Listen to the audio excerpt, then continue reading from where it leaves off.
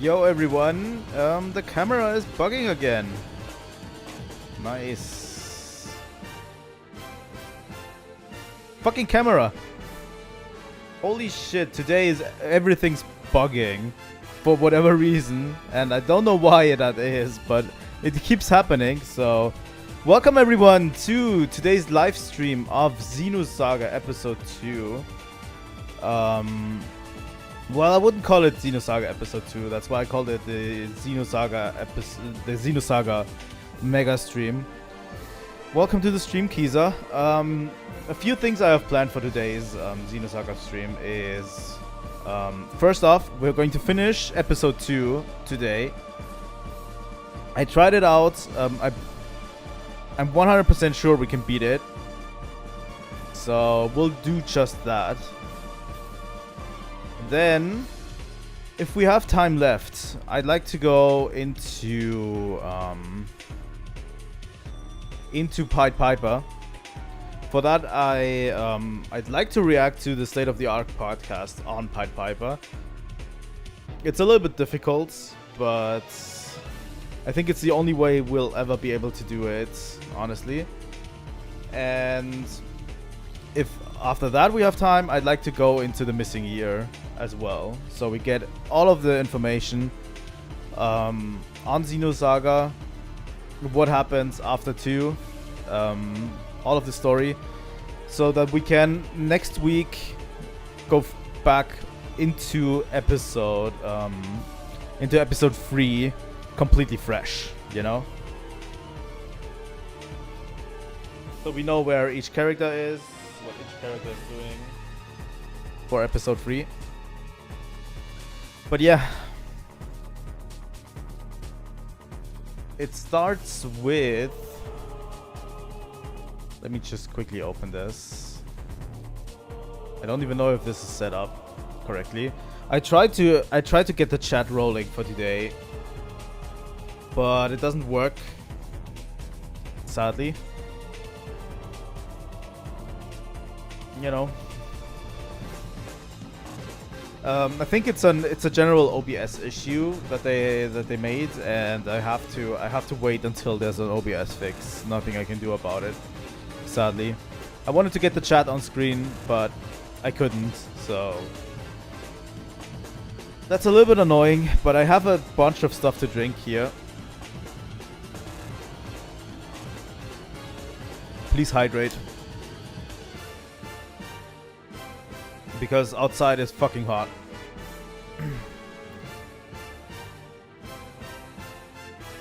Okay. I think we should open Xenosaga episode 2, right? I have only PCSX up, but it should actually work, right? I'll be using this audio source. It never is as good as I want it to be. There we go. Oh yeah. Also, I have to charge my controller a bit.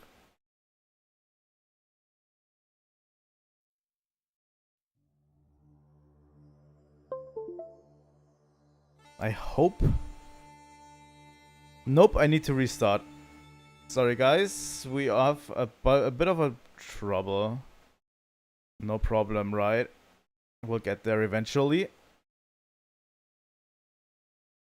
Today is just not my day.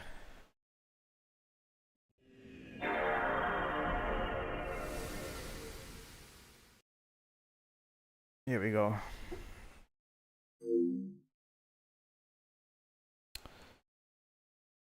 The fucking PlayStation controller.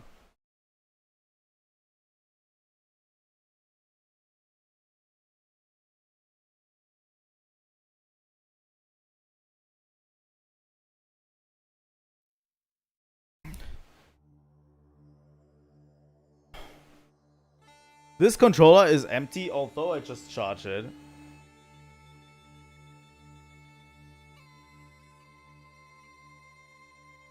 I have no other controller I can actually use. Think. Let me check something real quick. While we're at it.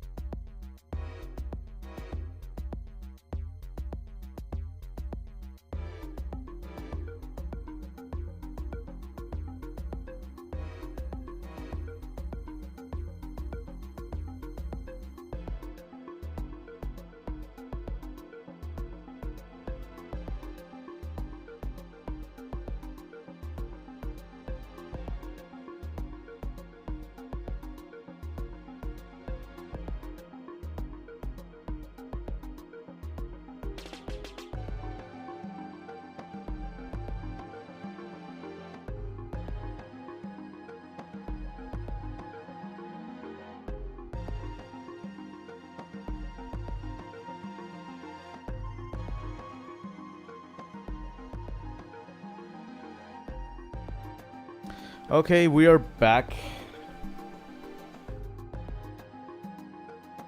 Hopefully for the last time. And this time it hopefully works. Let me remove...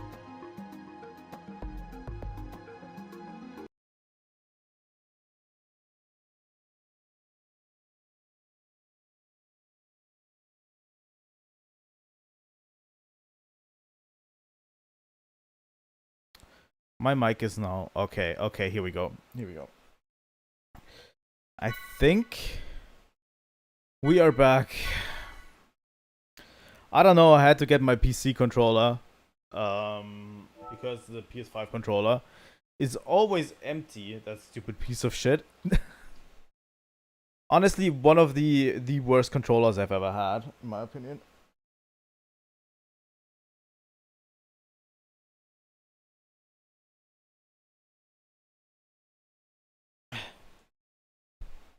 And yeah, none of the other controllers would actually work. You know?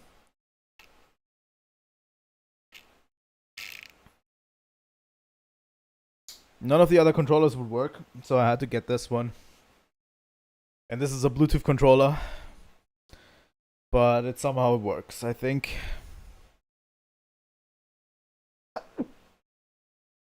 Oh my god, what's going wrong today? Okay, let's get the story so far while we're at it. So we can actually get some shit done today. In the deepest part of Labyrinthos, Shion found Udu along with Zethvili and Kath, who had been integrated into the system. Shion was shocked at the gruesome sight. The patriarch of the immigrant fleet appeared and activated Udu. With this, the Zohar began to resonate, giving life to Proto-Omega. The heartbreaking, Shion ordered KOS-MOS to destroy the system, taking Cecily and Kath along with it. However, they were unable to stop Proto-Omega, which destroyed Old Milsha and gave rise to the Omega system. Which is where we're currently at. Please tell me if everything seems alright.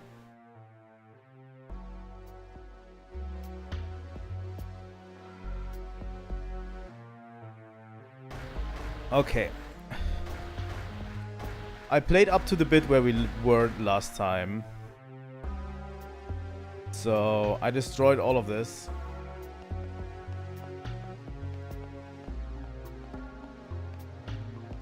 Destroyed all of the boxes, the right ones, to get to this area. We were right last time. We were right before the boss, actually. But yeah, we'll have to beat those guys a bit before we go there. I wonder how long you'll survive.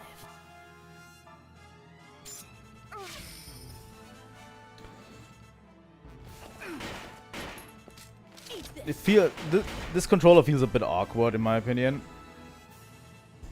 but that's okay.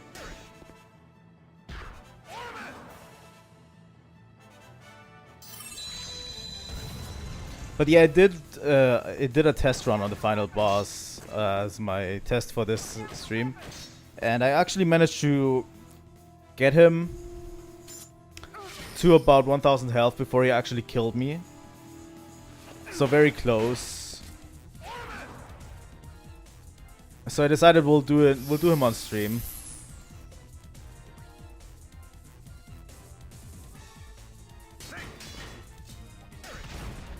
You know, just for good measure.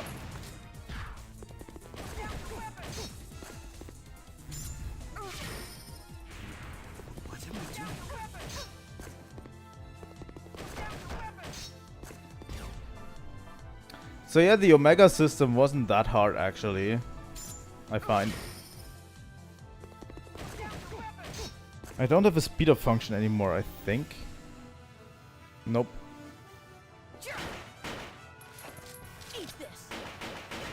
So we'll have to do this without speed up, by the way.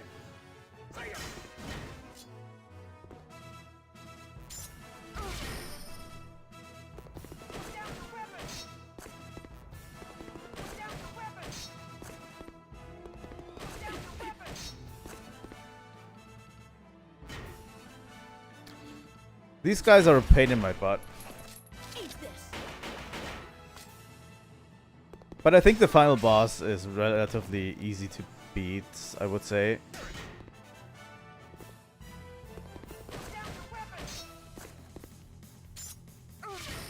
We should be able to do it relatively quickly. Hopefully. Eat this.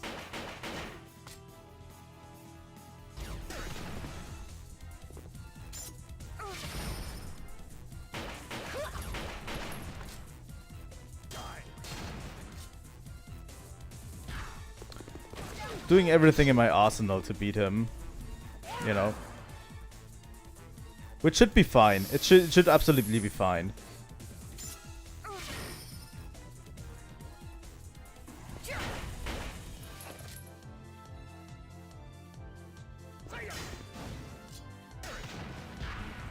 What am I doing?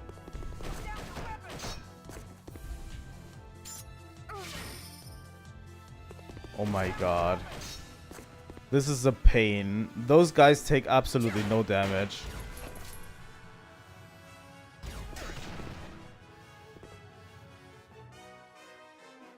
I saw that you finished Xenoblade 3. Which is really good. How did you like the ending of Xenoblade 3?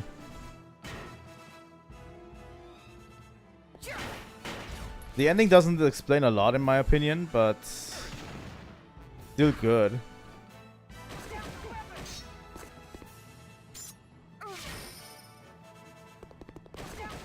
You know? Eat this.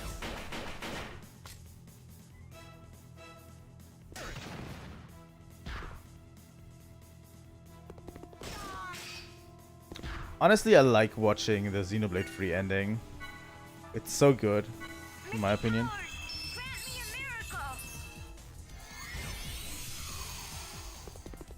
I like the whole encounter with Z.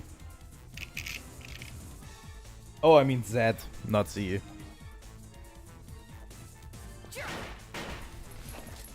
this. I forgot to pronounce him Z. I like that whole encounter.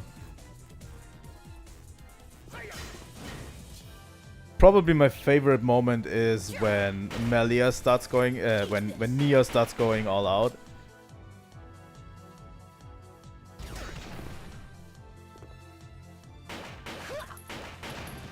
When the queens come into play, that's probably one of my favorite parts.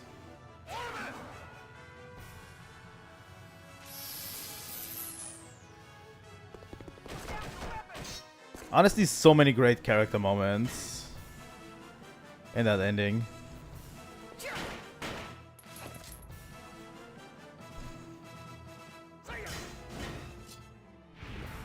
What am I doing?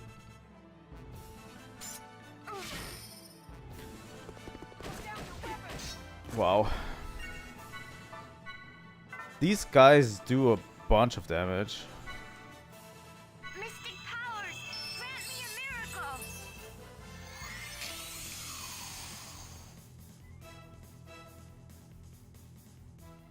I also love that Melia calls Nia out on her bullshit. Eat this. Trying to act all queen-like.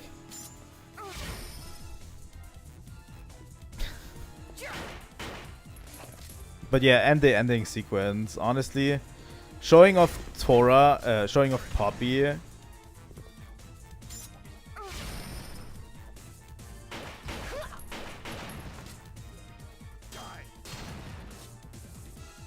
And that cursed photo.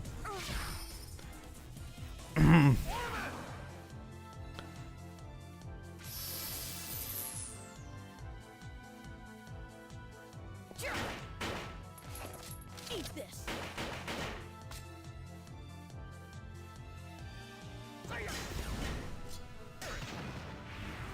What am I doing? That photo has sparked.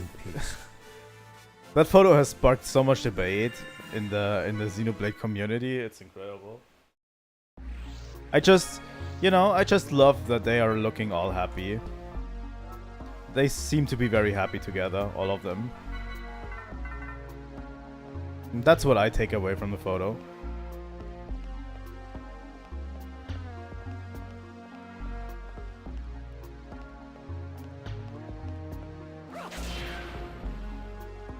you know,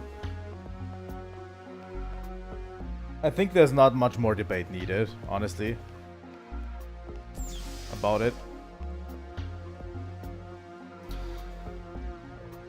But yeah, we died on this screen last time. Turns out you don't have to do anything on here. There are some optional bosses hidden here, but none of them actually do anything for the story. So we're just going to skip all of them.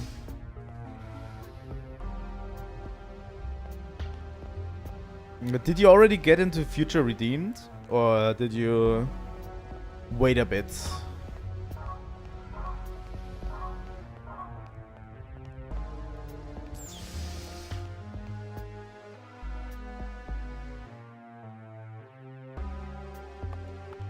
Yeah, I'm not going there. This is literally right where the final boss is.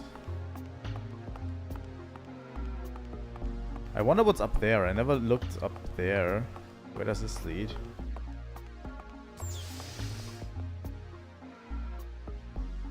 Ooh. Where does the first chapter end? I have no idea where this leads. Where does the first chapter end for Future Redeemed? I don't even know anymore.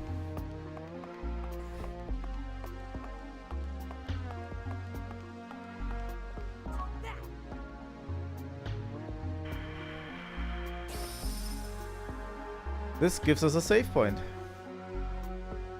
Ah, okay. That's really early. I think Future Redeemed only has 5 chapters, so... But yeah. Nice.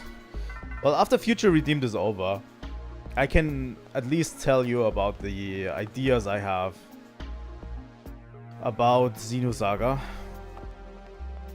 and Xenoblade's connection, because there is some connections that I can tell you about that don't spoil Xenosaga Episode 3. But I have a few ideas about how they connect, and I don't know if it's just rambling of a madman, so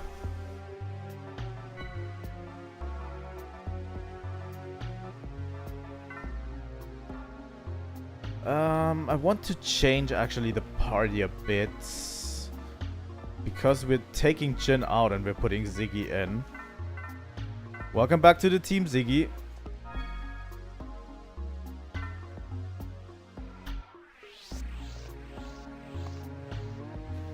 There is a few connections to between Xenoblade and Xenosaga. I wanted to do a video on it, but I don't know if it's sufficient enough, that I have sufficient enough proof to do any theory on it, you know?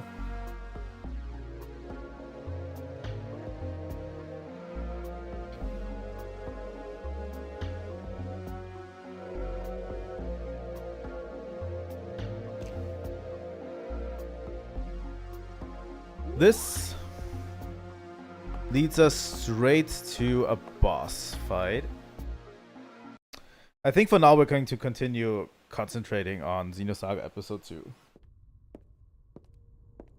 But yeah, I have a few ideas how the games are connected.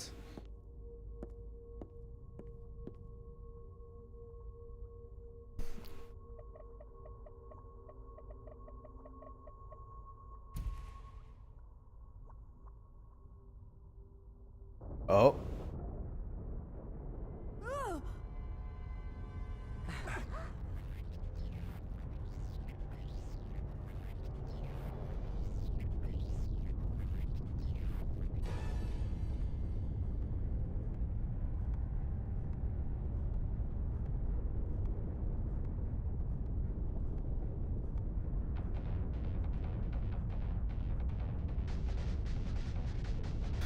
Junior's looking at it like, what is this? Here we go. Boss fight. Here I come. Cathedral. 32k health.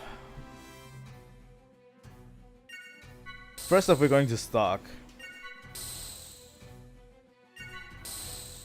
The reason why I wanted to have Jin out of this is this boss is proof of being you can't knock it into the air.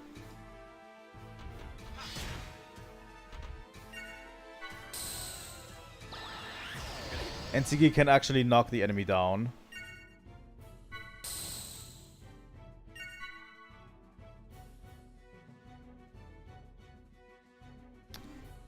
So I want to build a little bit boost before we do anything.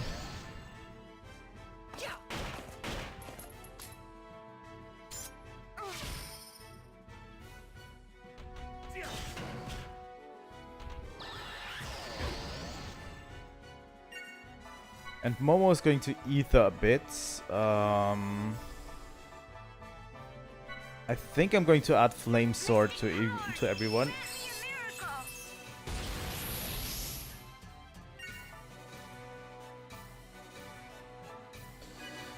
Junior is going to attack.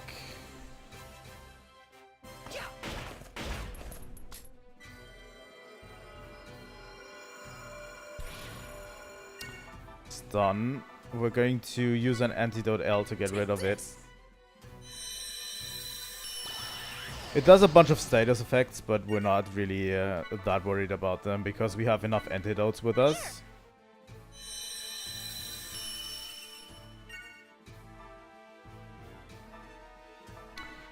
Junior can use Medical All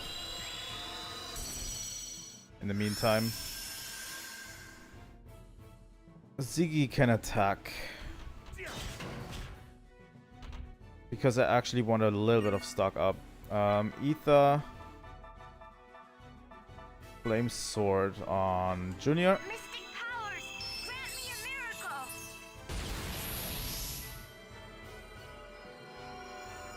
Can you stop stunning everyone?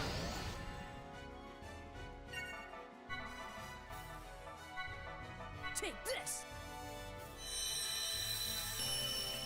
Stun doesn't last long, but it's annoying either way. Let's go. Yeah, Ziggy casts Flame Sword on Momo as well. And then I'm going for while we're at it, we're going to cast Attacker on on Junior. Attacker raises physical attacks for characters. Momo will use Medica to heal Ziggy. Mystic powers, grant me a miracle. We're starting off on the next Junior turn when no one is actually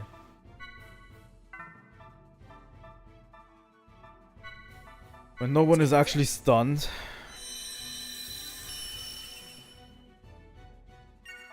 Ziggy will also cast Attacker on himself. Let's go. Just to boost our attack.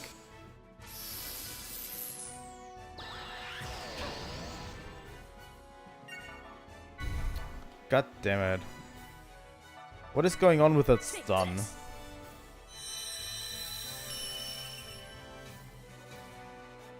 Okay, now is a chance.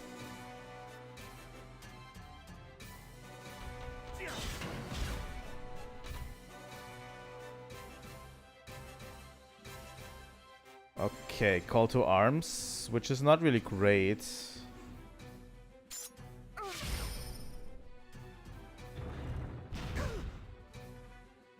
Ouch. Ether drive.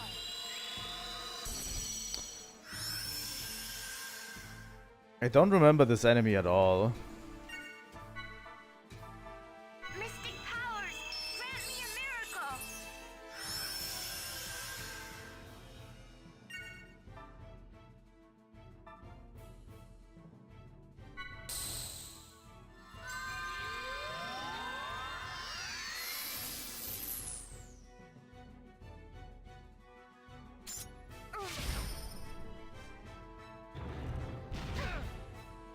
Wow. Hmm.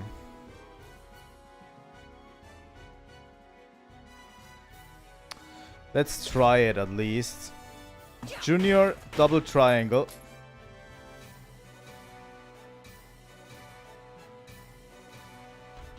I forgot it changes zones depending on...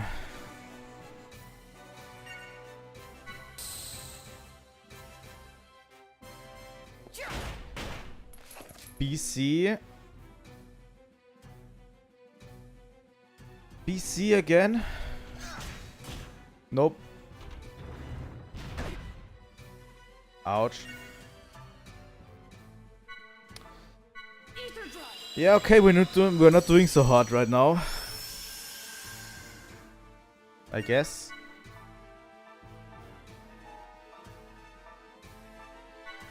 Let's go.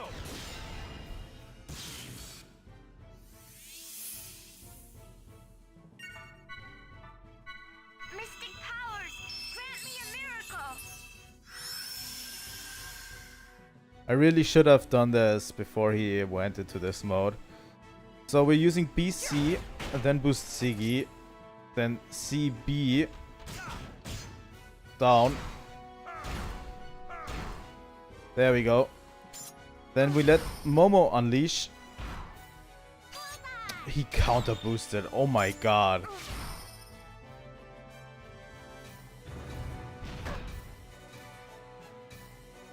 Because Momo is female, I think that's the problem.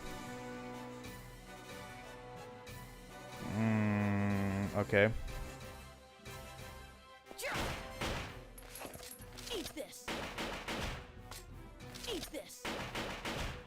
That was some nice damage, yeah. But we're going to change Momo to Jin. Here I am. And we're going to stock up again.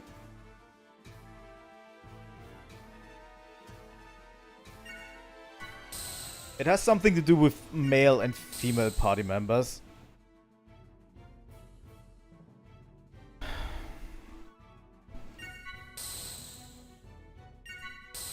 It has different modes that does different things depending on if the party member is female or not.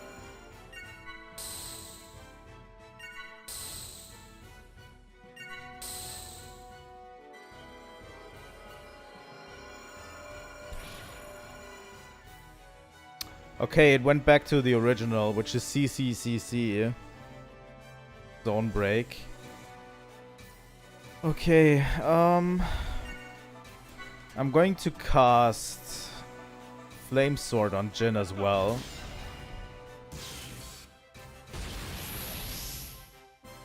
And I think we'll start again. With CC, we're going to boost Siggy. CC. Eat this. Eat this. Fuck. I screwed this up. Why do I screw this up all the time? Let's go.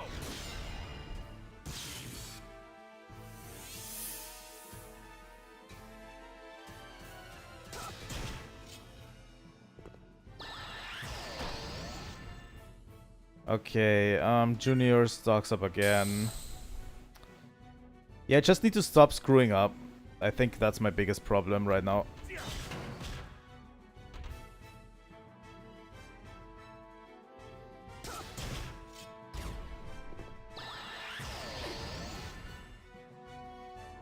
Okay, Junior.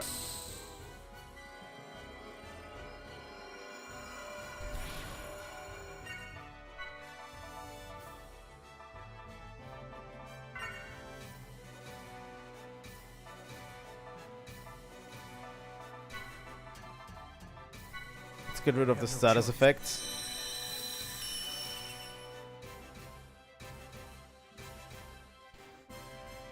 Okay.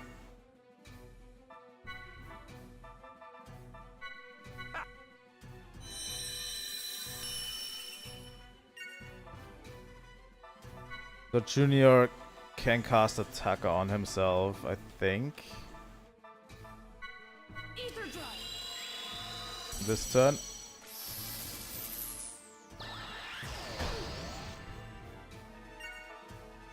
I'm going to do the same for Jin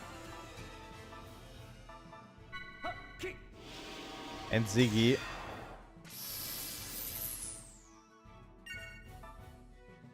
And I'm going to boost Junior this turn. Let's just go all out. Let's go. Here we go. So Junior is boosted now. Then he uses triangle, triangle, nothing more. Then Ziggy unloads with triangle, triangle. And a full combo.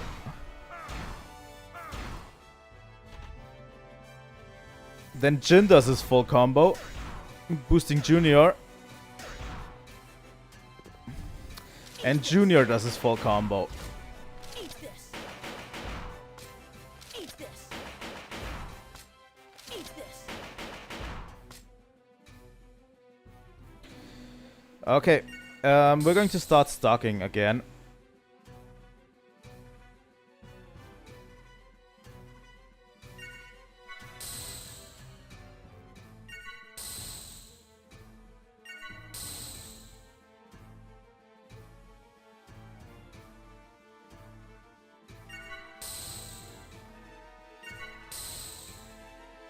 That was some serious damage.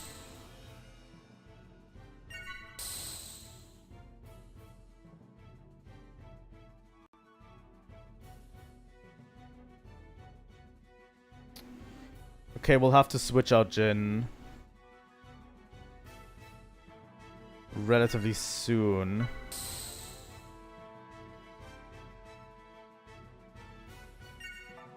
I'm going to use Flame Sword again on Ziggy.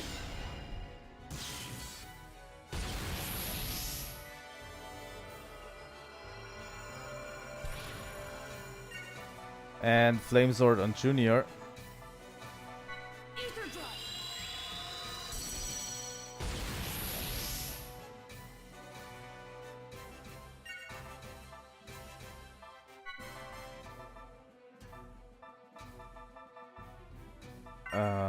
Ether.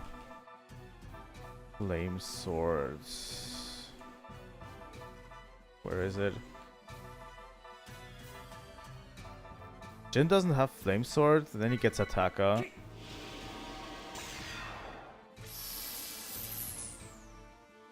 I think we're pretty much done setting up. I'm going to give Ziggy Attacker as well. So Ziggy can do massive damage. Okay. We're going to boost Ziggy again. CC.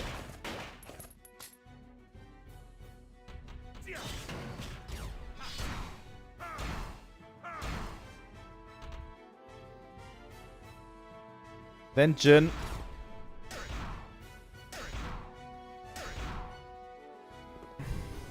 Then Junior. Eat this. Eat this. Eat this. Back to Ziggy.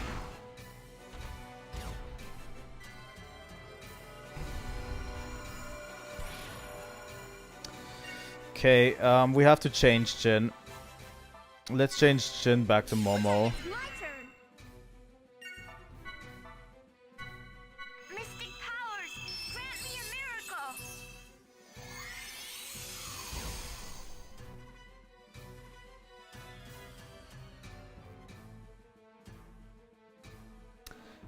Thing is, let's talk again. It has to do something with the Mirror of Truth move. It shows Jin. I don't actually know what happens if it selects Jin. Actually. But I don't want to find out, so... Mystic powers, grant me a miracle. Let's heal up Ziggy.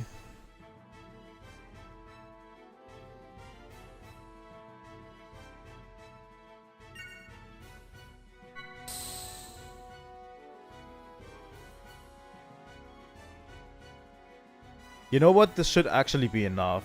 I think. Let's use Medica all on Junior. And stock one more time with everyone.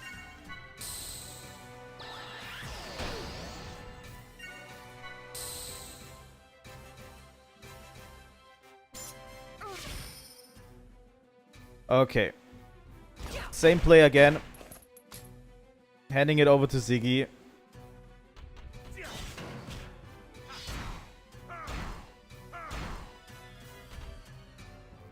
Then Momo.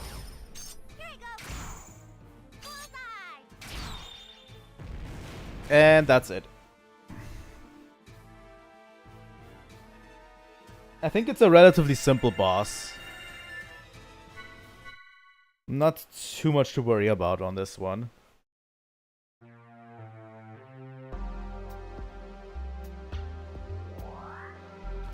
And yeah, the console appears again.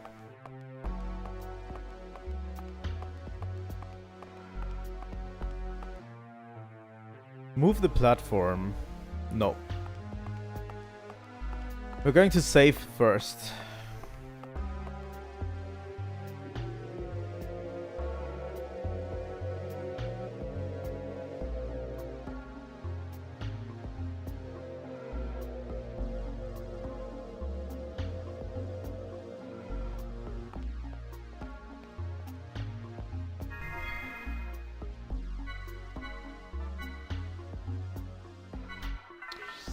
Okay, we're going to change back our party. We're going to move Jin in again for Ziggy.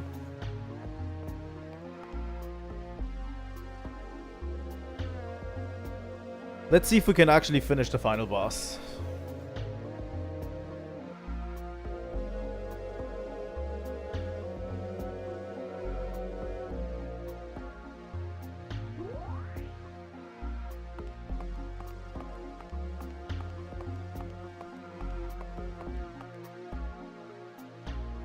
Move the platform, yes.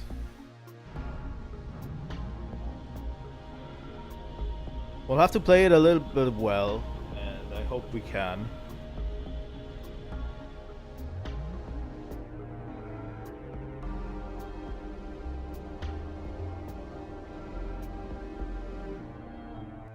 Okay.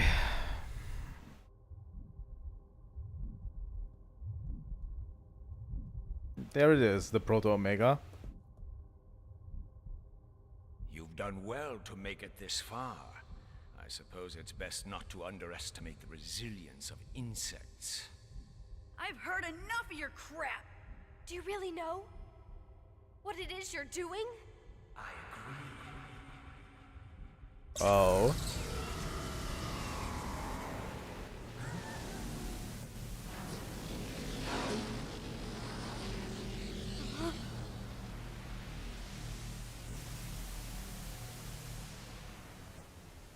Don't you think it's about time you quit playing this ridiculous game? This power is mine. You have no right to it. Albedo! Yo, Rubido. Yo, You Rubido. seem happy to see me. Don't be stupid. How could I be happy? Ah, if it isn't Yuriev's ghost. I'm afraid you're a bit late. The preparations are already complete. There's no longer a point to your existence. What an annoying old fool. How about it, Rubido? Want me to give you a hand squashing this guy? You are TV, a failed product of a twisted age. A lower life form such as you could never understand our ideals.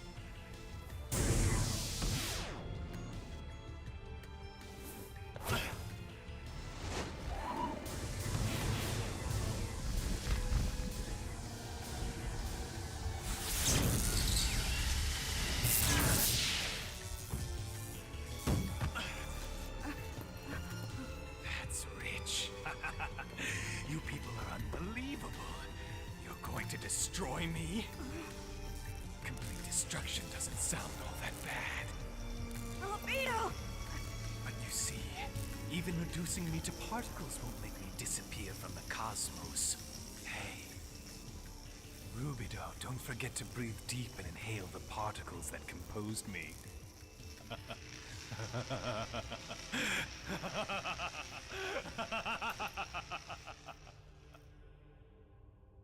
Damn you! Nice, Albedo. You bastard! You're gonna pay! What's wrong? Wasn't he your bitter enemy? The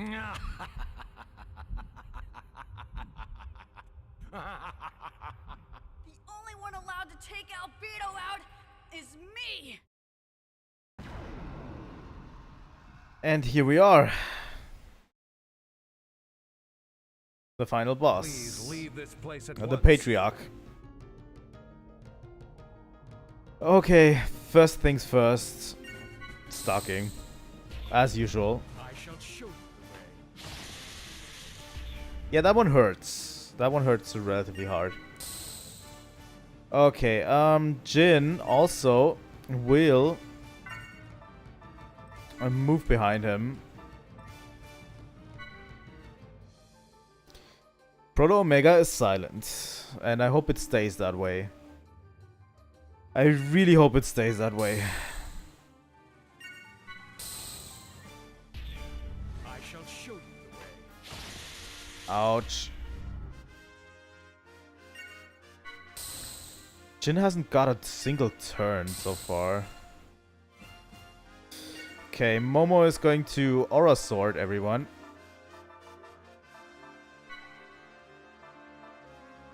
Mystic powers, grant me a miracle. Junior is going to heal Jin because he got quite beaten up.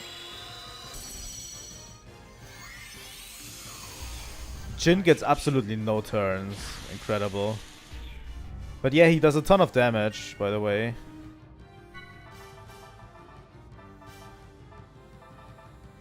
Aura Sword on Jin.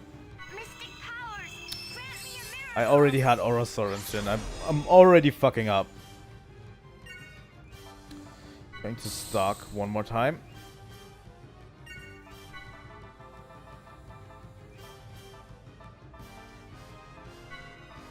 Mystic powers, grant me a miracle.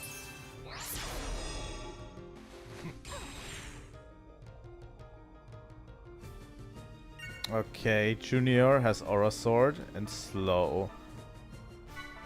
You're going to use an antidote to get rid of that slow. Momo is casting Aura Sword on herself. Mystic powers, grant me a miracle. Okay, Jin, you're not fully stocked, sadly.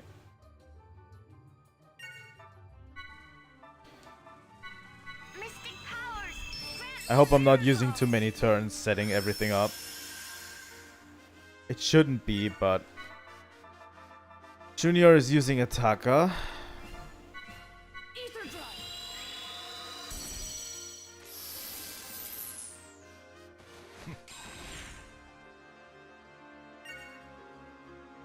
Okay, Momo can recover. Jin is also going to use Attacker on himself.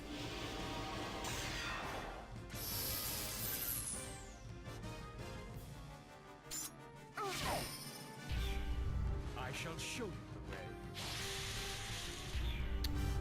I don't remember his hit zones. God damn it. Let me check that quickly before we go into anything else.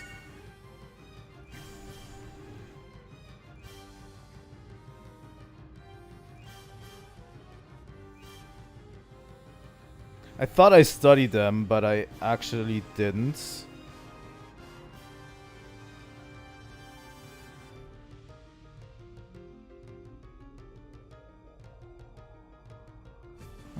That's this one. Okay. We're boosting Jin in this one. And use BC. And Jin is using BB and Unleash. That's some damage.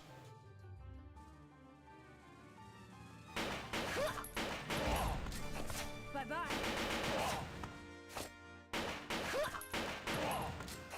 Bye-bye.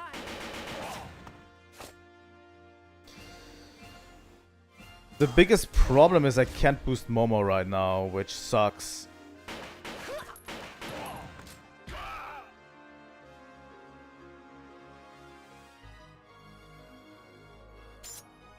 We almost got him.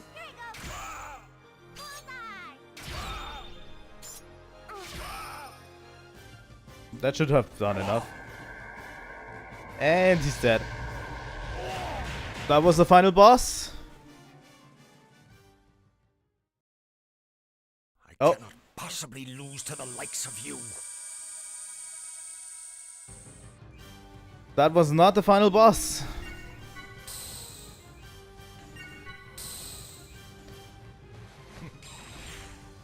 He comes back with more health.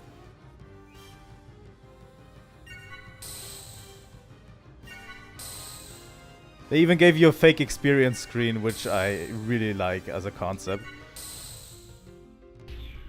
I shall show you the way.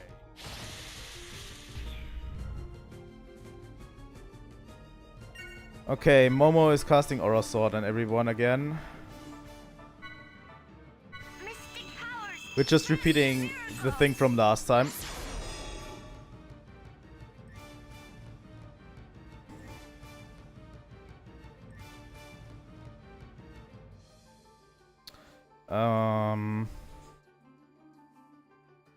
Yeah, he comes back with more health, by the way. So, Ether.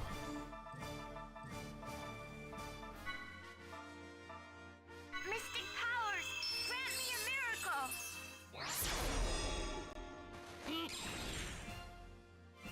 Okay, Jin is going to stalk. Momo casts Aura Sword on herself. Mystic powers, grant me a miracle. And then Junior is going to cast Attacker on himself. If we play this right, and we all get to attack, we should have done more than 30k damage to him.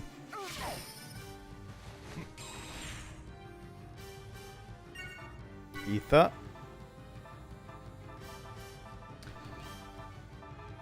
Attacker on himself.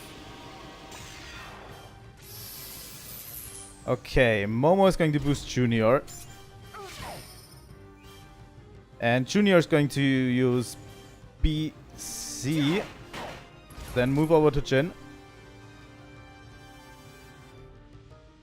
And Jin is going to CC. What? What the fuck? I did press BC in the beginning. Fuck me. Here I'm going to boost Jin. Mystic powers, grant me a miracle. That sucks pretty hard.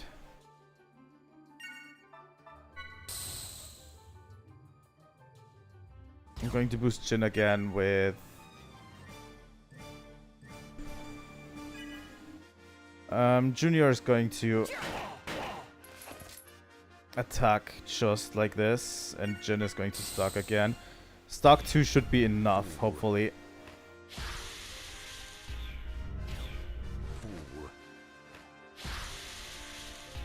Good. He outright kills. I shall show you the way. How many turns does he have suddenly? What? He outright killed Junior. Grant me a miracle.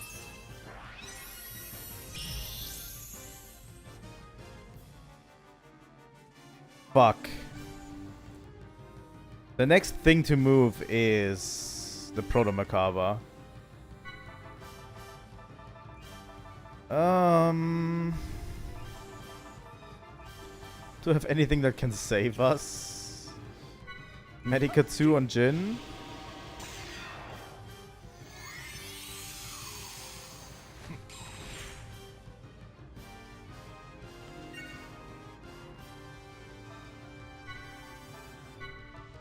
Mystic powers, grant me a miracle.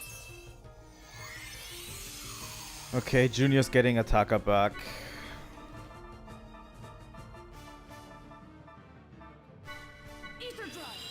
This sucks. This went so much more horrible than I thought it would do. Jin is going to stock once more.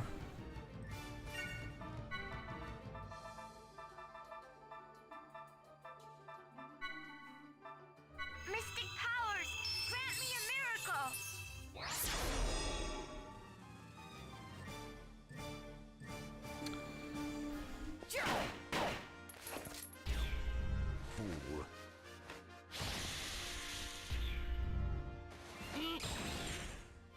Oh my god. Okay, Momo is going to attack him now. Jin is going to use Ether to attack. To put attacker on himself.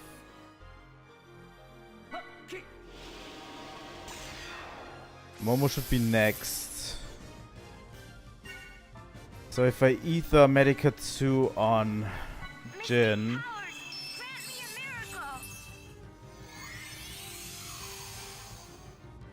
God damn it.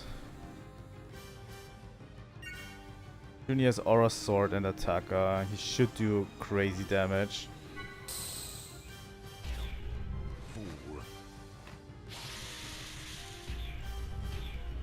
I shall show you the way. Ouch. Okay, we don't have much choice, honestly. BC.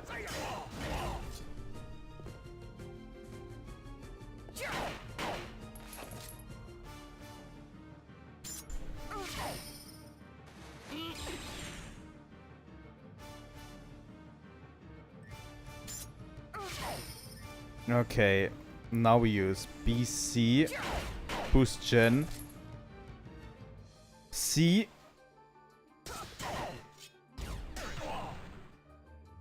air. Let's see how much damage we can do to him with Junior. Bye-bye. Boosting Momo. Bye-bye.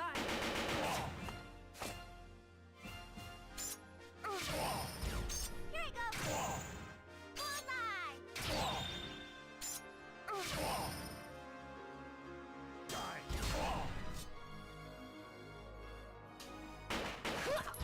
That is not as much damage as I thought it would do. Honestly. Ether, Medica all. Mystic powers, grant me a miracle.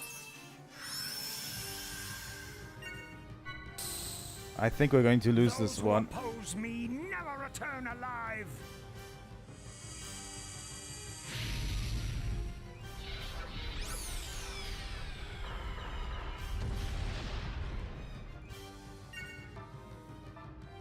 Jin will stock. Momo will use Antidote H to get rid of that curse. There we go. Junior will stock. We only have 8k to remove from him. But it's going to be difficult stocking all of that up. You are all pathetic, primitive beings. You are all pathetic, primitive beings. Ouch. Momo stock, please. Junior, heal yourself. Ether drive.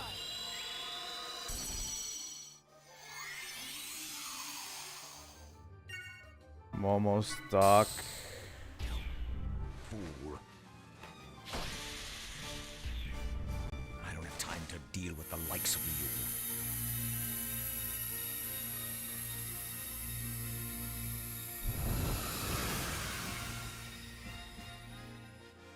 Ouch. Jin is slow, so we'll use stalking for now. Okay, Momo.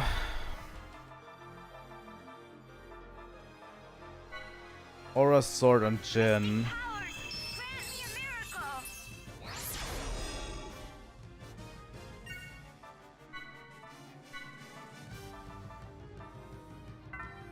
Junior needs to stalk. I'm really scared of the mechanical icon. Ether. Mystic powers, grant me a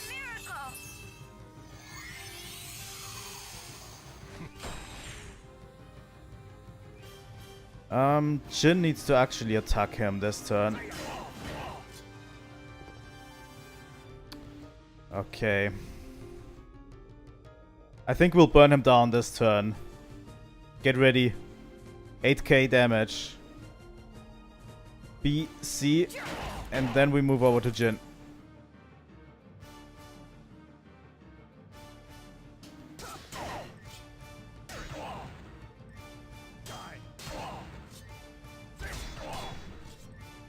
There we go. 4k health left.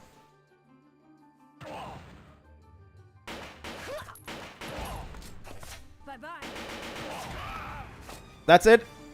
We're done. Holy shit. The thing is, if you get unlucky and the Proto Macabre in the background actually moves and does it can do an attack. And last time I did this, the Proto Macabre one-shot killed me. So I was really hoping it wouldn't do that. But yeah, that thing one-shot kills you if it does damage.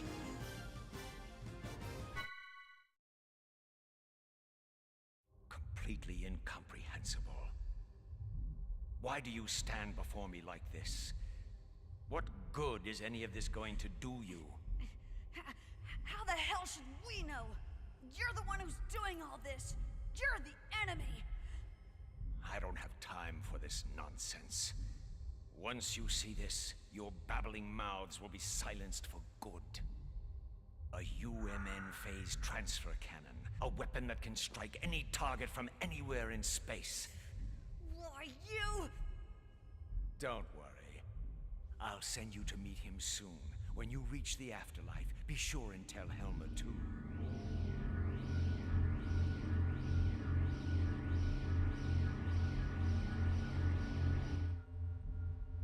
What's going on? What's wrong? Work! Come on, work! The Zohar does not exist for your sake.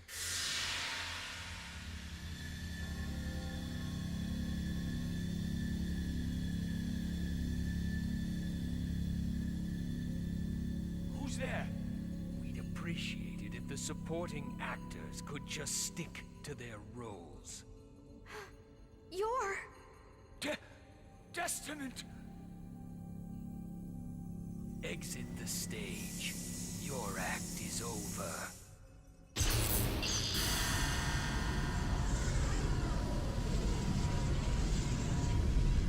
No! I am all power! Well, he's not going to be in Xenosaga episode 3.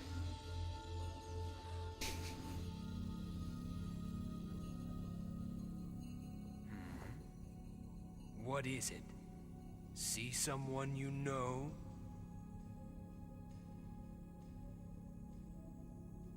It's you.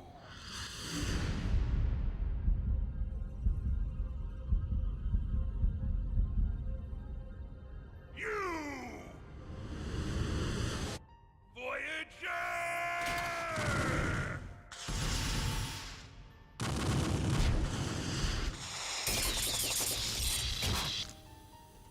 Ouch. We don't have time to play around. Begin.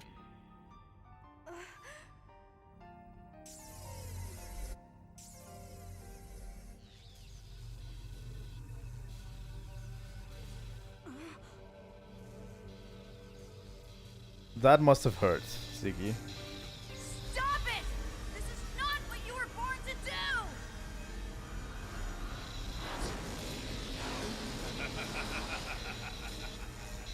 Au contraire, this is the very moment I've been waiting for. Come, Rubido. Come to my world. Let's have some fun.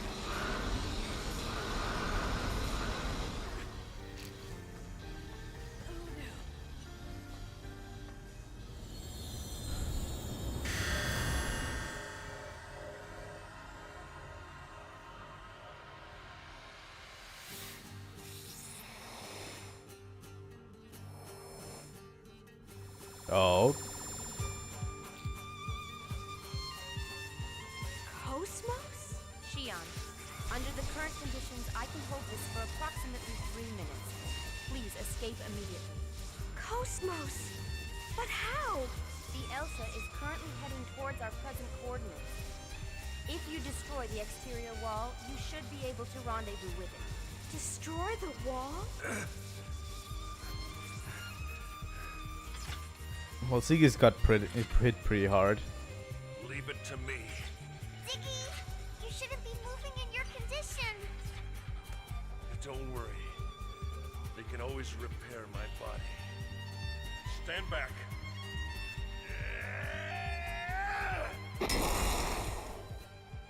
Wow.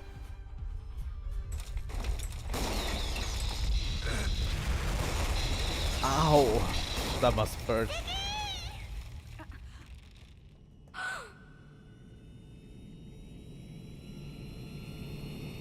Hurry, Chief! Please get on board! We're almost out of time!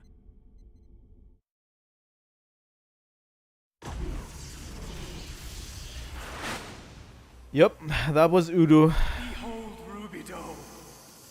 At long last, my time has come. The time to join the eternal chain. The time to quench my thirst at the source.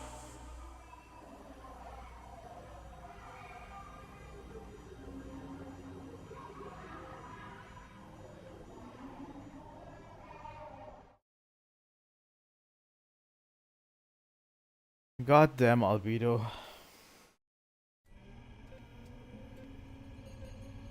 Give me an update.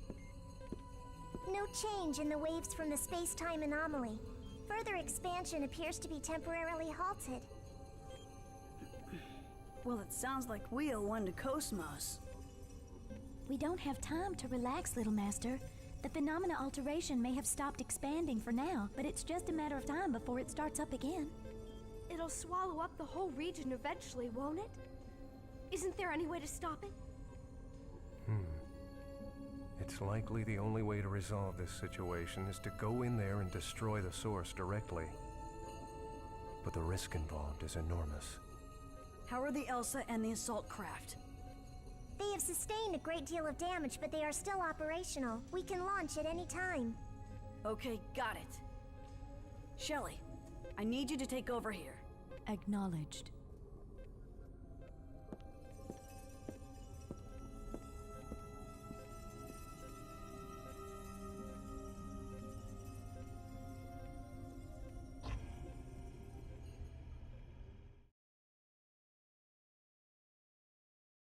Well, I don't think they will let you save.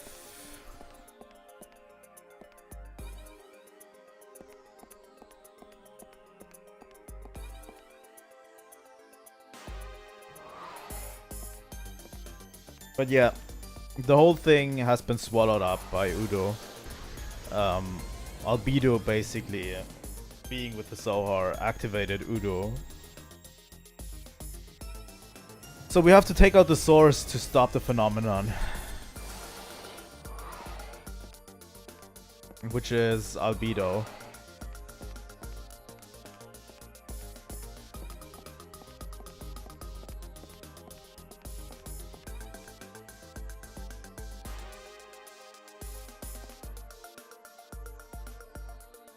Wait, what?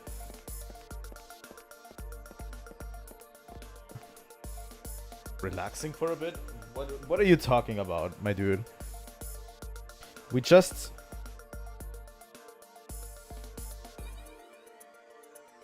defeated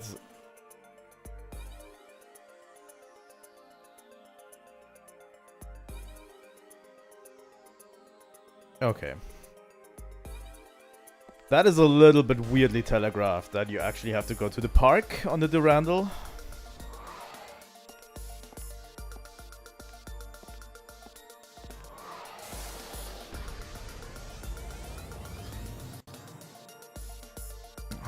But yeah.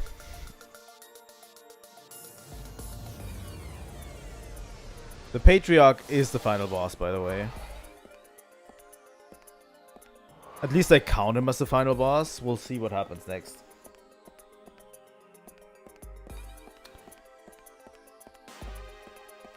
But yeah, we'll have to take out the phenomenon known as Udo. And for that we have to take out the source, which is Albedo. There you are. You sure it's alright for the commander to be hanging around here? It's okay. Mary and Shelley can handle things just fine.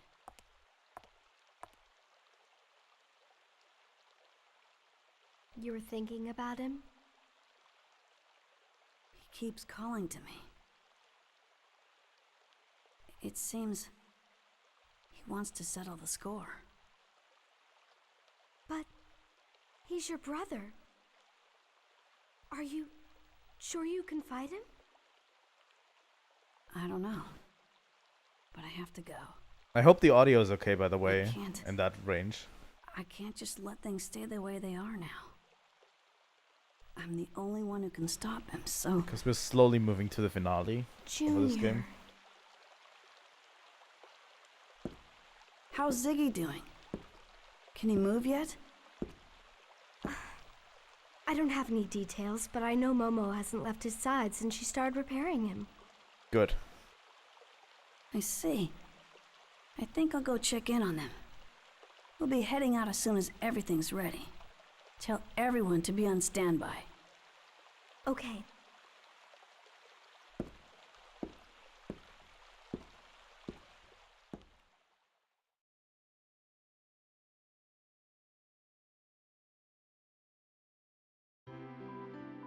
Those are custom Ziggurat series compatible parts there.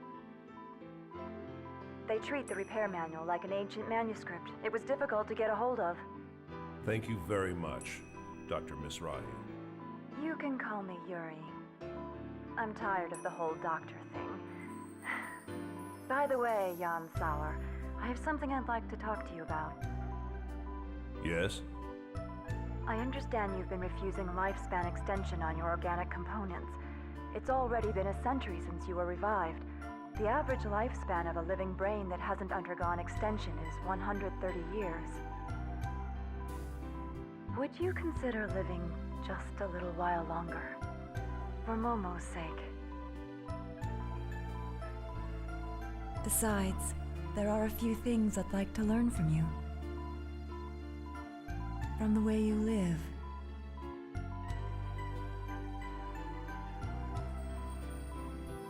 Could I have some time to think about it? Of course. I'll be waiting to hear the good news.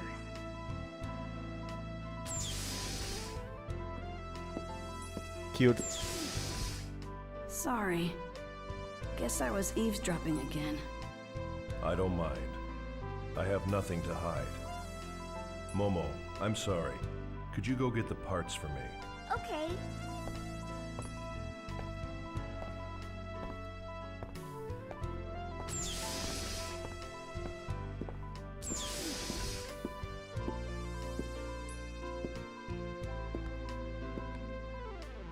You know, that was the first time I've ever seen you angry. I guess even you still have some feelings like that. To be honest, I'm kind of relieved. You really are human after all. And after all your lectures, you couldn't keep your head in front of your enemy either. That's true. I guess it applies to both of us. Ziggy did lecture Junior on it in the first game. When it comes to him, I just can't control myself. I lose sight of everything. Junior, I won't pretend to understand what you're thinking. And I have no intention of rebuking you. Just do what you feel is right. Old man? Just go and show him a thing or two.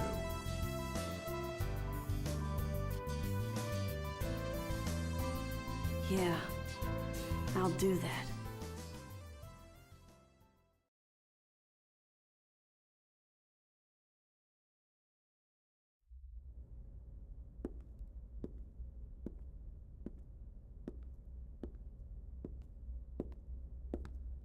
You're going, aren't you? Momo. Figured I'd sneak off while Gaignun wasn't around, but I never expected to be caught by you. Guess it's no surprise from a 100 series. Are you going by yourself?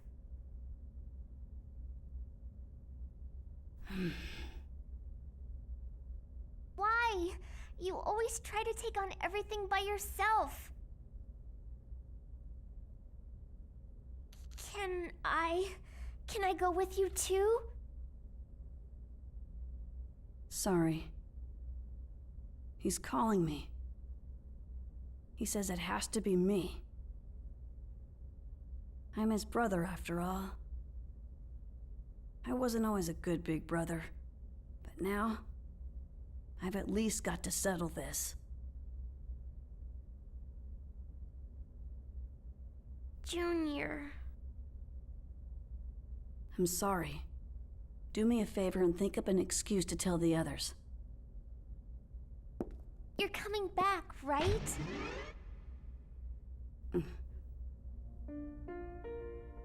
Please promise me. Promise you'll come back. If you don't, I...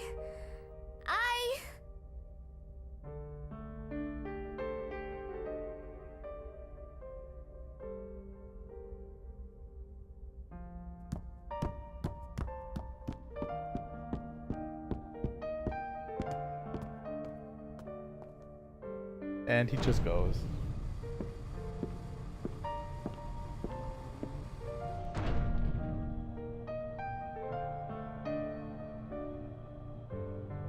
I don't know if Realians believe in carrying... Look! It's got a good luck bracelet. Sorry. He's calling me. I'm his brother, after all. Sayonara, baby! Here, take this. It's for luck.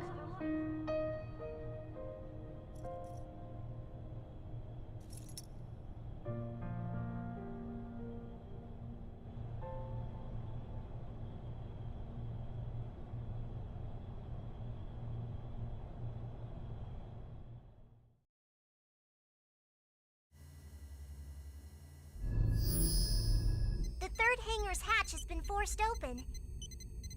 The ES Asher is moving on to the catapult. What? Little Master? What's he doing? Little Master, please come back. Little Master! It's no good. Communications are off. Junior said he wanted to go test his craft. So, he should be right back. Momo. Junior's going, isn't he? To that place. To put an end to this.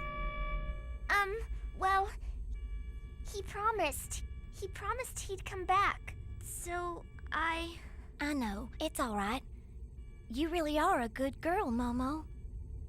This is the Little Master's fault, making everyone worry like this. When he gets back, we're gonna give him a spanking he won't forget. Wait, what?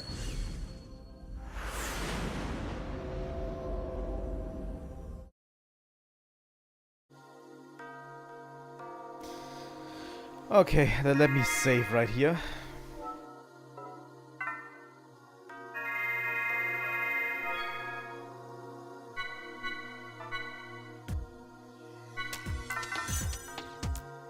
But yeah, now we are in the space-time anomaly. Just Junior. Yes, Just Junior. I'm glad you came, Rubido.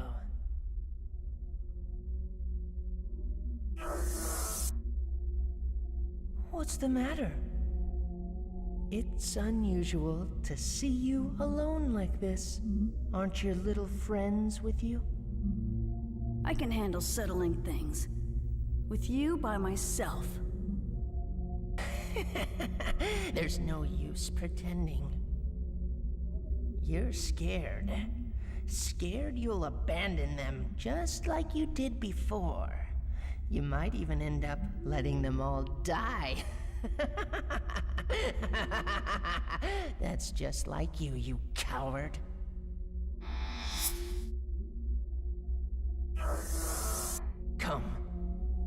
Come to me. That is, assuming your heart can hold up that long.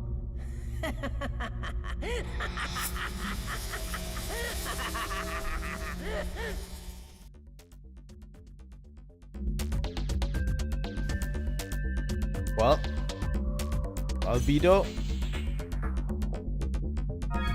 But yeah, we are Just Junior. Nothing else. Just Junior.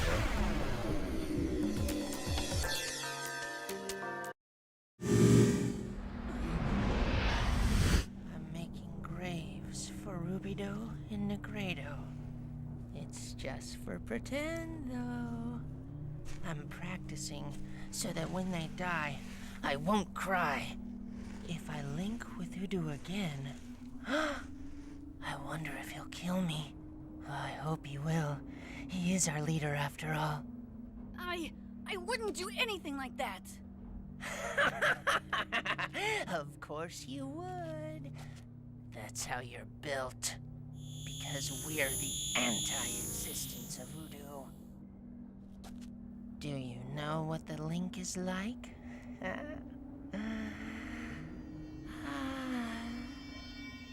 It's as sweet and seductive as a deal with the devil.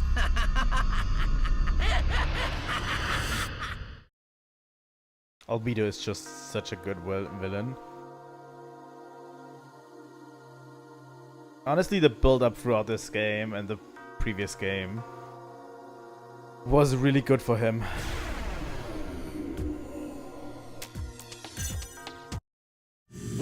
I don't like you. You're bothering Rubido. The way you try and flirt with him. Say something, you mannequin! What are you doing? Stop it! I hate you. I hate you. I said stop it! What? Why are you stopping me? You are so annoying. It's not like you have any real power. The only thing you can do is butter people up. I hated this girl. She was always flirting with you. I'm glad she's dead. I am. Now there's nobody around trying to seduce you. That's enough! Let go of Sakura!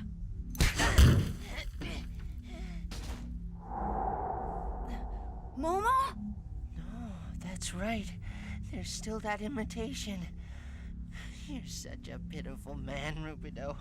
To think you have to satisfy yourself with this toy. Albedo, you son of a... Is this ragdoll important to you? It's too late.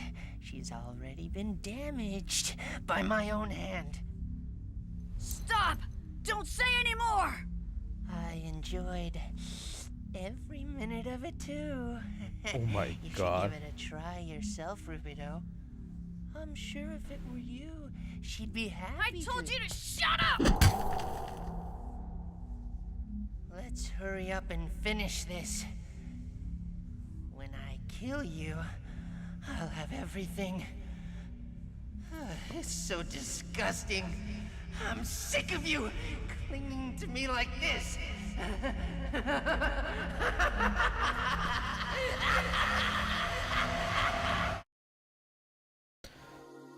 I don't remember much of this, to be honest, but yeah.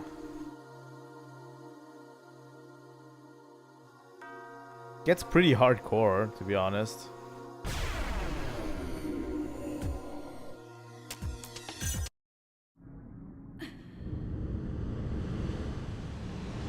What is this?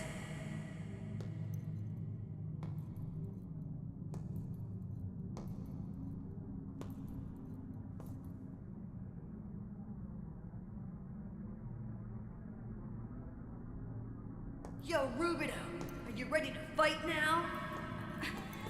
What? You should just smash him. It shouldn't be a problem for you. Stop it! How long are you gonna keep holding back?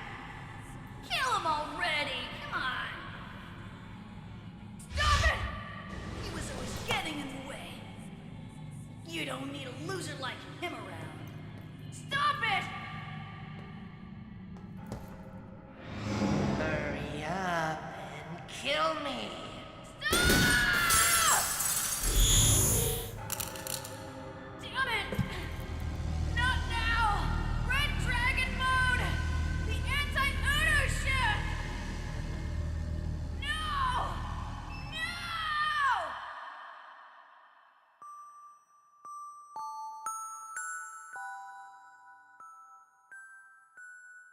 Rubido. Don't be afraid.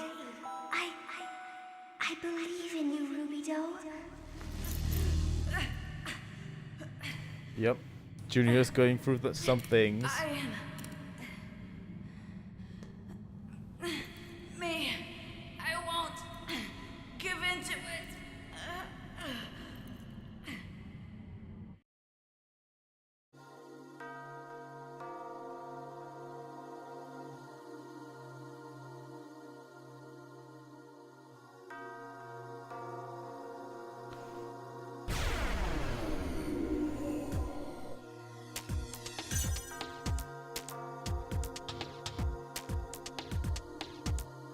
I'm pretty sure this is the end.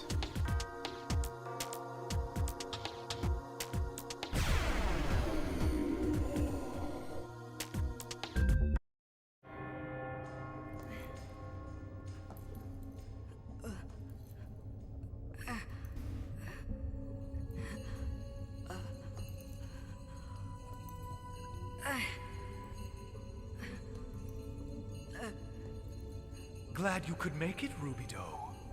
Take a look at me. I finally acquired what I was missing before. I may have lost my body, but I feel so much better. Stop the space-time anomaly, Albedo! There's still time if you do it! I'm to repent, am I? I think not. As my duty as an immortal, I've prepared a brand new worldview for mankind. When I temporarily linked with Udu, I climbed the ladder of evolution and saw the leaning tower of culture that humans have struggled to construct. It's not even a tower, really. It's a scaffold of rotting wood, built with meager knowledge and pitiful tools. But a nice guy would tell them the truth, would he not? Hello? You've got it all wrong! What are you gonna do with this region of space? Who knows? Perhaps I'll cause a shift and shove this whole dimension into a high-order domain. Don't be afraid. We low-dimension creatures will move en masse to a higher plane. It'll be glorious. The true eternal chain. The fulfillment of that which we lacked. The evolution of mankind, and the evolution of the very world itself that watches over us. Happy days are here. They'll name a holiday after me. That is, assuming they even have the concept of holidays on the other side. Stop! If you don't stop, I'll have to stop you! Come, my positron. You are an anti-Udu weapon. My heart tingles with anticipation. A weapon need not feel shame for desiring combat. For all we know, humans themselves may be weapons created by the world.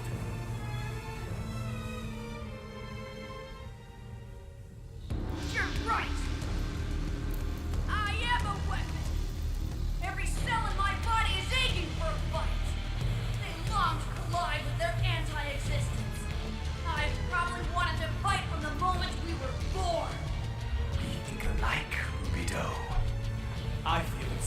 same way.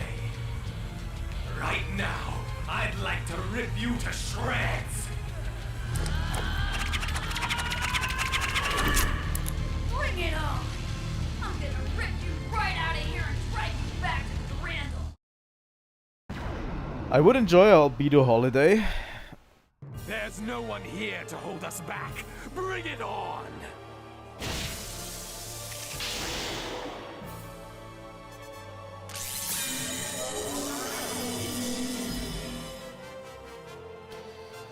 $5,300 health on Albedo. Eat this!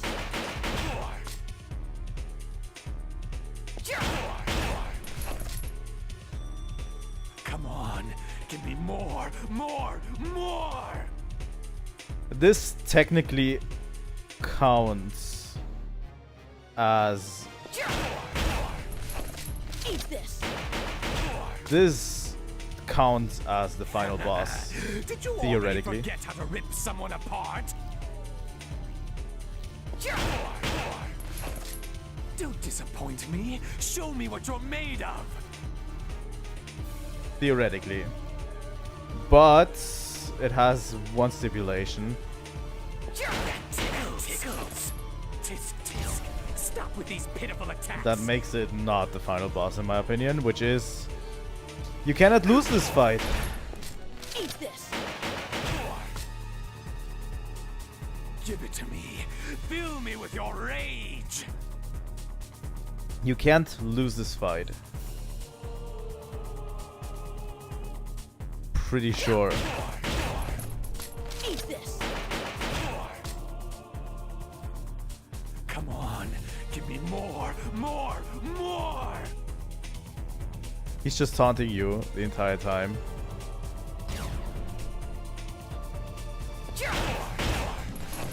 Eat this! I can feel your heart racing.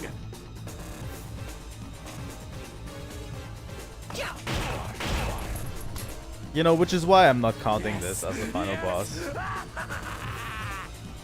Is just simply, you cannot lose this. So... Tickles. Tisk, tisk. Stop with these pitiful attacks.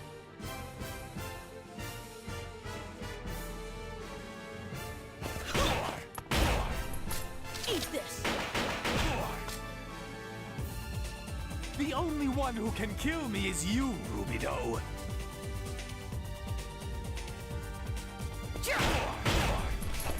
Eat this! How much health does he have left? Give me more, more, more! He's just taunting the entire time.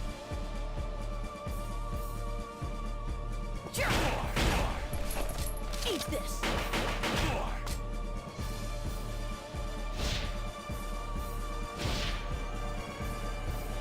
I think that's it.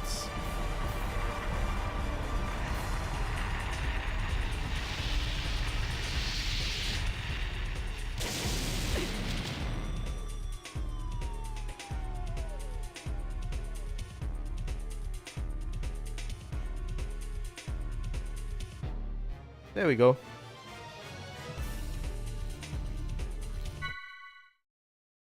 Now for the ending to the game.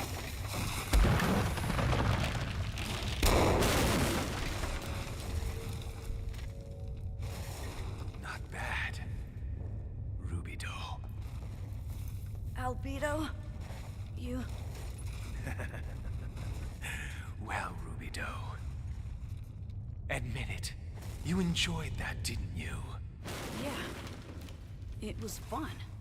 My blood danced in my veins. We really are nothing more than instruments of war.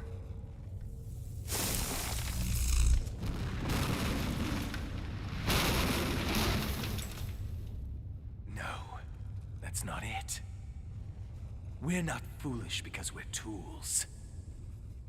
It's because we're men.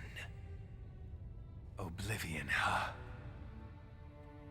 You might say this is a release.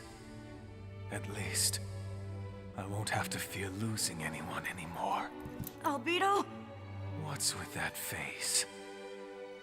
You look like you just lost your best friend, Rubido. You bastard! You knew all along! What are you talking about? I can't stand you or Negredo.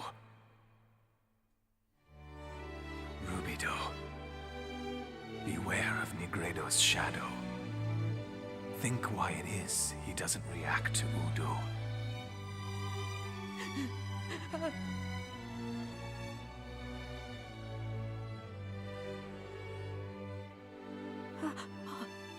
Earswassers?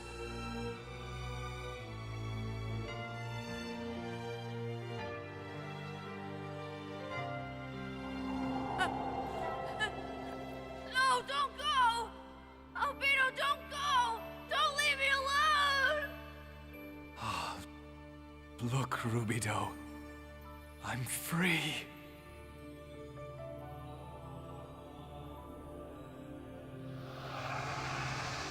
Albedo! Albedo!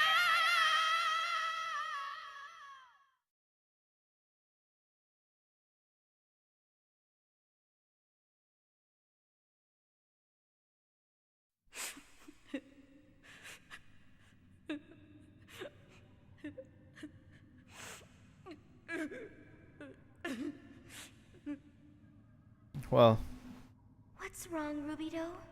Junior has been through a lot. I can't hear it. My right chest. I can't hear my other heartbeat anymore. Is that why you're crying?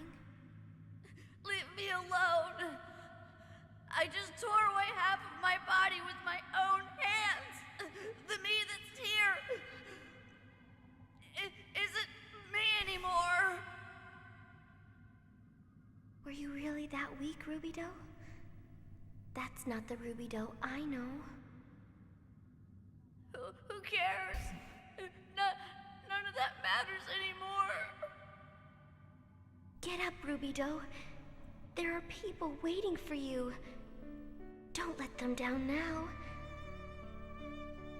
Remember the promise that you made me? Please promise me. Promise you'll come back. Momo. Sakura, you're right. I promised I'd protect your sister. Didn't I? I couldn't protect my younger brother. But there are still people I care about who I can protect. That's right, Rubido. That's the Rubido that I love. Sakura. Thanks.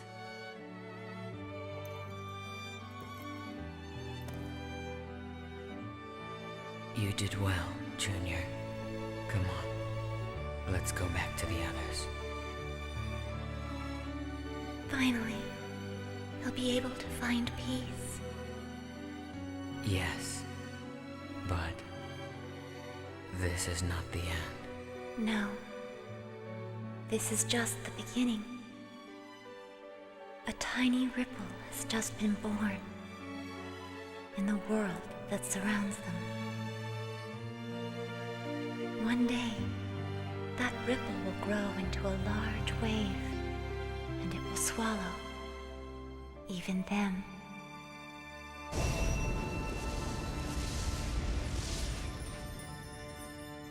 He's just a very talented guy. Yes. And that's why I want him to rest. Even if his rest is but a short one. And yeah, the anomaly fate in the Zohar is basically floating in space. Again.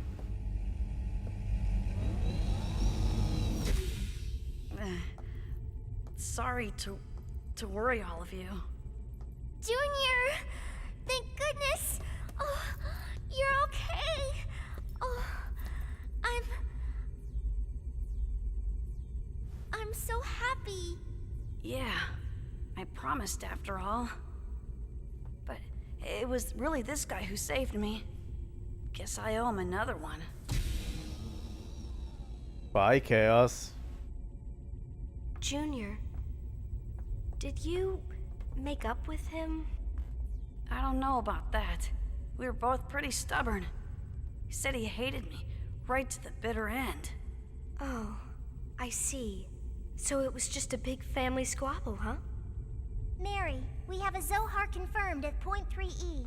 Referencing the coordinates with the simulator, there's a 93% probability it's the original that was on Milsha.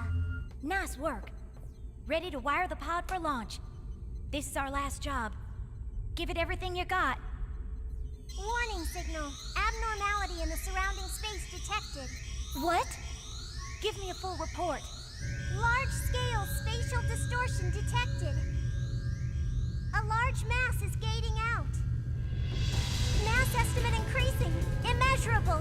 It's materializing into normal space. A gnosis? You gotta be kidding me. There can't be a gnosis that big. Jagway, approaching!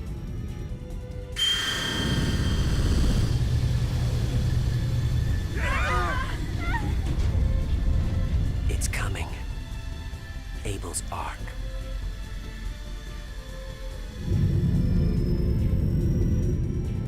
Oh.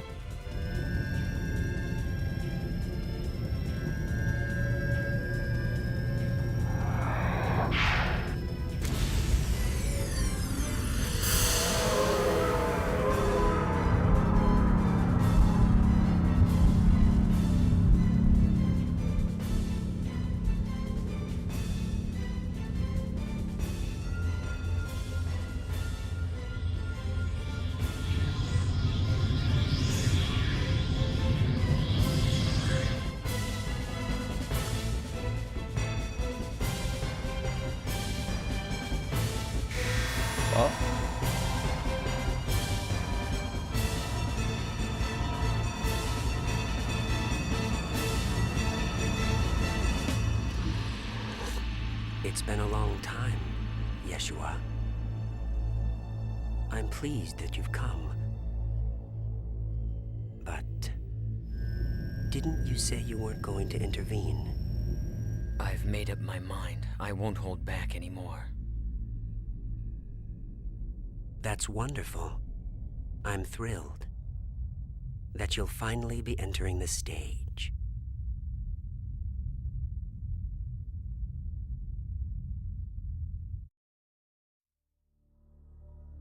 Well, is that the ending? There we go. Big setup for Xenosaga Episode 3, obviously. Wilhelm sets himself up to be the villain in the story.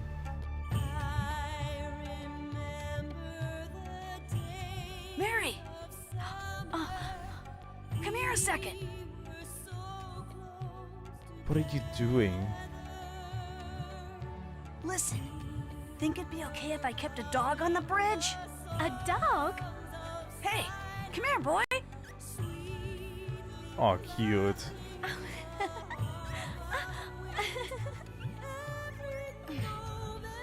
His name's Albie. He's an albino, so Albie. He's got a kind of tough-looking face.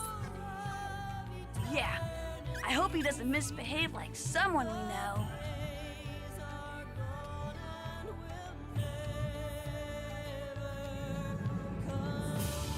Cute.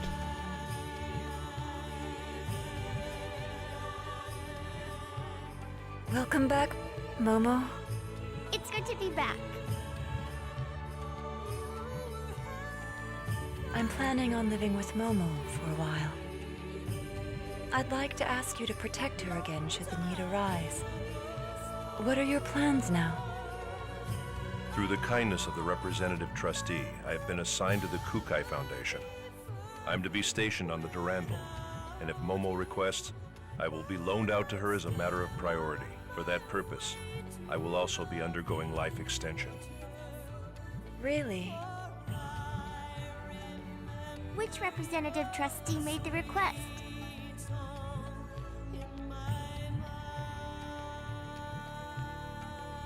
The little one, of course. The little one. You mean little Junior, right?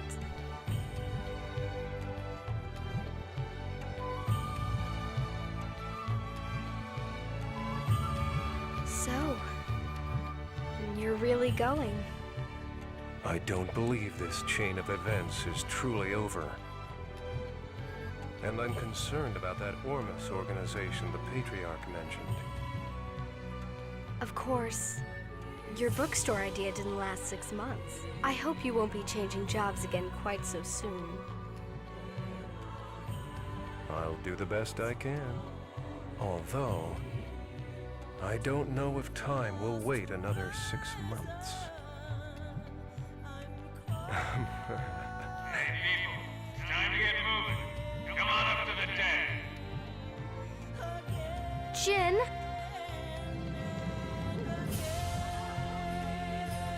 Be careful, okay?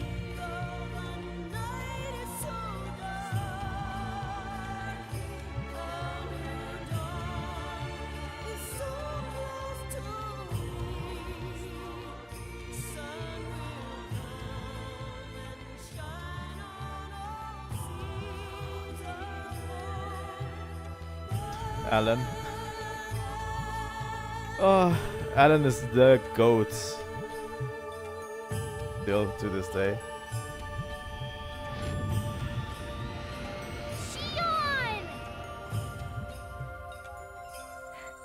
Hey, Miyuki! Welcome back, Shion! It sounds like a lot happened. You can say that again. It's too much for a quiet engineer. Poor Alan. I just want to take a nice long vacation. Aw, Alan, your vacation will have to wait. You've got mountains of reports to fill out. What? Are you serious?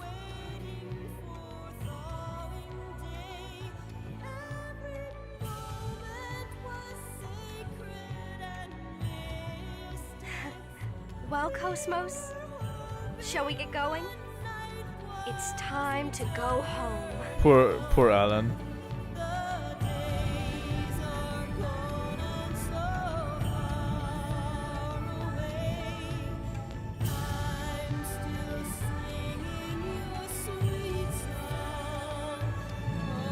But yeah, what a game. By the end of the game, honestly, the combat was a little bit weird, but I still think it's a pretty solid game altogether. I didn't like the combat as much, obviously, but I can see a lot of good stuff in the game, to be honest. And the story definitely is relatively good. You know, and it sets up the third game relatively well, in my opinion. At least thematically. Oh. So this is the Y data. But there's a great deal missing. But both he and the UTIC organization have completely poured through the Realian's main database. He only went as far as the subconscious. Below even that, in the lowest level of the unconscious domain, are you saying the answer lies in the Unus Mundus? Most likely. Really? Well, I suppose we'll leave it at that for now. When the path to Lost Jerusalem is opened, KOS-MOS will awaken. So, what will you do with him? I said it was a shame, didn't I? There you have it. Good news, huh, partner? Welcome, Weaver of the Eternal Circle of Zarathustra. To be continued. Here we go.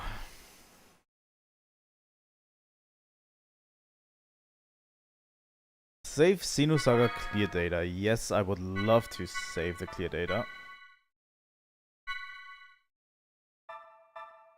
There we go.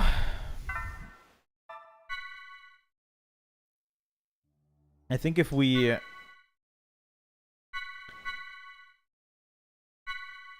load the clear data, I think we'll be right before the boss, right?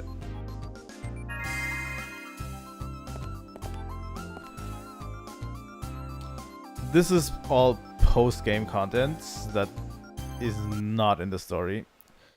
So I think we'll go back to this. It was a really, really good game. Not gonna lie. The story was really good. There are a few parts missing to the story that I think would have elevated the story a bit. And obviously, the animations, the voice acting sometimes was a little bit stiff. But I think in the most important moments, they did a really solid job. I also wanted to do a flowchart for this game, but I was not able to do it, honestly. It's so complicated. But yeah, everything that we know is Dmitry Yuriev basically awakens inside Gaignun. And he takes over the Galaxy Federation at this point. Wilhelm is planning something, as he was always planning something. But he seems to be moving into the antagonist role relatively quickly. And Chaos is actually going to interfere this time. I don't know what that means, but also Wilhelm called Chaos straight up Yeshua. So, you know. Take that for whatever it is. I'm not going to tell you anything.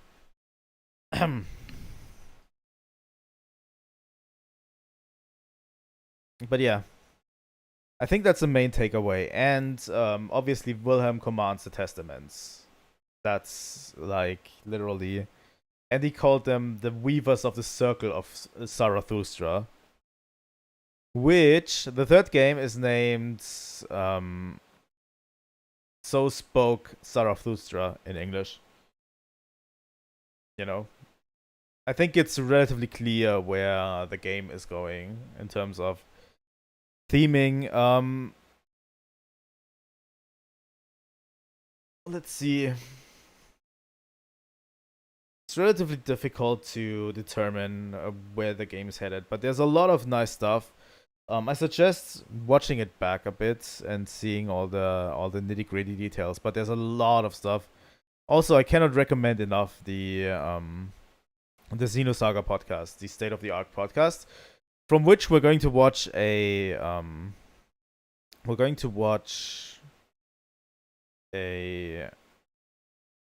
episode on the Pied Piper. Next up. So if you're interested in that, that is coming up relatively soon. We're going to react to it. I'm going to try to interject, but they get into so much detail about the games. I'm going to try to interject and add my own things, but honestly, it's going to be really difficult because they go into a lot here.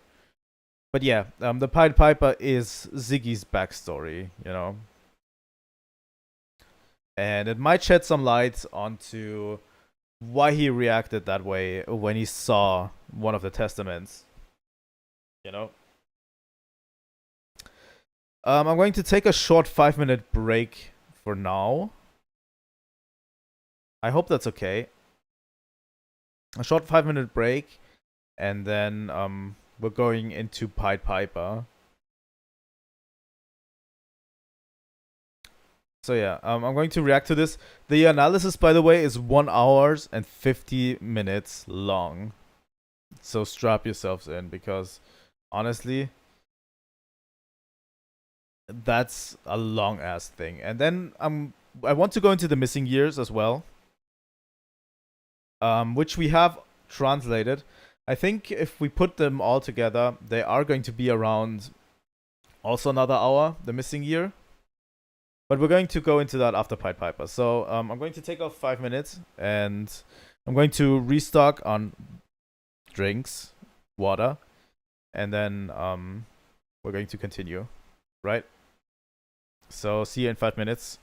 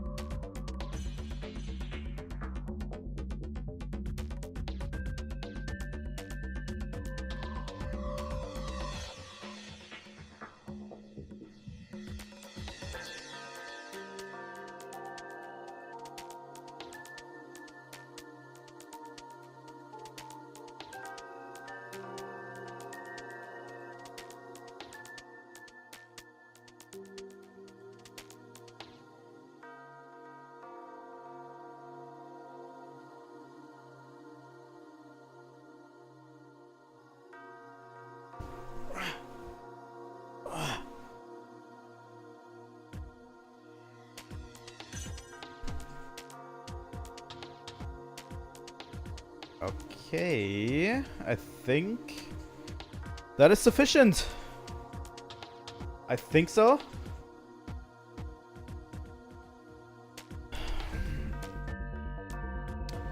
You know, while we're at it, let's just... Is the game still running? No, it isn't. There you go. I actually did this beforehand, but for whatever reason didn't save last time.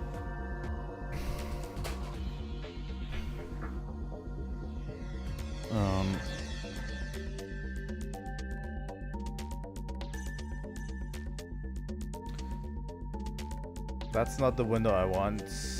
That's the window I want. Here we go. And let's put it behind me. Here we go. I'm going to move myself down into this corner as well, while we're at it. Okay, are you ready for Xenosaga Pied Piper? Are you ready for it? Because I absolutely am.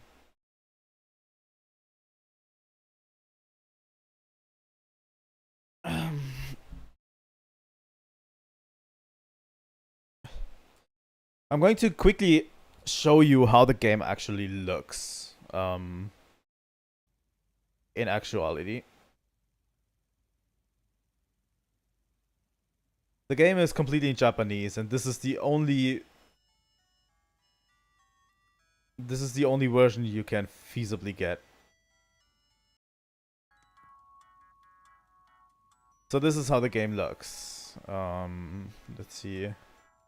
We have Siggy here. I don't even know. Let me check if it can be found below.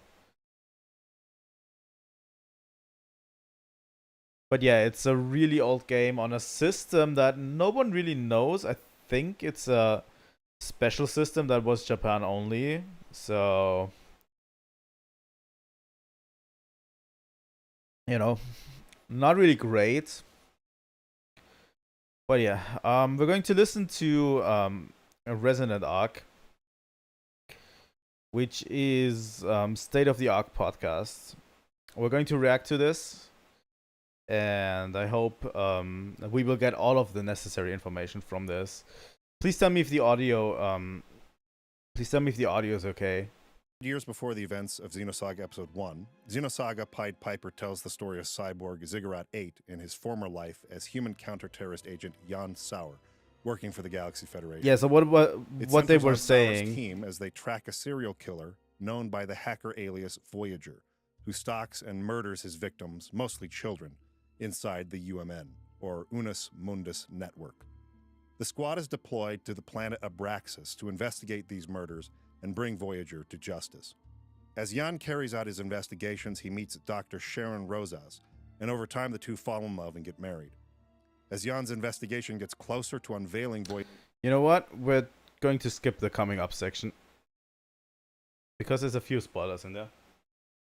But yeah, already a few things you can gauge from there. His real name, Ziggy's real name is Jan Sauer, which, you know, they put in Xenosaga Episode 2. Yuli outright calls him that. So it's not really a surprise, but yeah. Like, it's so true. Oh my goodness, dude. Within the opening few lines of this game, like after you get through the part where Joaquin goes into the UMN and Voyager's there reading Revelation 16 or whatever. Yeah. And you get Jan. I'm gonna call him Jan. I know it's not pronounced that way in Xenosaga 2, but it's hard for me to say Jan instead of Jan. So I'm gonna say Jan. Sorry, everybody. I'm saying Jan. Jan is being like briefed by Eric as he arrives at Abraxas. Which sounds very like Dune, right? It kind of does. It kind of does sound like that, yeah. It gets retermed or renamed as Mictum at the end. That's right, yeah. Anyway. Already. I know. Technicalities. Different names for things.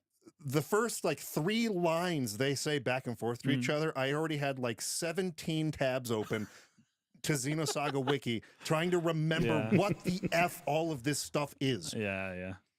It is. It's been, by the way, it is exhausting. a few months work since they to played Xenosaga 1 at that to point. talk about a Xeno game. Exhausting, You know? but rewarding. But super rewarding. Very rewarding. Yes. It's so fun. Now, after the 2 weeks of preparation I've done, going through that, reading the script, watching the only video I think that exists online of anyone playing that game. In any good quality, yeah. I'm feeling a lot more comfortable with all the terminology again, and very excited for getting into Xenosaga 2, which will begin next week. Yeah. But man, the feeling, the hopelessness almost, the sunken like, oh crap. They played this before Xenosaga episode 2, by the way, from which we could have done also, gosh, but no, I wanted to play episode 2 before this. You say this as somebody reading a translation of it, but think of the translator. I know, right? Think of what a monumental task translating any of these games would be. Just unbelievable.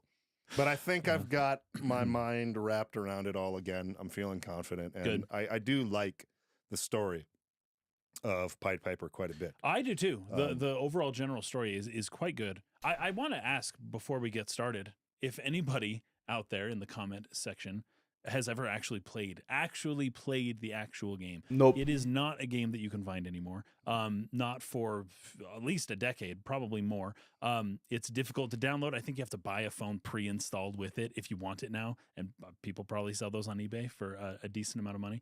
But I'm wondering if anybody's actually played it, because it seemed from the playthrough that I watched that sometimes you'll overshoot an area and you got to go back, and that the controls might be a little bit difficult. Yeah, I'd be very curious to see if anybody's actually played it, because I don't think very many people played this game. I mean, we're talking about you have your hands on the little phone and you're playing that game. Actually played it, which I would assume be anybody out there who's in Japan watching us or something like that. And I would assume it's very. By the way, there's a community effort, by the way, I would love of to, someone hear about what that actually experience was like, especially, getting the game and porting the game to an English audience. I don't think there are very many people out there who have actually played Pied Piper, but probably they have said they are only at least 1/3 through the game in terms of porting it. So maybe we will get it one day. Playlist on YouTube of a guy playing the game. Of a full, and he kind of goes through the text a little fast, and so the captions, which are translated into English, move a little quickly. But there is a script on the Xenosaga wiki where you can read it. So I'm sure there are people out there who have done that. But I'm guessing that, generally speaking, in terms of like the size of the audience who would typically watch our Xeno stuff, I'm sure the pool is even smaller for already. this game. Oh my gosh. For people who've actually played this. So there may be some people interested in the story and whatnot. Right. Maybe what we should do first is do the obvious reference, which is in the title of the game, to Pied Piper. Yeah, let's go into that. And talk about what that is. Yeah. So let's talk a little bit about Pied Piper. I'm going to hand this to you. I read it in the Brothers Grimm. Yeah. But I wanted to hand this to you to kind of recap. But yeah, they go really in depth. So it's a really cool podcast if you want to get more out of Xenosaga by the end. So if you already played Xenosaga, if you watched my playthrough of Xenosaga 1, it's a really cool way to go back into Xenosaga 1. But the real story is a little bit darker than that. I remember when I first read it to my children, they were like, "This is not a good story." But I was like, "Yes, but it's an important story because the kids don't come back." So basically, there's a town. It's called Hamlin, and they have a rat infestation. And so the city has kind of put a ton of pressure on the mayor to kind of fix this problem. He doesn't know how to do it. But somebody shows up who claims to be able to solve this problem for them by the mere playing of a flute. And the mayor doesn't believe him. And so the mayor promises him a lot of money. Way too much. Because the citizens, and I'll give you, like half the treasury to get rid of these rats. So the Pied Piper says, all right, I'll take you up on that. So he plays his music, and miraculously enough, all the rats just kind of follow him over to the pier. It's like a port town, or I think it's a river, and they just jump into the water and drown themselves. They all die. All the rats are gone. You want to know what my favorite game that references this is Majora's Mask. You know that mask you can get with the flute. Wait, that is a reference to Pied Piper? That is a reference to Pied Piper? Oh my gosh. Yeah, interesting. Anyway, that's a Pied Piper reference too. Yes, now he drowns all the rats, kills them all, and then he goes to the mayor and says, Holy "All shit, right, I never that'll thought be about it whatever like you this. promised me, tons of money, please." And the mayor says, "Oh, that's so cool that you got rid of the rats. Thank you so much. Here's like a little pittance for your troubles." And Pied Piper's like, "You didn't pay me for this. Or no, you promised me more than this, right? Pay up." And the mayor says, "I'm sorry. We actually don't have the money." He's got all his little political speak for why, "Oh, I can't do it," the various things and all the reasons. But we appreciate your work and see you later, right? Now that the job is done, Pied Piper has no leverage to actually get money. He should have killed half the rats first, shown that he can do it, then demanded payment up front, and then killed the rest of the rats. Anyways, so Pied Piper says, "Okay, well, if you fail to pay the piper, then I'll take it out of you some other way," right? So what is it? The next morning, the sun comes up. It's a beautiful morning. The children are all out playing, and then music just begins to play. It begins to just kind of fill the air, and the children are captivated. And all of the children from Hamlin, except one, I think there's one kid who he had a crutch. He was little tiny Tim. He couldn't walk very well. But other than that one kid, and he still tried to follow them, but he just was a little bit too slow. The piper leads every child from the whole village of Hamlin out of the city and into the side of a mountain, basically. There's like a little cave. And then the mountain closes behind him. And you don't really hear from the kids again. Like, that's it. The story's over. You didn't pay the piper. Now you pay the price. And the price is the future of the town, right? This town now has no future. And if you don't pay the proper price now, this is something, there's like fractional reserve banking or things like inflation, or there's By the all way, a sorts lot of of those policies Grim where it's like, stories okay, are you try extremely to dark. pay, or like just Not national gonna debt in lie, general. like a lot of You those kick the fairy can down the tales, road. those old fairy But tales, the price they for are that extremely dark. Eventually, is your future. You're stealing from the future to have what you want in the present, and at some point, it will completely destroy your society. Right. And so, the Pied Piper takes the kids away. Some versions say, "Oh, the kids played and had fun in a paradise forever," but they never came back. Some stories says that the kids came back, but I think the original story that is typically referred to in this is that the kids are just gone and nobody knows what happened. Yeah. And they just are upset now. We should have paid the piper. Why didn't we pay him when we had the chance? Yeah. Now our future is stolen from us. I think in the version that I read, there were 3 kids that couldn't follow who were left behind. There was one who was lame, like you said, that's couldn't the one keep I up. remember, One who was blind and couldn't see where they were going, and one who was deaf and who couldn't be lulled by the music. Oh, there you go. And so those that's 3 were interesting. left behind to like tell all the people at church like what happened to their kids, because they were all at church. Right, because they didn't know. They didn't, Anyway, so that's the story being referenced in this character, Voyager, who uses the UMN to like sort of lull and then kill his victims. Right. I remember after I read this to my daughter once too, she said, "Daddy, what if I hear the music? What should I do?" And I'm just like, well, that's why you just, I don't know if they referenced it in the setup, but I think it might have been in the setup, but Ziggy as Xenosaga got deployed to a planet called Abraxas because they were trying to capture someone called Voyager, who is apparently doing the Pied Piper thing of, charming people and then killing them. And really important is the planet Abraxas, obviously, and Ziggy trying to deal with Voyager. I'm not sure if that came across relatively early. Before we go into this, I just wanted you to know, What did I say? I can't remember what I said. Something like, don't listen to music that takes you away from your family. That was one of the things that I said. Nice. That's a very typical dad. But yeah, he thing to say, uses the UMN to do this. She won't care anymore.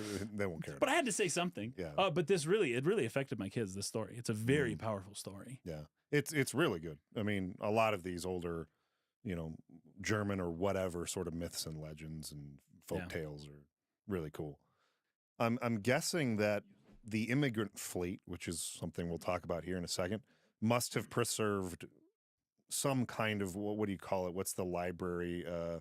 This is actually I would Alexandria. No. The U.S. Library of Congress. They just call it Library of Congress. Yeah. That's true. Documents like really. We're going to talk about the That's immigrant actually- fleet a little bit more in the Pied Piper, by the way. You know what? In fact, I'm thinking almost that must be the explanation for this because in Xenoblade National Chronicles Archive. X, Okay. they have the Library of Congress stored onto like 3 different really? drives, and Oh. there's a mission where you have to try to recover one of these because they're being destroyed on this planet, and it's like we're gonna lose like our entire history of Earth if we don't Right. recover these things. So it's probably something like Library that of Congress. that the immigration fleet carried with them from Lost Jerusalem, and so some of these things must have been preserved somehow. Mhm.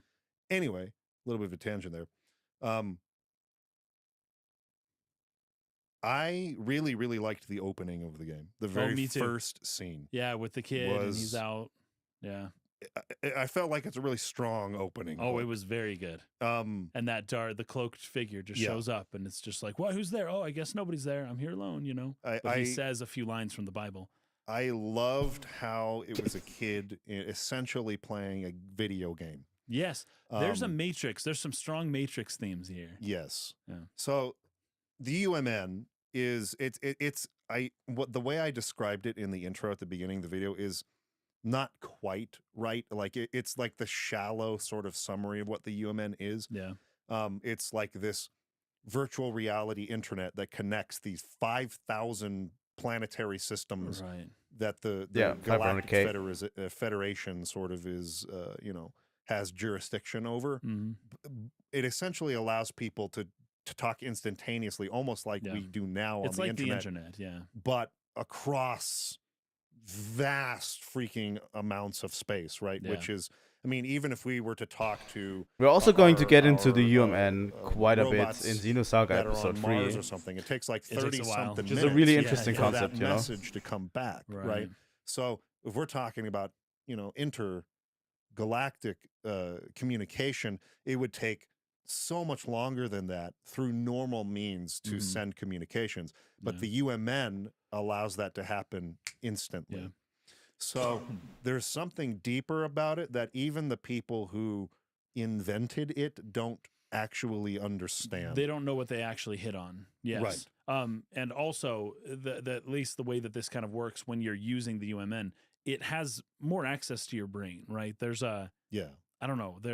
There's a way in which, at least in the game here, that if you die in the game, you die in the real, right? It's like it's a common kind of trope. we see that in Xenosaga episode 2. Hooked up to it. When we see Matrix is a good, I think, way to the just illness sort of that get Sakura people has is kind of a You need to go to UMN a special illness. place to log out. If your plug gets pulled too early, you die. Yeah. Thing is, I don't want to pause outside too of often it just because it's being quite a form long. of communication. We touched on this in our Xenosaga 1 podcast, But yeah. they also use it for like traveling. There are gates and things that they use the UMN to go from place to place. So it's more than just like a giant galactic internet. It's more than that. But that's the easiest way to give people the idea in short form way. This actually lends a little bit more credence to the Carl Jung stuff surviving a little bit longer, because at the very least, according to Einsteinian physics, nothing can go faster than the speed of light. Yeah. And you're describing a system of transferring data at faster than the speed of light. Yes.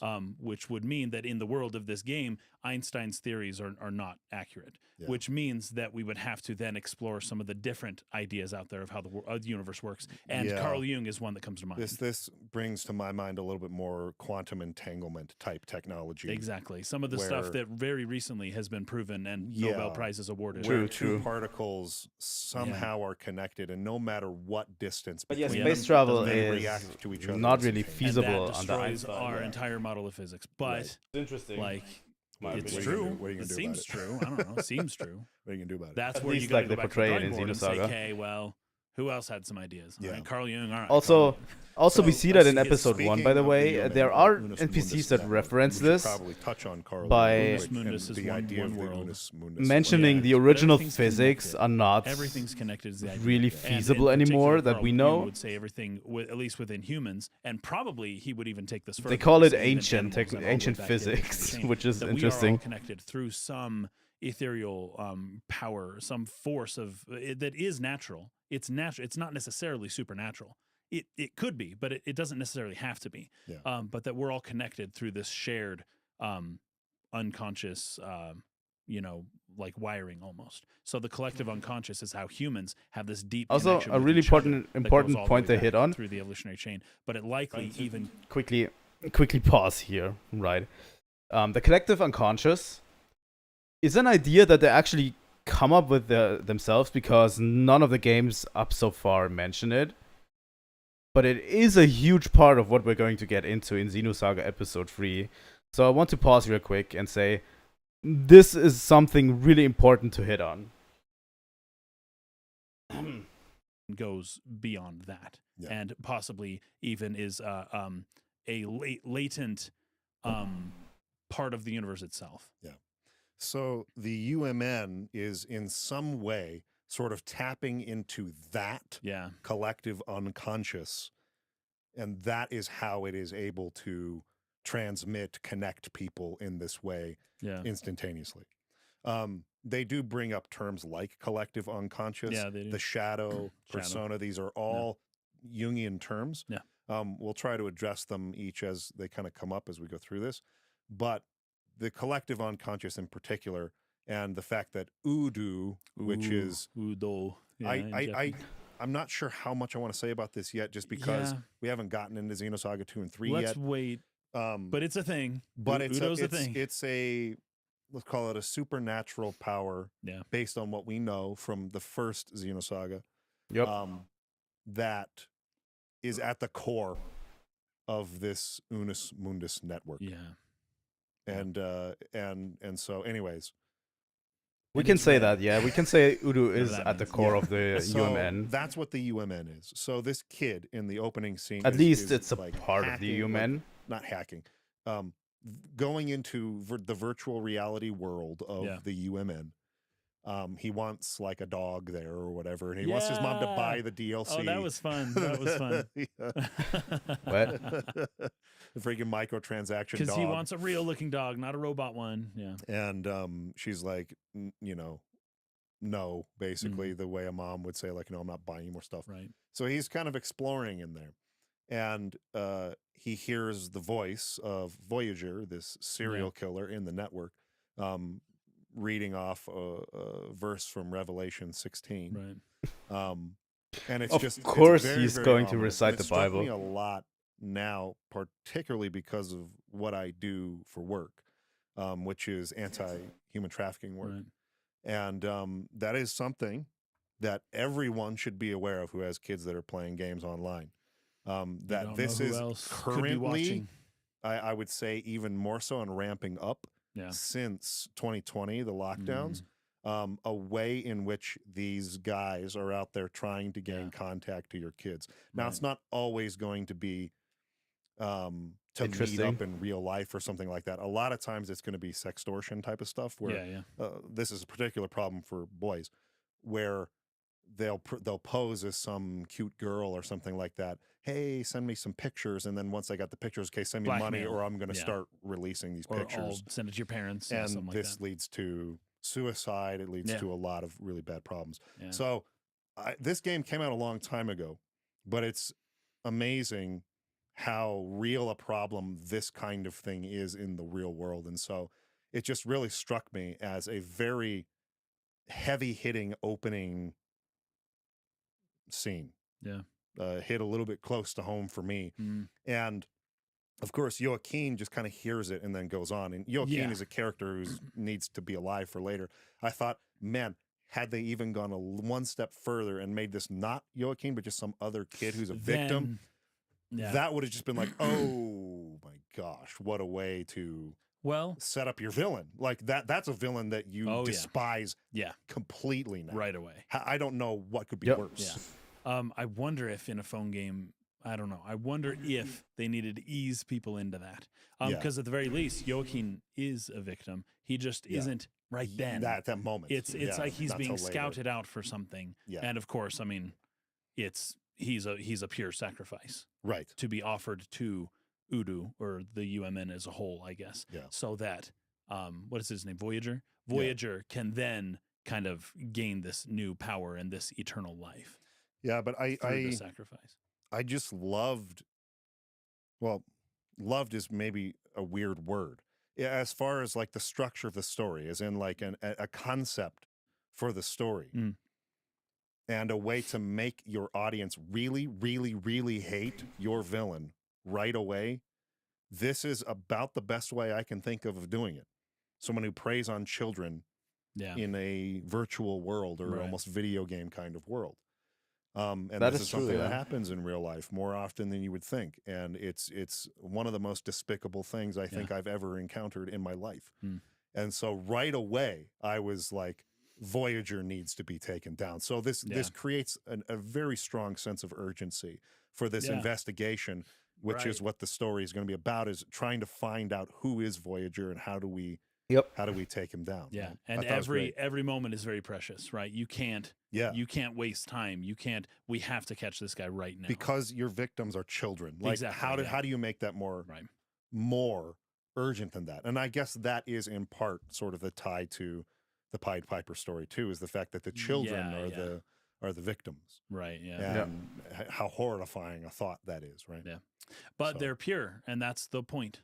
That's why Voyager is going after these kids. He's like, I need pure sacrifice. I need pure souls. And this is the weird part, and I didn't quite understand exactly what was going on here, but it was something along the lines of when Voyager kills people, he like traps their soul in his own mind, basically. Yes. He's able to kind of like and consciousness is preserved somewhere. Yes. So that they exist with him. Yeah. And then at the end, he says something like, oh, I gain pleasure knowing that all the souls that I have killed are seeing the same thing I'm seeing right now. You know?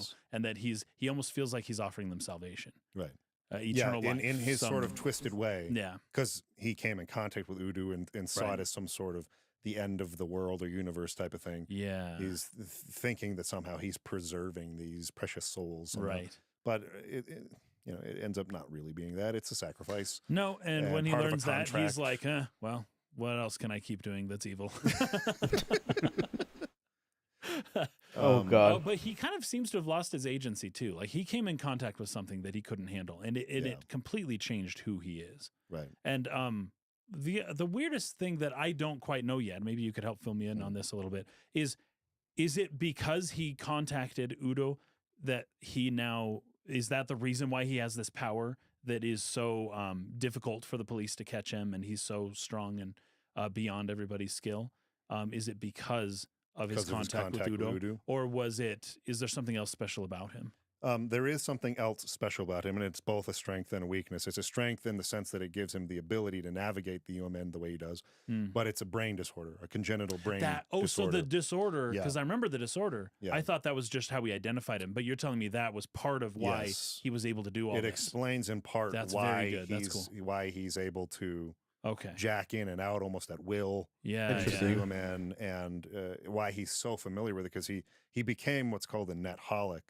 He became so addicted to more information because he has well, we'll get into the brain disorder a little later, but it's difficult to form memories with this specific brain disorder. Yeah. So he used the UMN to store his short-term memories and to be able to sort of function in the real world a little better.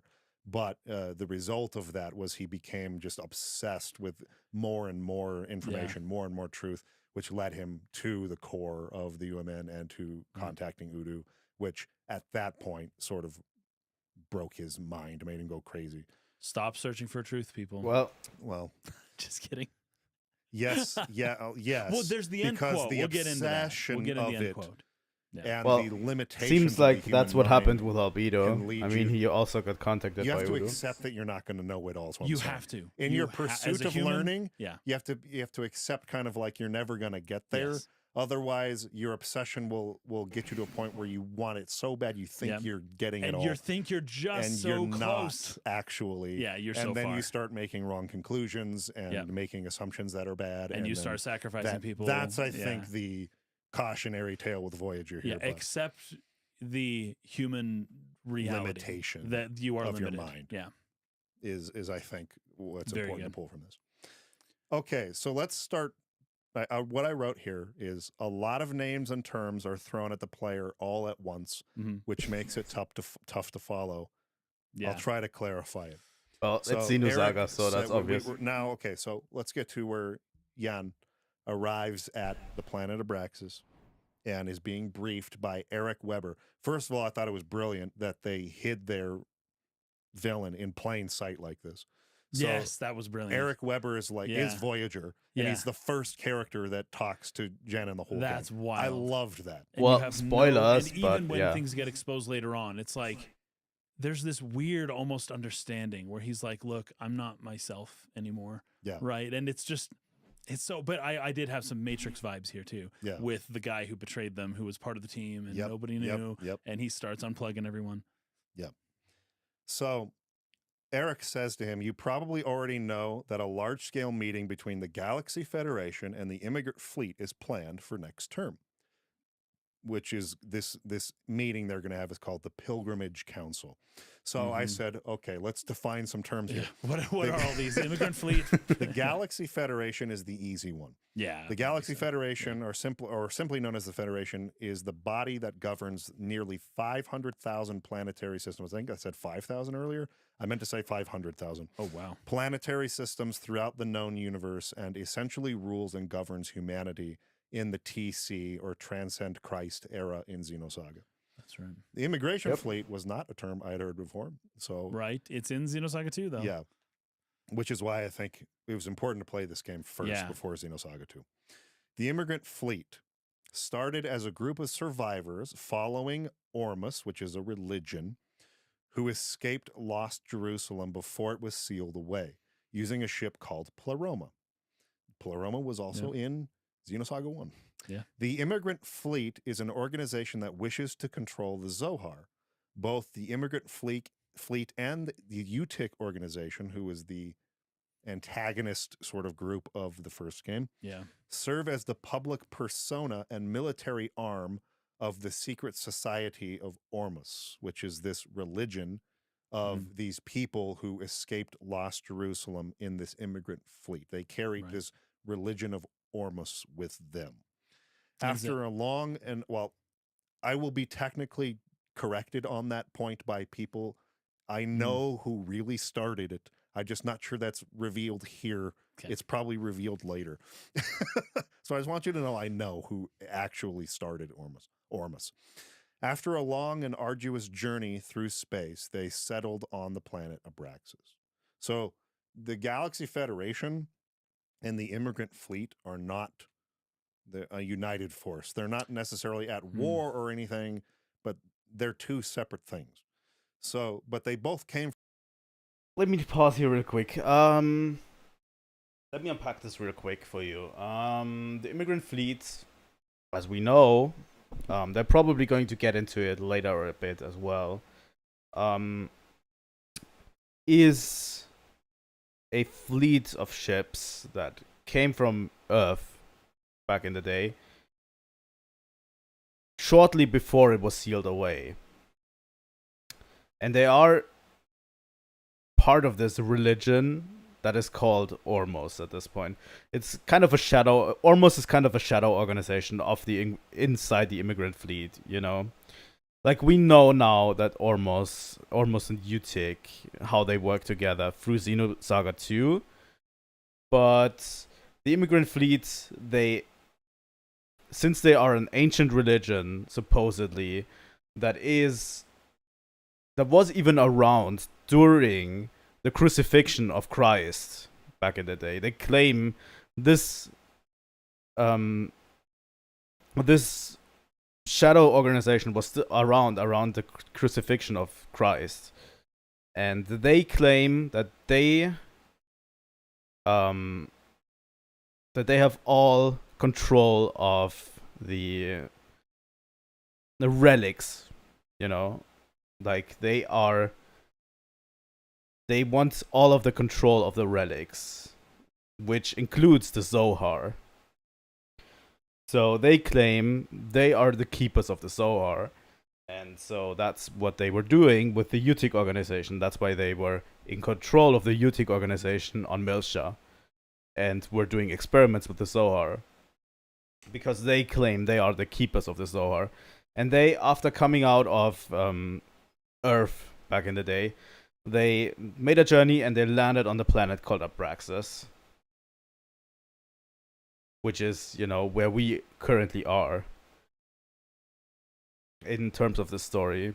But yeah, the immigrant fleet is basically a organization of keepers of relics from Christ. We get into what that entails a little bit later. But yeah, they claim they have they want all of the control of the relics. And obviously the Galaxy Federation wants the Zohar for themselves because it's an infinite source of energy. And it kind of controls the UMN, and so there's a whole lot of conflict between these two. These two never really came to a reconciliation throughout the series. So let's continue. I think, well, we did deal with the immigrant fleet and Ormos at the end of Xenosaga episode 2. Although Ormos doesn't seem to be completely unified, there are different people that control stuff inside Ormos, and they are controlled by the immigrant fleet, but the patriarch that we fought was not the one controlling it, which we saw, because Magulus was kind of betraying him by the end. So it was someone else from the immigrant fleet controlling Ormos and kind of playing the patriarch. Okay, let's continue. From Lost Jerusalem. They're both remnants of that civilization of Lost Jerusalem. And so they've been having some, what do you call it? Difficulties in their negotiations around this specific planetary system where Abraxas is. Who does this belong to? Who has jurisdiction over this? Yeah. And it passes to the Federation, and then it passes back to the immigrant fleet. Currently, it's with the immigrant fleet. And so there's a meeting coming up between... The Dune connections abound, once again. This is Arrakis, you guys. Sure. All right. So, in any case, they are not at war currently, but they're not necessarily on the best terms. There's some tension there. Right. And so they have leaders that are meeting together in this pilgrimage council to, make some negotiations. But yeah, that's a whole lot of conflict between those two, obviously. That's about to come up. However, an event has happened which has thrown a wrench into all of that, and that has to do with Voyager having captured a bunch of the representatives who were supposed to be a part of this council. He's got them hostage currently in the UMN. So I got another term here, Abraxas, the first planet settled by the people of the immigrant fleet after they left Lost Jerusalem. After the appearance of the main immigrant fleet, the sovereignty of the planet was essentially transferred to the immigrant fleet nation, and the planet came to be called Abraxas. It became the place where God's relics were kept, primarily the Zohar. And I'm going to hold off on the other two things because I'm not sure we're there yet. But there's other things, God relics, that are kept on this planet. So yeah, that's what I was saying. The Zohar was also kept on Abraxas. But yeah, they claim that they have the God that the God relics belong to them. That's basically what it is. After the events of this game, all domain rights were transferred back to the Galaxy Federation. So after this Pied Piper game happens, it goes back to the Galaxy Federation, and they rename the planet to Mictum. Mictum, yeah. So when you hear the term Mictum in future games, they're talking about Abraxas from this game. Yeah. Very good. This game is almost... I don't remember if Mictum was ever mentioned in Xenosaga Episode 2. It definitely gets mentioned in Episode 3, but I don't know if it was mentioned in Episode 2. But yeah, Mictum is Abraxas. Where the immigrant fleet was stationed the first time when they left. I don't know if it was mentioned. I don't remember really. Everyone just keeps talking about Mirsha all the time, so I don't know. But yeah, Mictum, pretty important plot point. goes out of its way sometimes to be confusing. Mictum and Abraxas are the same thing. And you know what's crazy? We haven't really talked about like the way that this game was released. It was episodic. It was not just a single game all at once. Right. You had to wait like a month or a half a month in order to get each next episode. I can't imagine absorbing a story like this, playing it and then waiting 15 days and then playing a little bit more. I'd have to replay the first part again to remember what's going on and then to go to the next part. And it was over the course of, I think, 3 months or so that the whole game was actually released. Right.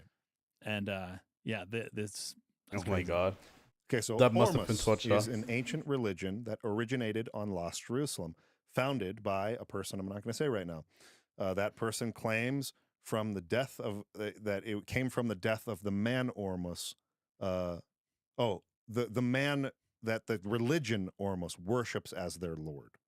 That's where the name came from. It has an organizational structure resembling the Vatican of the Middle Ages. So there's a lot of almost Catholic mass type imagery or we've seen that in Xenosaga episode 2. In this game where the like the like a lot of that priest-like Sharon things. is sort of like talking to when she's offering her prayers and wishes. That's why I call the patriarch the space pope in the title. So there's a little bit of a Catholic sort of structure to this, you know.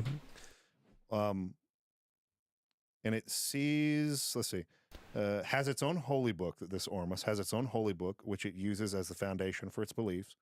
And it sees it as the verbatim and divinely inspired word of God. So like the literal word of God. While it's plausible that such a book could be the Christian Bible, that's never specified during the Xenosaga plotline. Although the Bible has survived up to this point, is clear. Well, obviously, at least Voyager knows of it. At least Voyager knows of it. Because he's reading Revelation 16. And other in Xenosaga 1. Yeah, in Xenosaga 1, they quote Revelation 20. As well, yeah. Chapter 20. So anyway, those writings, at least in part, exist still from the Bible. Followers of Ormus believe that the planet Mictum or Abraxas was the birthplace of Ormus and felt that their true purpose was to return to Lost Jerusalem. They believe that the Zohar is an artifact of divine intervention, and by collecting the relics of God, such as the Zohar and the other ones I'm not talking about yet, they can go back to Lost Jerusalem, which they believe and revere as their holy fatherland. So that's a little bit about Ormus. So unpack that, because that's also really important, that Ormus people actually want to return to Lost Jerusalem, which is Earth. Really, really important, will come up in Xenosaga episode 3 later, but they revere it as their holy land, which they want to return back to, but they can't currently, and that's what they were working for, you know. As far as like summarizing the investigations themselves, I'm not sure how much of that is necessary. I don't think so either, but we do need to say at the very least that Jan is going about and he hits a wall where at some point the chief tells him, hey, buddy, just like every cop movie ever, you're off the case. You know, you can't do this. You're not. And then it's like, hey, I'm so close, though. Give me another chance. And the chief, then it turns out, well, the chief has other pressures from other people that are telling him what to do. It's not all up to him. And it seems like somebody upstairs, one of the higher people, wants this investigation stopped. Yes. And so Jan has to kind of continue the investigation on his own, without the assistance of the chief. Permission. Without permission. He's going beyond the bounds of his It's every cop movie ever. Exactly. There is definitely a very specific genre this story fits into. Yeah. And it falls a little bit outside of what you Space typically cops? see in Xeno games. And so I kind of liked that. Yeah. It's kind of like a cop drama. It is, in the Xeno universe. And I thought that was a really interesting kind of different take for this particular setting. Yeah. I really liked that. But of course, it's going to come with its own set of tropes like you're talking about. Right. That being said, there are a number of scenarios that play out here where they are almost about to get to Voyager and then they find out, he eluded us or tricked us or whatever. Or actually, it's not Voyager. He's over here and this was all a ploy by... what's his name, who was the son of the woman who runs the Foundation. Andrei Yuriev? Something like No, Dmitry Yuriev is the I can't remember. Federation officer who does not want them investigating anymore. Yes. And tries to get them all. Oh, interesting. I don't remember this as much, but apparently Dmitry Yuriev is a Federation officer in this one who doesn't want them to investigate this anymore. Interesting. That is really, really interesting. Let's go on. Jan's McCollum, I think it was, is his direct supervisor, killed and everything like that, and arrests them and stuff. Yeah, but I can't remember the other person you're talking about. Claus Torres, that's his name. Torres. Thank you. I mentioned this last week for anybody who watched our episode on Avatar. I am impossible to remember names. It's just impossible. My brain does not function this way. Yeah. So anytime you remind me of a name, that would be very helpful. Claus Torres. So his mother had set up the Torres Foundation, and that was the second scenario. So in the first scenario, these ambassadors, as they're told, are being held captive by Voyager and the UMN. The big surprise at the end of that is to find that all these ambassadors are children, which is messed up. Why are you making children your ambassadors? It was all like this sort of ploy to try to get better press for, I think it's Donald Marquand or something like that. Anyway, Donald Marquand, I think, was the one who had set this up. Let me just read that real quick. Amidst a climate of reconciliatory policies between the immigrant fleet and the Galaxy Federation, Donald Marquand was suspected of controlling a far right-wing organization in favor of the Federation. So I guess you would say in this world's far-right camp of politics, they want sort of a unification between the immigrant fleet and the Galaxy Federation and people on the other side. I don't know why that would be. You would think the far-right conservative would want to isolate or to remain like the That old is an ways. interesting thought. What are the politics in Xenosaga? I don't understand it totally. Well, but in any case, that's a really interesting every thought. Country has like different, left and right. It's always like slightly different. Sure. Anyway, he's suspected of being involved with some right-wing, like ultra-far right-wing organization in favor of the Federation instead of the immigrant fleet. In an attempt to wipe away that scandal, he assembles a group of children who had inherited the bloodline of the immigrant fleet, so the pure people of the Zohar, which is kind of part of this whole Ormus religion. It's like we're the children of Israel, essentially. Sure, right? yes, the true descendants of the immigrant fleet who came from Lost Jerusalem. Yeah, he gets a whole group of kids who are of that bloodline. Right. So to prove, no, I'm with you guys who are true to the immigrant fleet, right? That is a weird campaign to run. And they formed this goodwill ambassadorship. He held an amnesty summit to bring together the immigrant fleet and Galaxy Federation, but Voyager targeted that event and captured those children, the ambassadors. Right.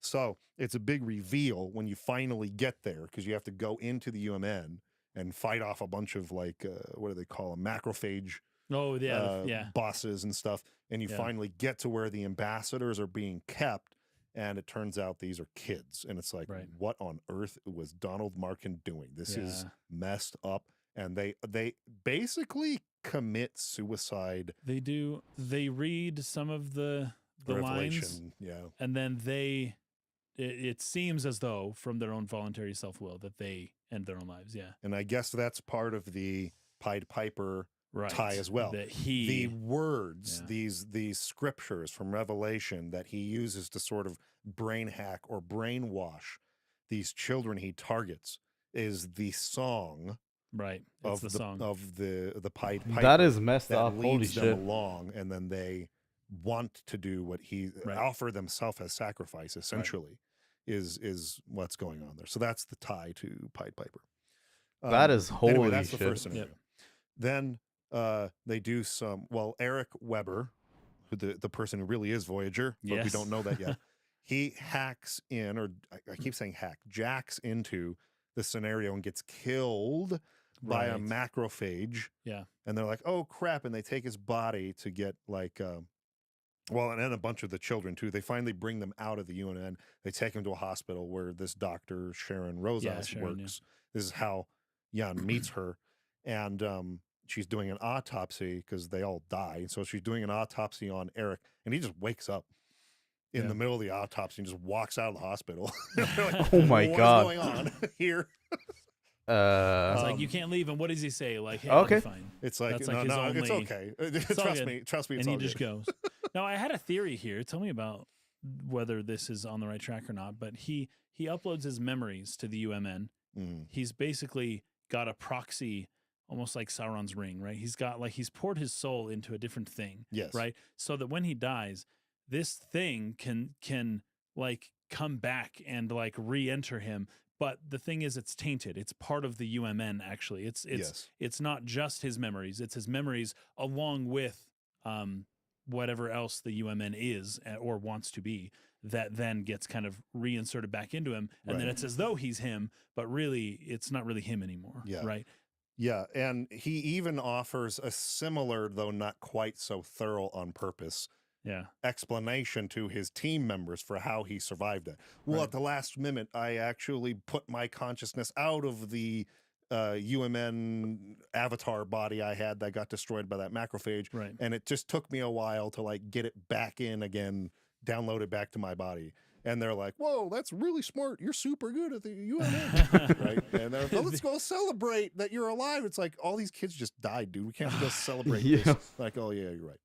But you know what's funny is really fucked up. Eric, you kind of do see it coming that it's him. Yes. At least in part, because anytime they start talking about anything important about Voyager, and you only would do this to imply suspicion, but they'll give a little ellipsis, like like he's being silent about it, like, you don't need to do that. But they do it, and when they do it, it's always him. And anytime they start talking about Voyager, Eric's always like ... I'm like, that means he's doing nothing. But when you emphasize it in a text game, you're emphasizing the fact that Eric's being silent. And everyone else is being silent, but Eric's really being silent. And that means that he's suspicious. I saw this in kind of two ways, because you're right.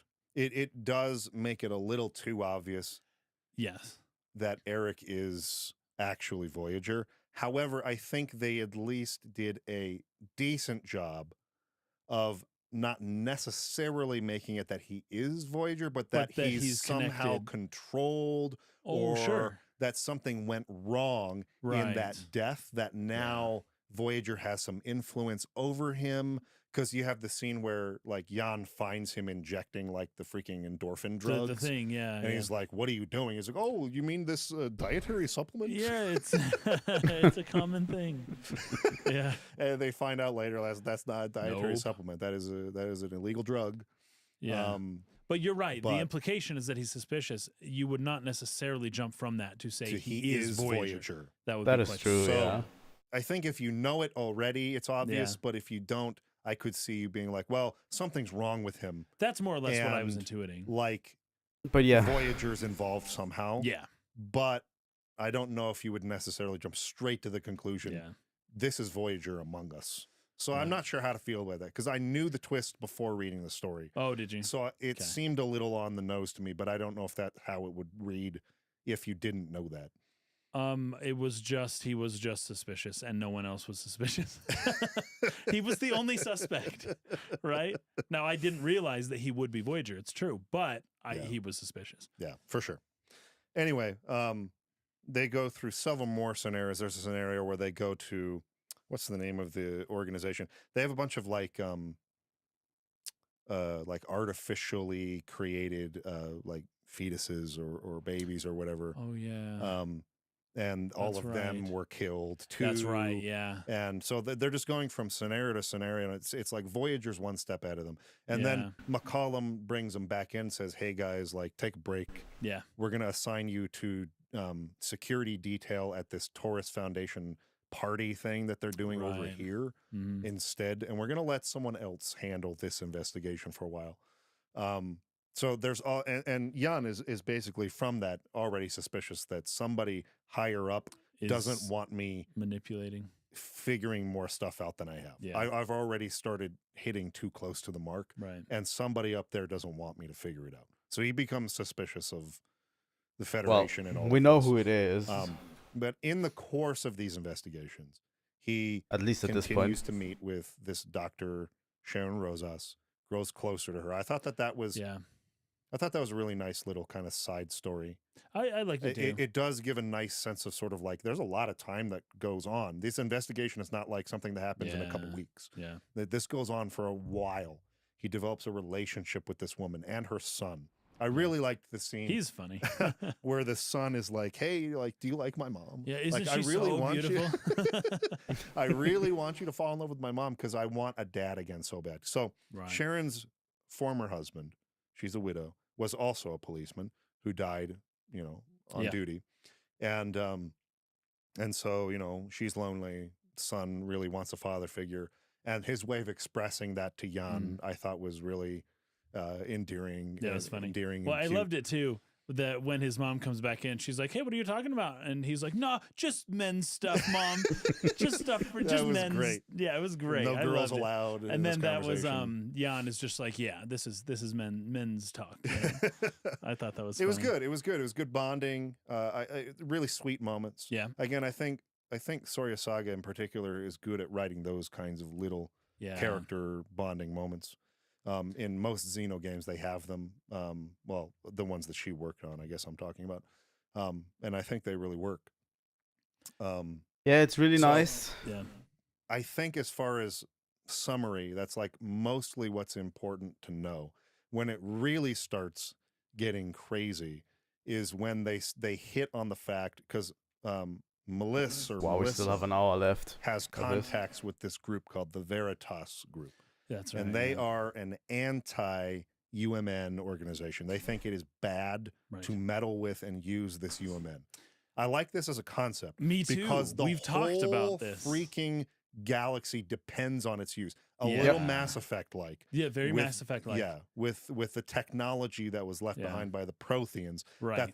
That is on purpose. It's like you don't understand what your society's based on. It forces the entire civilization to rely on something they don't really understand how it works or who is the one responsible for creating it and for what purposes. Yeah.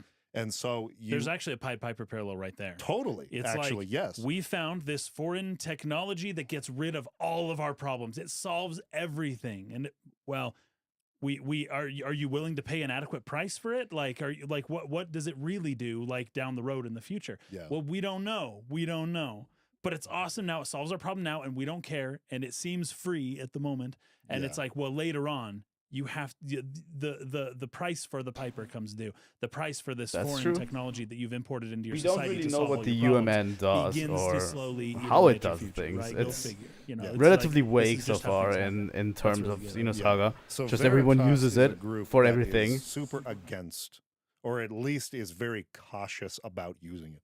Yeah. And wants to take away the reliance of this civilization on the UMN. I love that at the end of the game, it is Melissa giving the final monologue. Yes. And she's talking about this. And in particular about how, the UMN gave us great technology, but actually didn't help our lives the way that you would think. I really find a lot of parallels to the internet and modern social media type stuff, modern, connectivity. And like we brought up in the past, like verdict's not out yet as to whether or not this will prove to be a good thing. Good or bad good thing for humans. humanity. And I feel like that's one of the That points is true, this yeah. game's making is like, the UMN sounds so amazing, but like, connecting everything sounds so amazing, but it also enables tyrants to do some pretty horrible stuff. Absolutely. So she goes to Veritas and she learns through them that they have basically figured out that a man named Dmitry Yuriev is essentially the one contracting or using Voyager to do what he's doing. Mm-hmm. And that's when it's like, okay, now you've really gone too far. We're going to arrest you guys. Right. So, but he's very powerful. Yeah. McCollum, who is Jan's superior, is like, okay, you've told me all this. Like, give me a second to like see what I can do about it. Don't do anything crazy. But then right then there's basically an officer who comes and is like, yeah, I'm not going to let you do that. And so like they all get arrested or in McCollum's case, basically killed over this. Yeah. But they escape. They're able to escape prison and then they're fugitives for a while. Sharon is kind of helping them out. Veritas Group is giving them a place they can hide out while they, continue their investigation. And they eventually find out It's actually Mikhail who finds out first that Eric is Eric. Voyager, and it's while he's tries alone to with tell. Eric. Yeah, and so he's trying to call them on a private connection and like meet me here right away. I have to tell you who Voyager is, but like Eric then arrives with Jan and the group. So he's like, oh crap, he's here. And then he gets brain jacked and then it ends up attacking you and can't reveal it in time. This is the difficult thing that I had a hard time with. How can Eric be present and with everyone, but also brain jacking people at the same time? That's part of his superpower with the UMN. That's what makes him so hard to because I thought he was out behind down. the scenes, kind of like that dude from The Matrix, where it's like he's got to not be part of it and he's doing it separately. No, he can but be. He can do it at any point. He doesn't have to be in one of those dive beds necessarily. Okay. In order to get into the They UMN. do talk about this. They have their spatial reality. That's and then interesting, they have yeah. their the digital reality, and that there's a way that they kind of mesh sometimes. That like the real reality can be affected by the digital reality. Yeah, they talk sometimes, about the domain right? of the domain of higher numbers or real numbers or something like that. Yeah, this is a term they used in Xenosaga 1 as well. Yeah. That's basically where the gnosis are. Right. And like there's the imaginary numbers and then real numbers. And the real number domain or whatever they call it. So that all did they talk plays a about that part in of this. Xenosaga? So It's far? all complicated, and I don't think it's necessary to perfectly understand. I don't know that if you to get do the remember point with that. Pied Piper, which is kind of more along the lines that we're talking about. We're casting suspicion on the UMN. We're casting suspicion on Dmitry Yuriev and certain people within the Galactic Federation, and there are other groups even who are all they're all fighting for control of the Zohar, and they're all trying to get back to Lost Jerusalem. That's kind of like really what they're all about. They want to go back to Lost Jerusalem. Yeah. And there's several groups, and they show this, and this is a very, again, Xeno-typical sort of thing. Xenotypical. Yeah. That's a great word. Xenotypical. Yep. That's like outside typical. That's wonderful. A xenotypical thing. You have several groups of villains, all who want the same thing, that sort of cooperate for the moment to get it, but but they're hiding the all daggers. Really want control of it themselves. Right. So you've got like the leader of Ormus, I forget his name. It was Julius who gets killed, and then there's another guy who steps in at the very end, who's sort of the one who's what do you call it? They call him the patriarch or something. Yeah, right. Yeah, I can't remember. And he's his sort name, of leading the big thing at the end where everyone gets killed. He's like the thing that I don't remember is is not conduct the meeting, but is Yuriev seeing it, like being running it, the one contracting Voyager, which is really interesting in that moment. Anyway, you got him, and he thinks like only us, the pure lost tribes of Israel, should have control of the Zohar. Right. And I'm going to allow Dmitry Yuriev to do what he's doing for now, kind of thing, right? They're all plotting in this way, and it makes you get this rich tapestry of villainy behind the scenes. You got like Wilhelm over here doing his thing. You got Voyager and Dmitry over here doing their thing. You got like the Ormus dudes, the religious dudes over here doing their thing, and they're all kind of vying for the same thing. They want control of the Zohar. Yeah. They've all more or less understand that Udu is at the core of the UMN, but they're trying to like use that, even though they're playing with powers they probably don't have control over. Yeah. It's all great stuff. I really love the way they write villains in these Xeno games.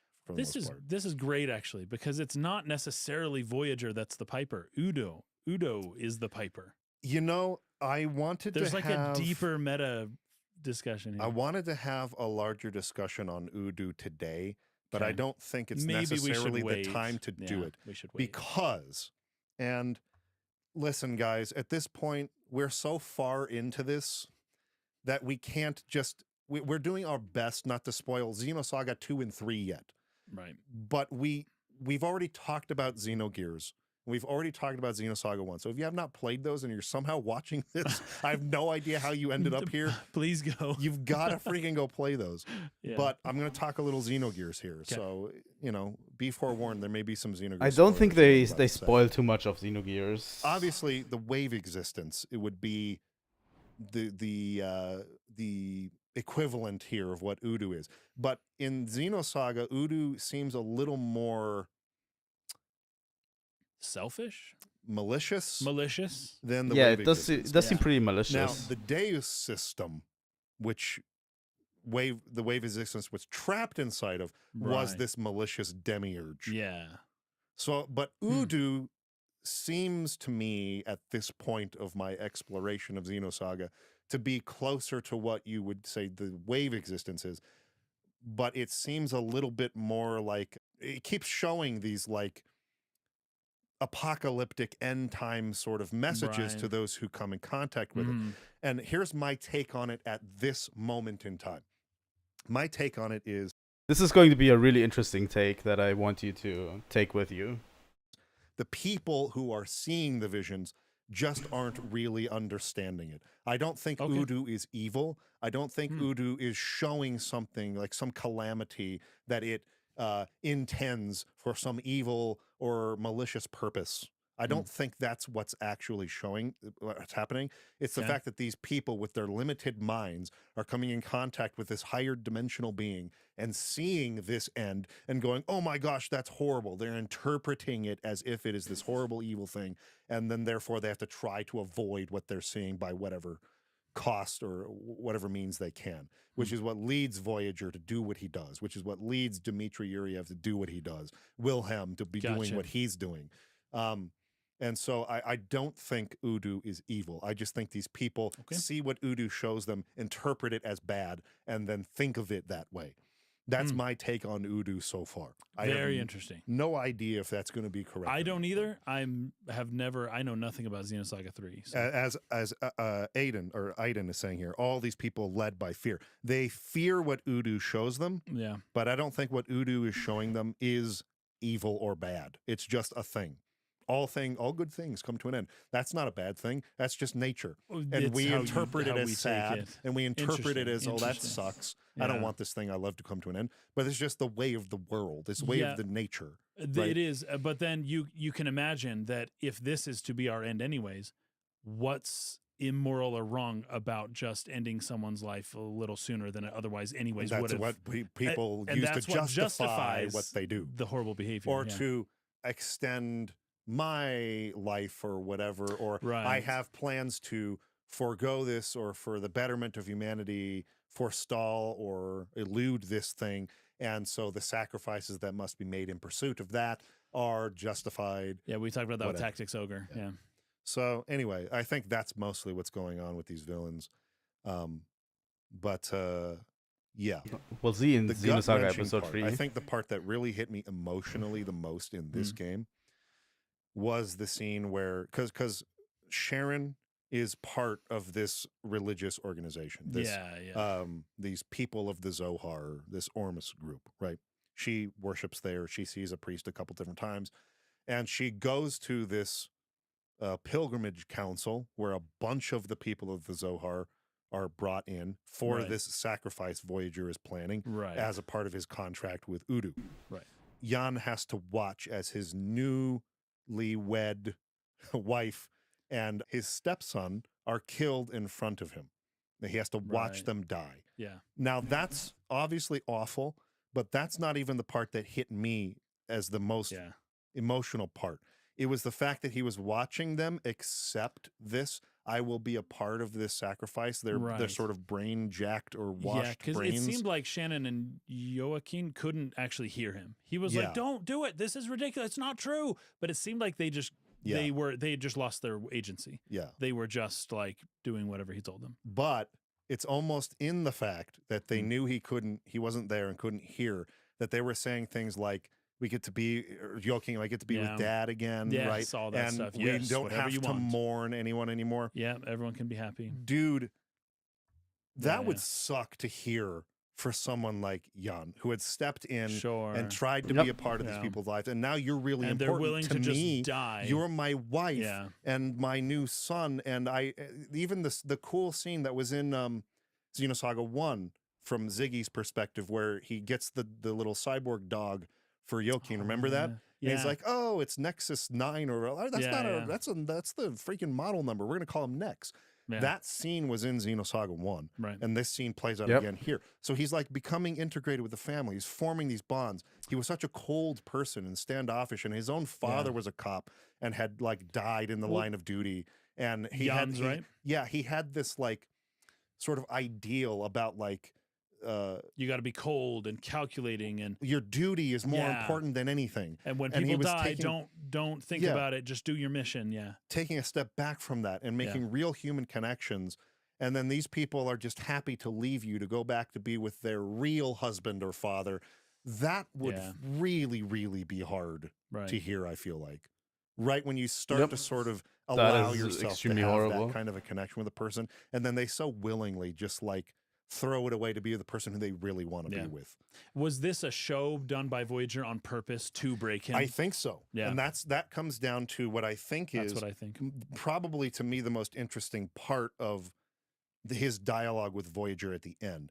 So you fight Voyager a couple times and you essentially defeat him, but then Wilhelm shows up. Wilhelm is the leader of well, there's Kaiser Gaignun of the Kukai Foundation. Hold on. Kaiser Wilhelm was a real dude from World War I. It's not. Yes. Yeah, I got the Kaiser from Xenosaga 1 is Gaignun of the Kukai Foundation. That's right. Wilhelm is at the head of the Vector Industries, I think is what it's called. Yeah. And that's the one with the symbol that looks like the Cancer astrological symbol, right? Yeah. So Vector Industries, which is like the most powerful they made corporate KOS-MOS, organization, and they have the archetype, right? Yes, so in the entire galaxy. Yeah. Anyway, Wilhelm is very powerful. Not even just, just in terms of his resources. Yeah, he's extremely wealthy. He's at the head of massive organizations and has like tons and tons and tons of resources at his hands. Yeah. So when Voyager is stopped by Jan and the team, Wilhelm shows up and offers him a new contract because he feels like he was betrayed by Udo. Yeah. Udo did not fulfill the contract. He didn't do it. That and was supposed to happen through the sacrifice. It's crazy how fast Vector kind of drops what he was doing, right? Like, hey, it didn't work. You're not it. You didn't do it. Didn't work. And he even quotes a Bible verse later, and he goes, "Not that it matters. This whole thing was a waste, right? Yes. I just wanted to say the Voyager, verse. I just wanted to say the verse again. Just, anyways. But it's like he had completely lost everything that he was trying to do, right? Yeah. But Wilhelm comes in to offer him a new thing, which is, hey, join me with my thing. You're pretty powerful. I can just kill you now. So like, join me, and then like at least you'll get to live longer. You know? And he's like, all right, because he's all after eternal life. So he's like, all right, I'll join you. And offers him, okay, like you didn't get what you wanted from Dmitry Yuriev in your partnership with them, and you didn't get it from your contract with Udo. What if I promise you that I can do it for real? Fool me twice, shame on me. Fool me a third. You know what's funny though? This is very similar to the exact thing that Voyager then offers to Jan. He says, okay, Jan, you join with me and this will be great, right? But Jan won't do it, of course. No. But Eric was so willing to join with Wilhelm. Right. It's like he's looking for other people to latch himself onto, while all the time, just like you were saying, with all the enemies, kind of they have their own selfish like reasons for their trying to grasp at power. But he's willing to play second fiddle to a lot of different people, and because of that, he keeps getting thrown off. But he can't. He's not able to do it himself. He can't do it himself. He's not it, right? Well, they have talked about the ending now. I think really important is what happens to Ziggy, or Jan Sauer. Basically, what they were saying. I'm not going to repeat it. And they defeat Voyager at the end. But Wilhelm comes and gives him a chance. And he we saw it briefly on screen. He then becomes the Black Testament, which adds a lot of context to the scene where Ziggy loses his cool and attacks the Black Testament because he knows that is Voyager. He even screams Voyager. So, yeah, adds a lot of context to that scene. I mean, after what Ziggy has been through, him flying into a rage at Voyager is like, a really, really cool connection here. Still, we know what happened to Ziggy afterwards because they mentioned it in the first game, so I'm not going to repeat it. But yeah, let's continue. We have about 40 minutes left. Yeah. But people are willing to take advantage of him because he's so willing to just let them use him, right? Yeah. And so this is the third. I don't know how it turns out with Wilhelm, but my guess is, he's not gonna get the better end of the stick with this one either, just like he didn't the last 2 times. Yeah, this is a kind of a complex thing that I wanted to dive into here at the ending. I think in order to really set the context for this conversation, the title of Xenosaga 1, its subtitle, which was a translation. Der Wille zur Macht. Yeah. Yes. The Will to Power. The Will to Power, which is a Nietzschean, a title of one of a book that one of his he books. wrote. Possibly his most famous book. The Will to Power. I think is something that really comes into play here. Almost through with it. They are going to talk a little bit about background stuff. It's a Realian character, one of the, I would say, early Realians but I think we're pretty close to finishing this because if you want to watch the rest of it, if you want to know more about I welcome you to Xenosaga 1 series. Go into He's the a detail and watch the video yourself. I'm probably going to put it in the description. Offers this to Voyager and all this. They kind of turn, I think Voyager turns now that he's been given his new purpose or whatever, to Lactus and says something about you have Kanan inside of you. Right? Yeah, that was interesting. That seemed kind of random. Yes. But it's almost like relevant to Xenosaga a sleeper agent of some kind. You're this Realian sleeper agent, and we have this special word Kanan that we can use to give. Didn't expect this connection, by the way. I know this is a connection that is really interesting, but them talking about Kanan at that moment, and she has that sleeper agent in her. Interesting connection because we know Kanan in Xenosaga Episode 2. To set you back on the thing you're really supposed to be doing. And now I had a question about this the whole time. Did that work? Because the whole time Lactus is like, no, I'm not. This is ridiculous. I don't know what you're talking about. Hey, dude, I'm still with you, Jan. Like, we're still cool. But Realians don't have a choice with that kind of stuff. So it's like, was that part of his protocol? I'm fuzzy on that. Maybe I should be, because he is a very important character in Xenosaga 2. Yes. And maybe throughout the course of that game, I'll figure you the answer will to my know question. this character as I want to see how far they're going to, or if they explain something about the story. But we've heard most of the story that's happening. That you'll see him right away. Right. But that Lactus it was his name as he was a part of this team that worked with Jan on this investigation. Yeah. He's known as Kanan in Xenosaga 2. Anyway, Kanan's purpose, according to what Voyager says, is to try to locate humans with something called the Factor. The Factor, yeah. And I was sitting there racking my brain trying to figure out, what are you talking about? The Factor. What is that? And the only Classic clue, Takahashi. the only clue that I think led me into what my conclusion as to what that is was that Voyager said this is something both you, Jan, and me have. We both have this factor. And Kanan's job is to find people like us. Now, my suggestion is that Voyager is not. He's not that. I think that in a way he is. Okay, it's possible. But you're talking about he's excluded from this because he's willing to. Okay, I think we're going to end here because they're going to talk about Nietzsche in detail. If you really want to know, I suggest you watch it. I'm going to put it in the description as we move on, Let me quickly pull up the other window, and I'm going to... Can I edit this while I'm live? Yeah. I'm putting it into the description. Well,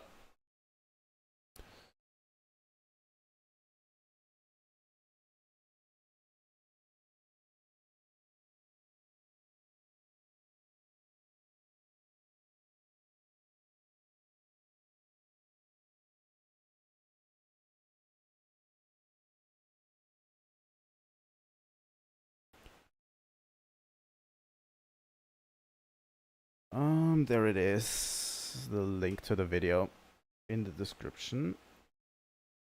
Here we go.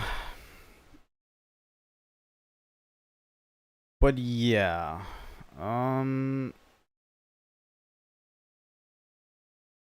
There we go.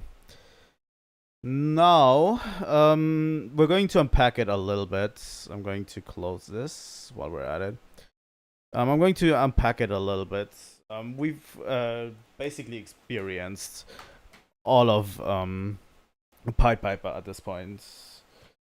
The main takeaway is who is Voyager? Really important. It is someone named Eric that they have been working with.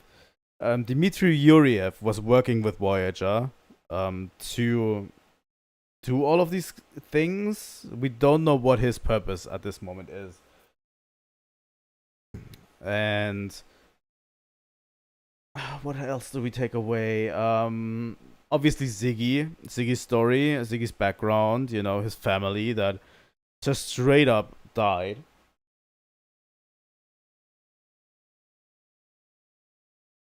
You know, he still remembers a lot of it to this day, and that's why we meet Ziggy. When we meet Ziggy, you know, they tell all of this stuff about him, which, you know, he attempted suicide, but he signed a thing where, you know, with the Life Recycling Act, and they made a cyborg out of him. And after that Momo mission, he wanted as a prize or as a reward, he wanted his memory erased completely, which, you know, and we see why that happens, you know, and it makes Ziggy so much more of an interesting character, to be honest, because we know from Xenosaga 1 and 2, he rescues Momo, he has a few interactions with Yuli Mizrahi and Momo, and he has some sort of, especially at the end of Xenosaga 2, they emphasize he has a newfound purpose in his life, you know, and very interesting, you know, in protecting Momo and being there for Momo is basically his newfound purpose, and he wants to extend his life so that he can be there for them. Really, really good character writing on Ziggy's part, honestly. But yeah, that story is relatively heavy. Voyager is a really good villain, and Wilhelm swooping in at the end and making him the Black Testament is something we should take away. Now we already know 2 Testaments, by the way. There's 4 in total by the end of Xenosaga 2. If you didn't notice, Wilhelm, by the end of Xenosaga Episode 2, makes another testament, which is the White Testament. And we already know 2 of them. The black one is Voyager, and the blue one is... what was his name? Virgil. We know that from Episode 1. Episode 1 showed literally Virgil with his mask off. After he swoops in, you basically defeat Albedo in the Song of Nephilim, and then he swoops in, and then you fight the Blue Testament instead of Albedo. And by the end, you see him with his mask off, and it's Lieutenant Virgil, you know? So yeah, it seems that Wilhelm is recruiting people who died to be their testaments. So yeah, we already know 2 of them. And yeah, we don't know the red one, and we don't know the white one so far. That's a kind of a mystery. I don't know if you could guess who the white one is, but maybe not. Okay, now we're back on to, let me get this straight. Xenosaga 2 to 3, A Missing Year. This is the English translation. As you can see, these chapters are all around 7 minutes. The last 2 are around 20 minutes long. And I would ask you to read the dialogue, if I can, I'll read it for you. But the game has voice acting. I don't know. It's a sort of PowerPoint presentation of a game, but yes, somehow actually managed to do something. I'm going to read the text that the narrator tells. But I'm going to read out the text that the narrator is. But when something is voice acted, I'm not going to read it, and I'm going to ask you to read it because I don't want to override the voices, basically. But yeah, this is the story of what happens between Xenosaga 2 and 3. It's called A Missing Year. So between Xenosaga 2, everything that happens in Xenosaga 2 and everything that happens in Xenosaga 3, there is 1 year that is missing. That basically characters do things that are important in Xenosaga 3, but we don't get it told in Xenosaga 3, which is kind of fucky, but I don't know. We'll get through it probably. But yeah, I'm going to read it. So let's continue. Xenosaga 2 to 3, A Missing Year. Okay. TC 4767.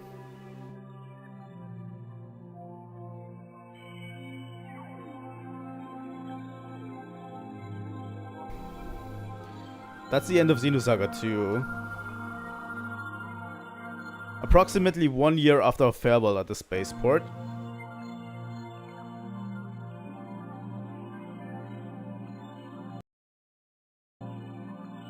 Since then, I've begun working with an organization called Scientia. We're currently attempting to break into one of Vector's most important control domains, which is at the heart of the UMN.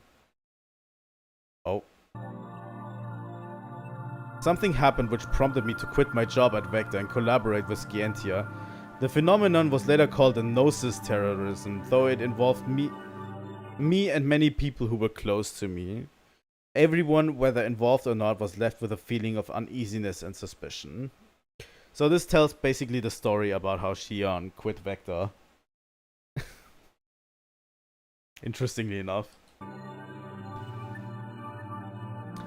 I couldn't shake my own suspicions and the tensions in my mind kept mounting, so without even saying goodbye to KOS-MOS, I decided to leave Vector. I just have to see it with my own eyes once more, the sealed fragment of truth.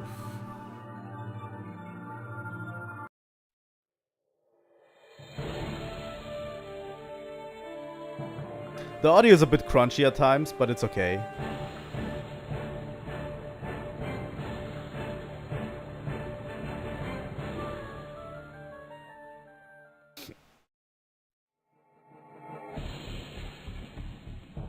After this space-time anomaly in Milton Space caused by Albedo had closed up, I returned to my usual duties as development chief at Vector.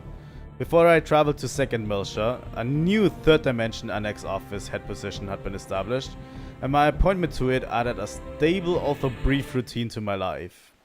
I spent every day filing mountains of paperwork which chronicled the events from the attack of the Voglinde to the appearance of Abel's arc over Milton Space, which, you know, was what we saw.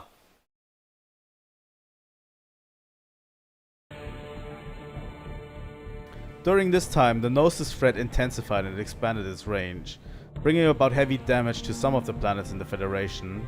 I also think that at this time I began to feel as if the Gnosis threat was someone else's duty.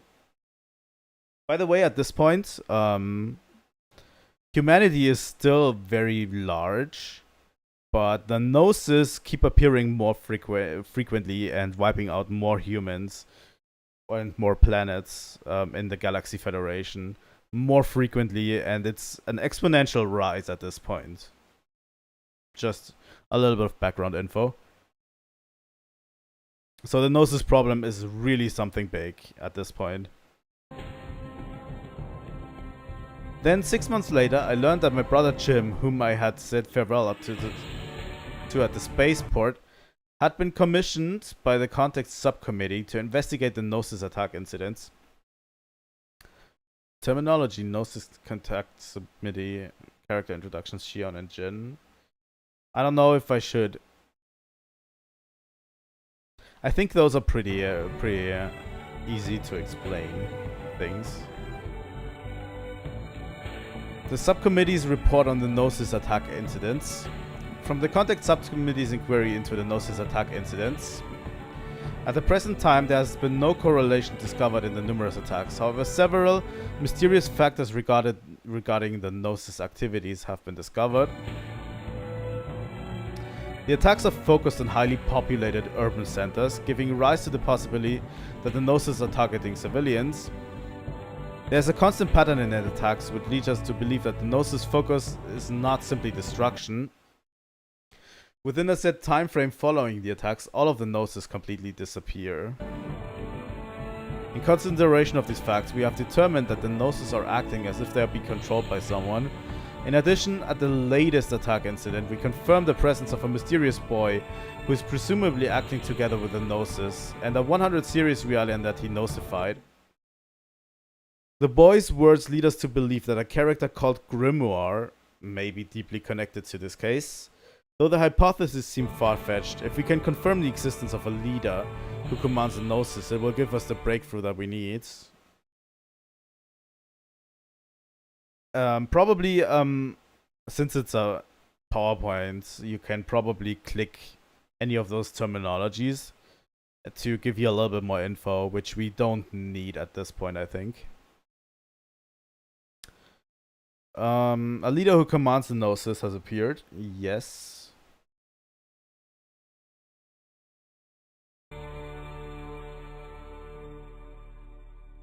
The subcommittee's investigation into Grimoire's little girl. Interesting. Within the one called Grimoire's little girl, a Realian girl we have been sheltering, we have found parts that resemble a special type of Realian built by the UTIC organization 14 years ago. Interesting. However, since no records about that type remain from then, we are unsure if she's the same kind of Realian. Also interesting. Even within the girl's memory banks, nearly all of the records have been deleted. Of the fragments of her memory that remain, we can find no leads to any important information on the Gnosis incidents. We originally assumed that the Miltian conflict from 14 years ago was the cause of the memory loss. However, there's evidence that the records have been artificially modified, and we think this is directly connected to the girl's recent activity. So yeah, they are sheltering a Realian called Grimoire's little girl, which is really weird. But yeah, she's a Realian that was created by UTIC 14 years ago, and we don't know anything. Her memories are clear.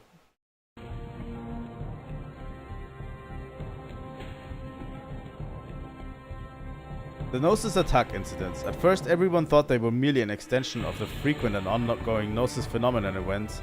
In my case, if I hadn't known that my brother was involved in the incidents, I might have never found the truth either. But Julie was quick to realize how strange the incidents were. As she continued the investigation of the incidents with Jin and the others, she caught hold of a very important clue. The girl she had been sheltering was an eyewitness to one of the incidents. An investigation on the girl was initiated by the subcommittee. In the end, they were also able to establish that she was a special type of Realian who had built for an unknown purpose. The subcommittee's report was sent to Vector, and the 3rd Division began to give support to the investigation of the Realian. As an anti-Gnosis battle advisor, I also participated in the investigations, but when I saw the 3rd Division's findings on the girl, which they had submitted as a reference data, I was left speechless. The girl had come from the same series of Realians that Joachim Mizrahi had produced 14 years ago. Furthermore, no records of her being manufactured existed. There was no mistaking that this girl was deeply connected to these incidents. I think my realization of that prompted my heart's denial.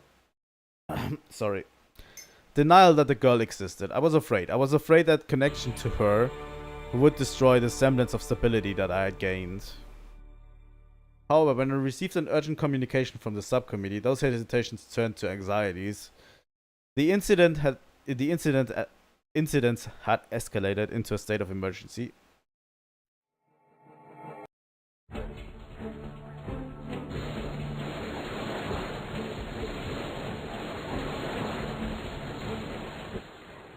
Oh, hi, KOS-MOS. 部屋の外に待機してください。これよりグノーシスを相当します。どうしたの？大丈夫？その人、私を殺しに来た。どういうこと？わざわざ会いに来てくれるとは恐れ入るわ。グリモアの少女。いい反応ね。彼女に手出しはさせないわよ。そう。では、こちらも。I hope it isn't too fast, honestly. The text moves kind of fast. 本気で行くわ。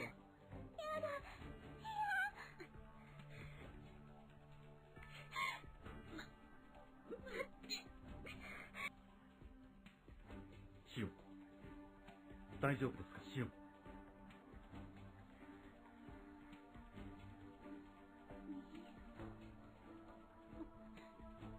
兄さん、あの子は。残念だけれど、連れ去られたわ。諦めるのはまだ早いでしょう。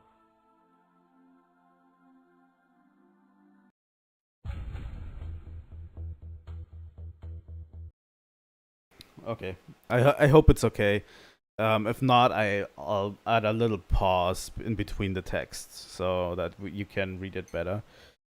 There was a Gnosis attack on the subcommittee's lab. Because of this, we became convinced that the sheltered girl held the key to unlock the mysteries of this incident. I received a hurried request from the subcommittee to take KOS-MOS and rescue the survivors. Together with an army of AX, we successfully infiltrated the lab and rescued Julie, the girl, and my brother, all of whom were unharmed.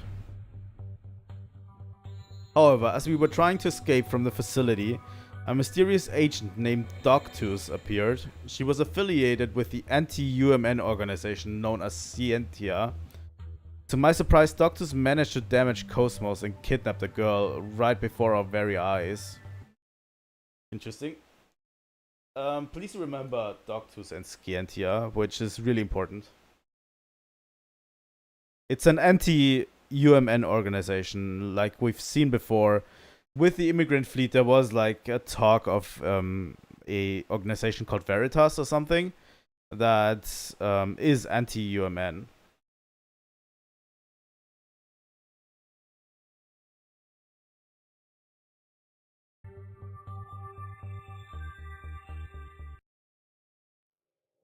To be continued.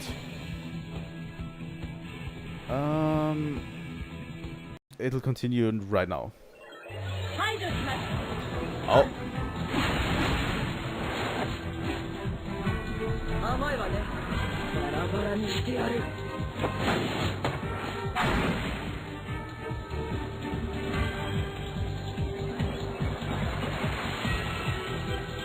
After destroying KOS-MOS, Doctor snatched the little girl away.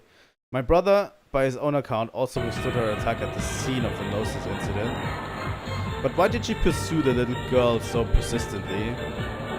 Doctors called her Grimoire's little girl, from the fact it was obvious that Doctors possessed some kind of information about her past. I desperately tried to find the connection between the recent incident and the girl by studying Julie's report. At this time I sensed that my own uneasiness towards the girl was beginning to fade. But yeah, Shion also has a very... in general has a very... what would I say? Fondness of Realians at all times. But yeah. Doctors actually managed to damage KOS-MOS, which is incredible. You know.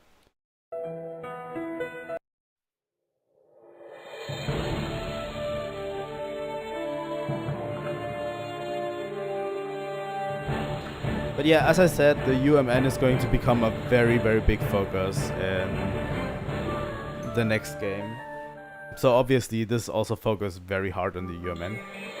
About the girl saved at the scene of the incidents. It was Grimoire's little girl who was saved, but her body composition bore a resemblance with a special type of Realian that was manufactured by the UTIC organization 14 years ago.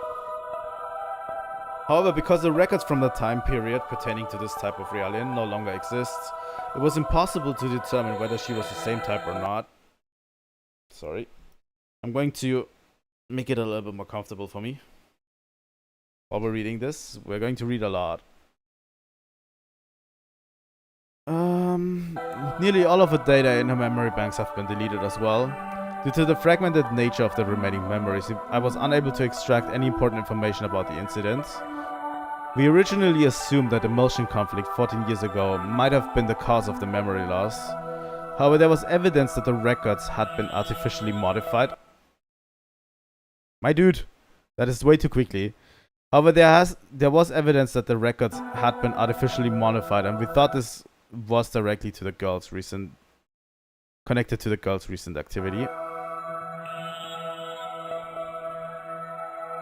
About Lemegeton.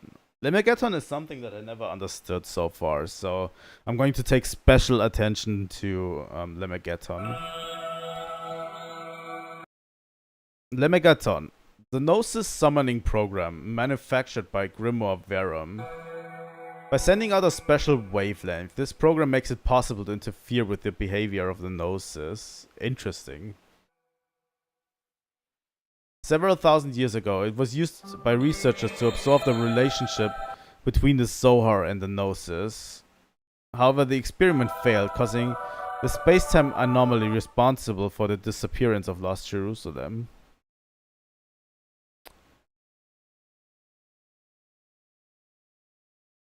That is interesting. Honestly, that is something that I never caught when I originally watched all of this. Lemegeton. It's a special wavelength that interferes with the behavior of the Gnosis, and it was used several thousand years ago to study the relationship between the Zohar and the Gnosis. And that is what caused Lost Jerusalem to disappear. That is interesting. Keep a pin in that. Hard.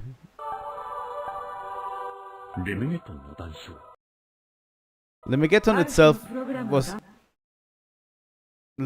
itself was recovered by Vector when they escaped Lost Jerusalem, and it had been safeguarded by them ever since. Oh, interesting.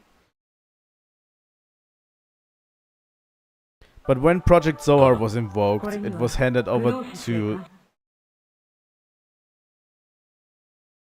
God damn it. But when the Project Zohar was invoked, it was handed over to the Mizrahi Cerebral Sciences Research Facility.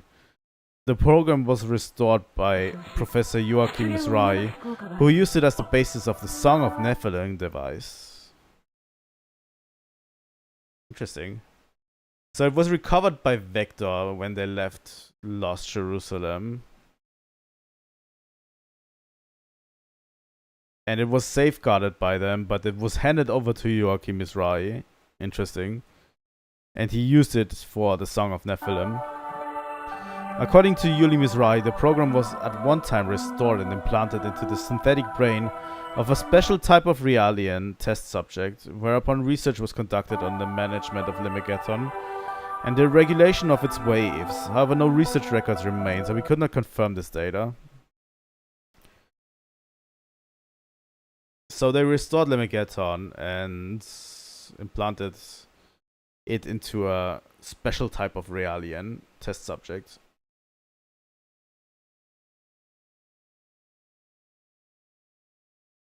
Oh my god.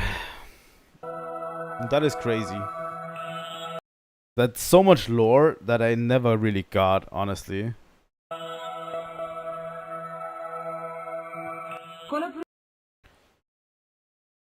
Lemegeton. Okay. I'm going to think about it. プログラムはロストエルサレム時代に開発されたものよ。ただ、14年前の紛争により、いくつかの断片となって UMN に消えてしまった。開発者はグリモア・ベルム。グリモア？そんなことありえないわ。数千年を生きる人間など存在しないわ。Yeah, no problem. No problem. It's okay. We're going to get through this together. There's a ton of information that even I didn't know. Like, Lemegeton was always very mysterious for me, but it's incredible. That makes so much connections. It kind of puts a pin into my theory.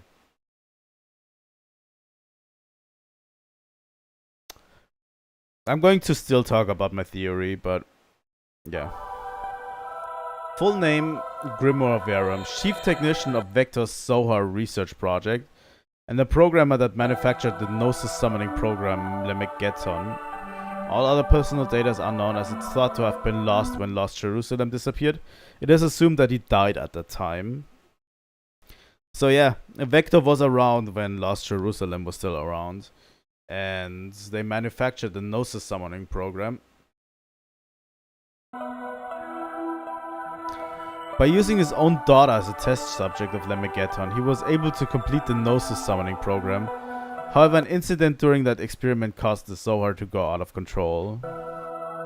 Grimoire is considered to be responsible for the space-time anomaly, which in turn was responsible for the disappearance of Lost Jerusalem. That is an interesting factoid. Honestly. There was the character called Grimoire who was connected with the recent Gnosis attacks. There was a person named Grimoire who constructed the Lemegeton program, which was restored by Joachim Mizrahi 14 years ago. And there was a Realian known as Grimoire's little girl. Yeah, I mean, despite the vagueness of each of these sources, we began to link all three pieces into one whole. Yuli and my brother had taken up the charge of rescuing the girl. Yuli in particular desperately tried to save her. Perhaps the Realian girl simply reminds her of Momo. Understandable. I, however, was still uncertain as to whether I should get involved in the girl's rescue or not. I perused the report that Jin had filed on the girl after the attack incident. In the report I saw a very familiar name. グリモアの少女か。あなたは一体。違う。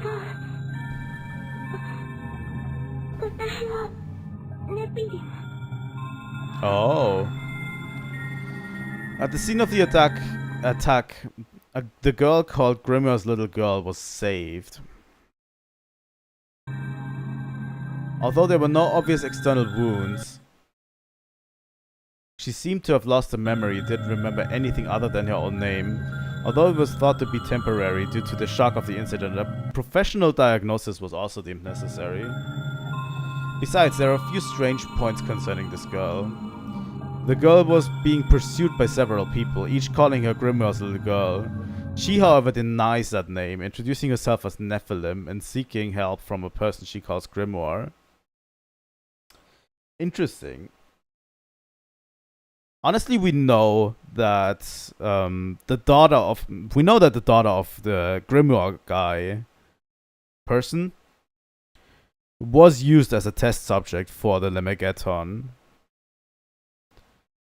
And we have a Realian girl that was constructed way later that calls herself Nephilim.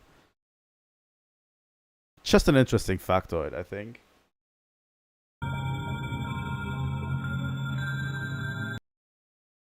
And she seeks help from a person called Grimoire. I think those are connected. She had major difference from characteristics of the Nephilim that I had previously come to know, and it was difficult to imagine that she was the same person. In addition, it was unknown what kind of relationship existed between her and the person called Grimoire, who was thought to be connected to the attack incidents. 彼女のデータから情報を得ることはできなかったのですか？残念なことに、彼女の記憶、つまり過去 I'm going to move myself up a bit. Let me move myself up here. I think. So we can read it better. このデータだけど、すべて人為的に破棄されているのよ。記憶がない。では、自分をネピリムと名乗ったのは？その情報は比較的新しいものよ。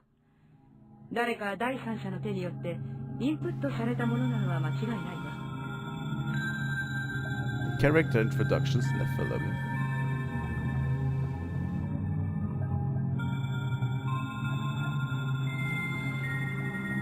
Nephilim, the illusionary girl who often appeared before me, and now the kidnapped girl calling herself Nephilim. What kind of connection was there between the Nephilim I knew and this girl? If the girl had a connection with Nephilim in the Motion conflict of 14 years ago, then she must surely have had a connection to me as well. And there was the agent called Doctors who pursued that girl. She might also have had information on the girl and Nephilim.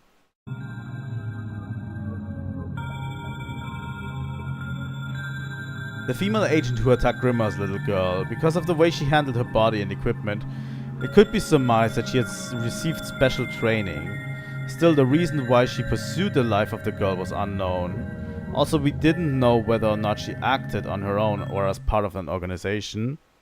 From the fact that she called the girl Grimmar's little girl, it was guessed that there was a connection between the attack and the character named Grimmar.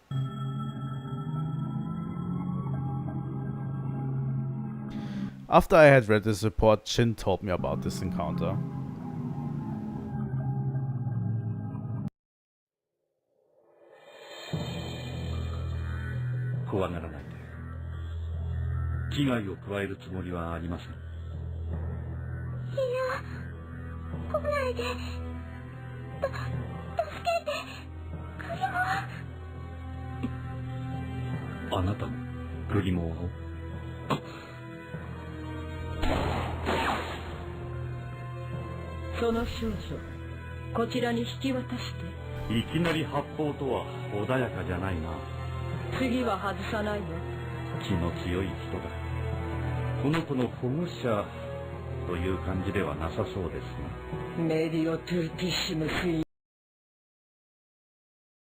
She speaks Latin.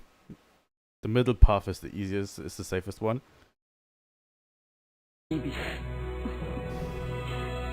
グリモアの少女、あなたの手に余る代物よ。なるほど。命を狙われるには十分すぎる理由だ。そのひょうひょうとした態度、鼻につくわね。いいわ。今日のところは引いてあげる。Vive memor mortis. Live mindful of death. Interesting. She's already an interesting character just by speaking Latin. もう安全です。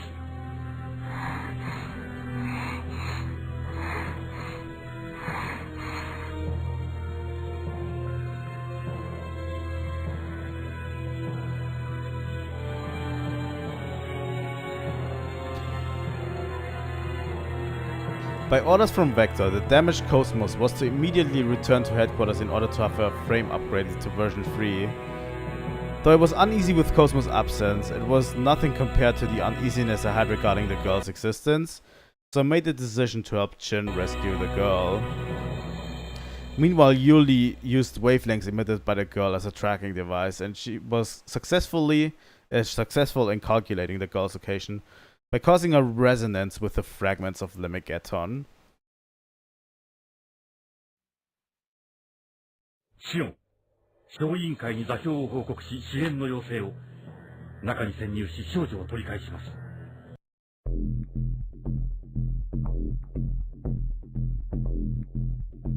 What is that music?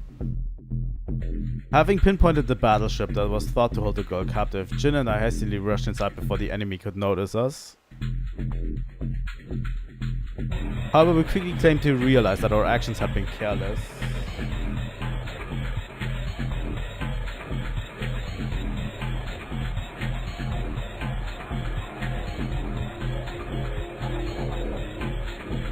Oh, he doesn't know what to do? ここは資料室のようですね。なるほど。この艦の所有者とは趣味が合いそうだ。ただ、不意打ちというのはあまり感心しませんがね。少女を返してもらいましょうか。それは無理な相談ね。Also, I kind of dig the look of Xion in this one. I don't know. It's something about her that looks really cool. I don't know. She looks a little bit older than she actually is, in my opinion. She looks way older in this one. For some reason. She's never going to look that old in any of the other games. Okay, let's continue with chapter 3. I think it's 7 chapters, right? 6 chapters, okay. After this chapter, we are at the halfway point. But yeah, it's a relatively interesting story. 名前ぐらい聞いたことがあるだろう？スキエンティア。反 UMN を謳うレジスタンスですね。少女をどうするつもりです？彼女はレメゲドンと深い関わりがある。プログラムに関わったぐらいで彼女を殺す理由にはならないでし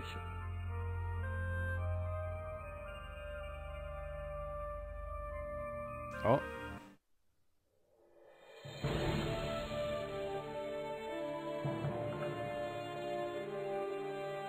I only watched The Missing Year one time, by the way.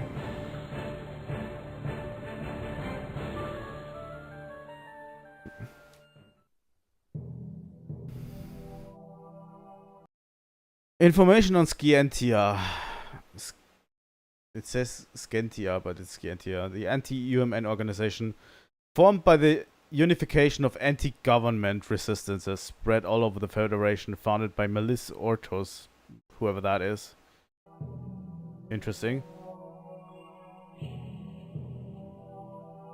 With several million members, it's currently the largest resistance organization in the Federation. Its members are attempting to bring to light the possible relationship between UMN use and the appearance of the Gnosis.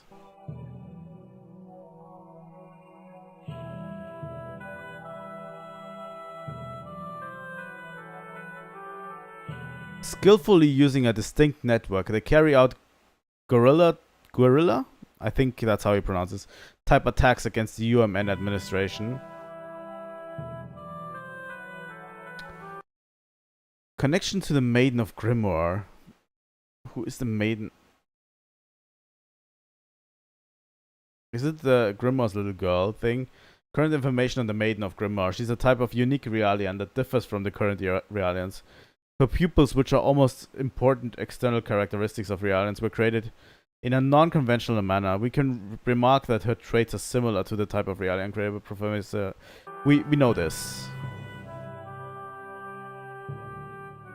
It's probably because these are released in chapters, so you can kind of read them out of order. Her body was used by the same professor for Lemmageddon's reconstruction in Utic's HQ Labyrinthos, but during the Merchant conflict, the data concerning this research, as well as those of the donor, are lost, and the details remain unknown.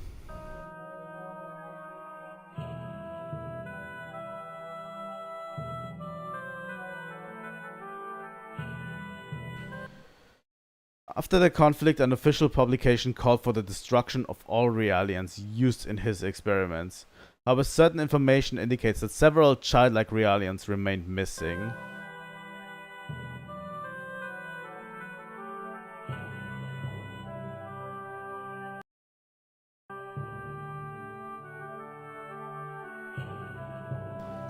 This one seems to be made by a different person because the font is just completely different.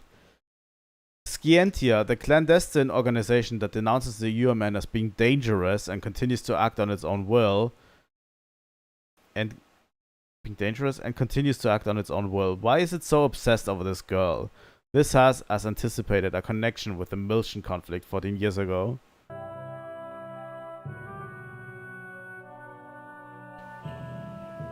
It was discovered that the Realian was made by Professor Mizrahi. Yeah, it's weird. It's like being made by a different person. It was discovered that the Realian was made by Professor Mizrahi and got his hands on information concerning the experiment that used Realians' bodies during the conflict.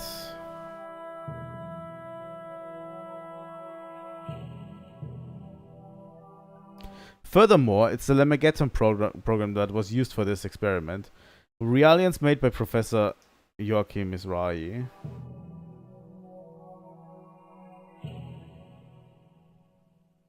Now I remember, in the past I had developed relationships with 3 Realians. Oh, interesting. We get into that now. Fibronia, Cecily, and Kath.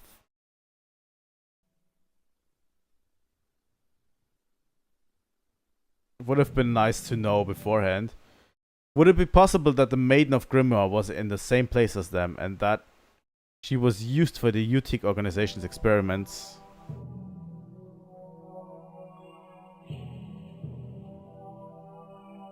And yet, until the color of her pupils change, she tries to hide something from us. But what?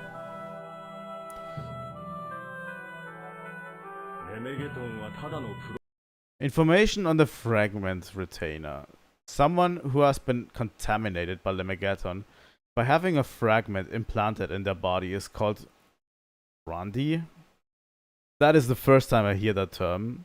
Currently, only a boy from the Rosen district has been confirmed as a fragment retainer. Also, there are strong chances that the Maiden of Grimoire falls into that case. So let me get this straight. Lemegeton, when it was used on Milsha back in the day, fragmented into several pieces. So it is basically some people are contaminated by the fragments of Lemegeton. Interesting. プログラムじゃない。脳内に取り込んだ場合、その個体は汚染され、グノーシス化してしまう。 Once placed in the brain, it contaminates its host and turns them into a gnosis. Only the individual will is kept as it is. 個人の意識がそのまま保持される形でね。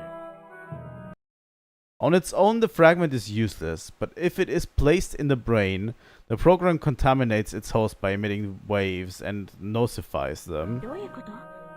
Interesting. 人の意識を持ったままグノーシス化すると。 People's conscience is conserved when they are a gnosis. Okay, what changes in comparison with classic nosification is that to maintain individual vital functions, individual conscience is maintained as is. The people in this situation are called fragment retainers. People in this case become capable of controlling waves, and it allows them to direct the calling of the gnosis as they desire. The text is a little bit weirder in this one than it was before, but what they're basically saying is that all of these are a little bit different. They become gnosis, the fragment retainers become gnosis over time, but they also can sort of control gnosis, and their conscience is actually maintained while they nosify. Not like regular gnosis. これはグランディと呼んでる。少女が汚染されているんだ。だがなぜ今頃になって。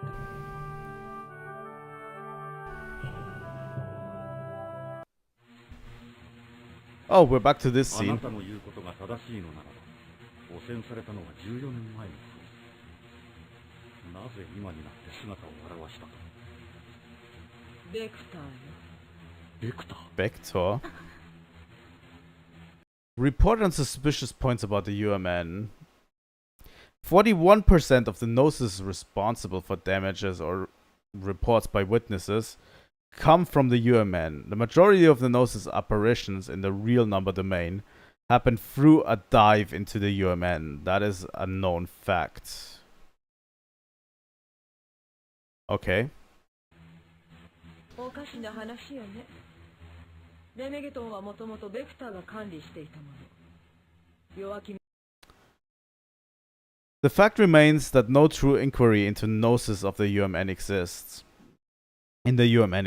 Currently, although the UMN's control and administration are under the jurisdiction of the Galaxy Federation, this arrangement was entrusted to Vector. Interesting. So the gnosis used the UMN to appear in our world as well. But, you know, let's read what Doctus has to say. A portion of Joachim Misrai's research funds were also financed by Vector. Oh, interesting. Grimoire is hidden in the UMN, which was created and is maintained by Vector. But yeah, Vector is still in charge of the UMN, even though at the front it's the Galaxy Federation, but Vector is still in charge. Like, especially this part of the story makes it very clear that Vector holds a lot more cards than we initially thought. And they control a lot more than we initially thought.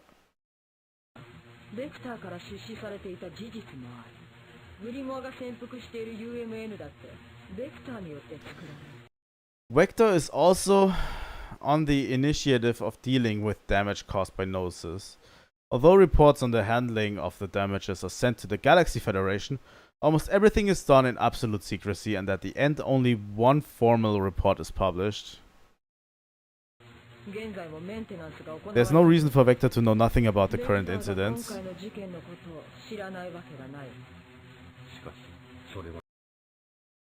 But first of all, what is the UMN? No documents remain about the development of the UMN, other than recordings on the basis of its maintenance.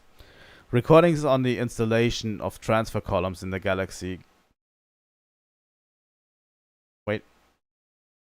No documents remain about the development of the UMN other than recordings on the basis of its maintenance, recordings on the installation of transfer columns in the galaxy. Could it be possible that no documents remain other than a network installed during the creation of the Federation?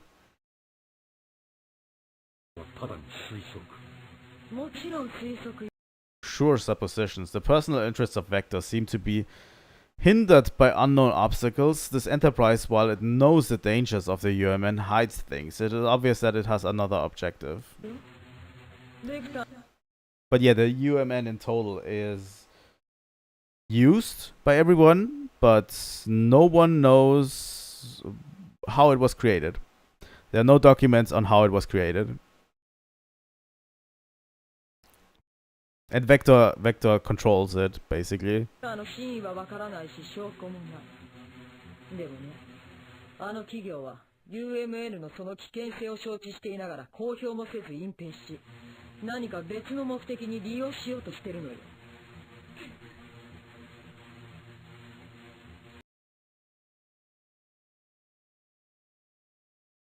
According to these supposed facts, we can only suppose that Vector, although conscious of these dangers...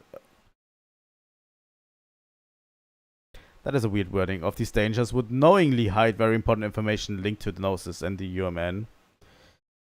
In response to that, Vector claims that there are no implications. In-depth investigations seem to be necessary.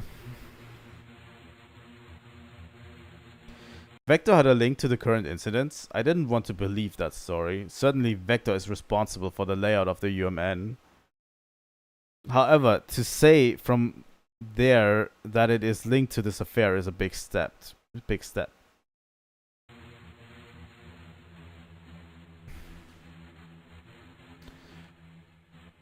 But there are this girl and Limigaton, and also actions of the man named Grimoire in the UMN. There's no reason why Vector shouldn't be up to date with this information.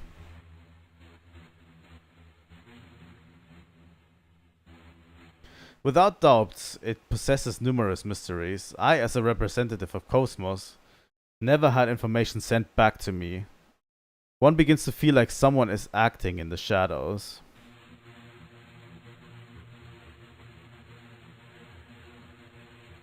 Although I decided not to get attached to Doctus's words, uneasiness began to grow inside of me.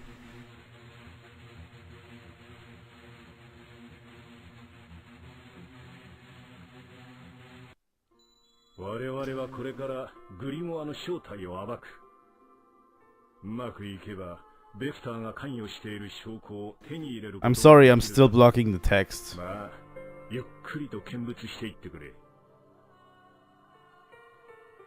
シオン、さっきの話ですが。でも、まだベクターが絡んでるって決まったわけじゃないし、私は私のできることをやるだけよ。そうですか。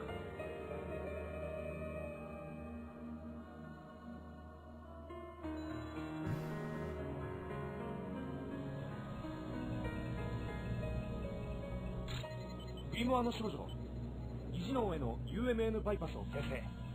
レメゲトンの準備は？ UMN へ強制干渉を開始。バイパスの接続を確認。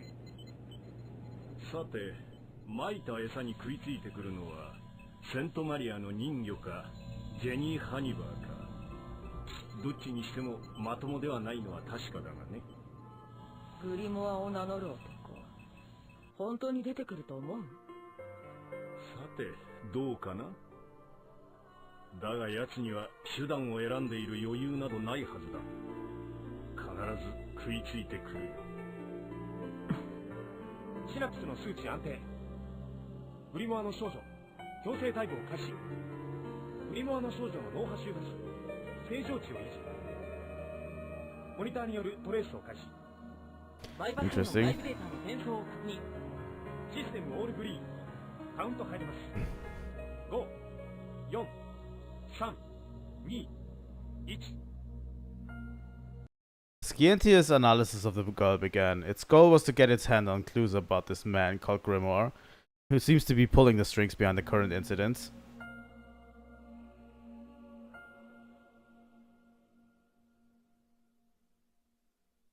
The girl seemed less afraid of the pain of the forced analysis than she let on.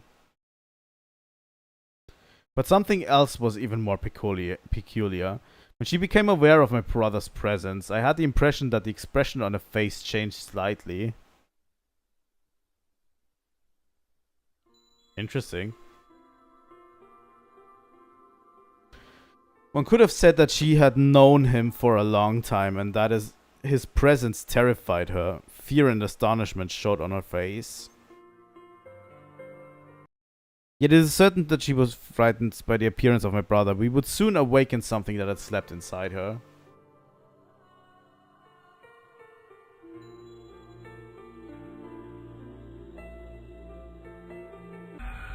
Oh. どうした？まずい、興奮状態を抑えないと。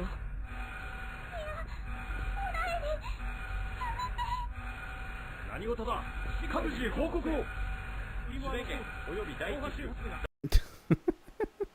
going to skip to 803 because all of this is untranslated. It's just the scientists talking to each other. グリモアの少女。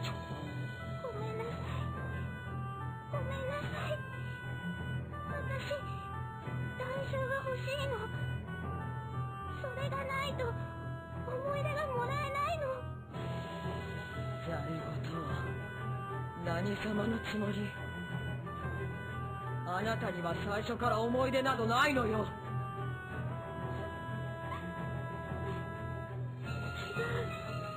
そんなことない。忘れているだけ。断証があれば返してもらえるの。いいように騙されてるのがわからないの。違う。そんなの嘘。 やめなさい。その子をそれ以上挑発してはいけない。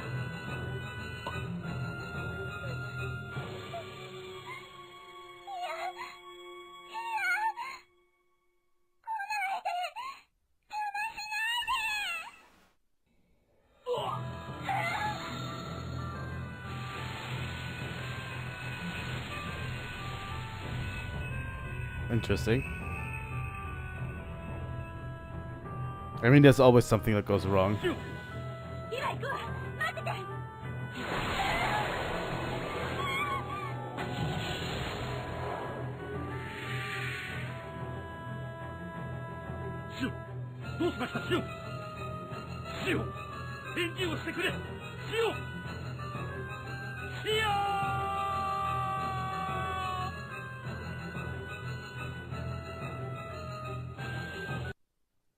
To be continued.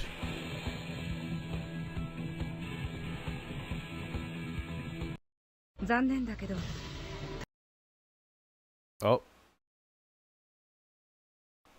We're starting off strong.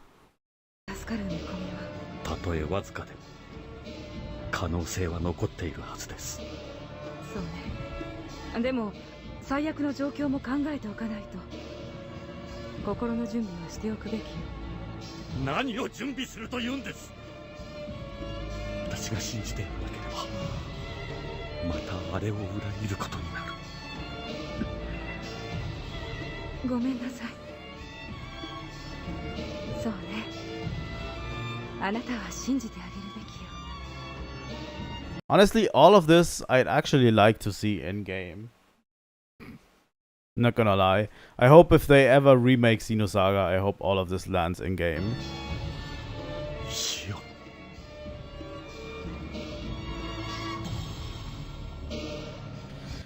The Maiden of Grimoire disappeared right before our eyes, following her awakening. Shion, trying to help her, fell unconscious. According to the subcommittee's report, traces of the girl have been found in the UMN.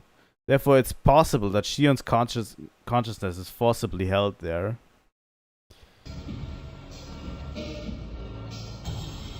Because there seems to be a lot of character development between Shion and Jin as well.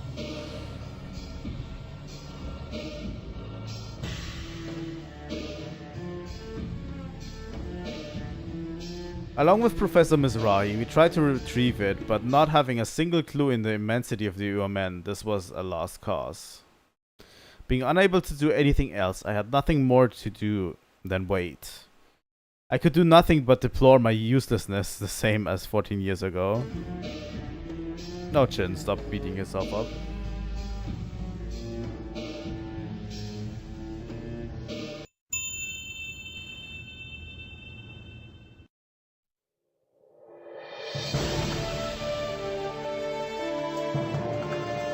But yeah, this one's slightly longer. The last two are the longest. As usual.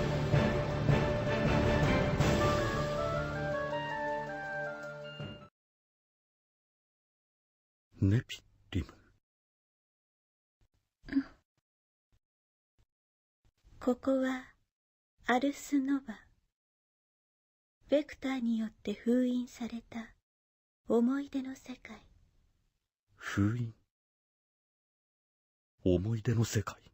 ここは忌まわしき記憶と悲しき思いの残る場所。やがてこの場所にすべての意識が集まる。彼女もグリモアもそして少女もこの場所にいる。シオンが？ええ。グリモアによってこの場所に囚われている。教えてくれ。どうすれば？人が思いを遂げようとしたとき、必ずしも幸せになれるとは限らない。その思いが強いほど他者を不幸にする。彼はそのことに気づいていない。お願い、ジン。グリモアを止めて。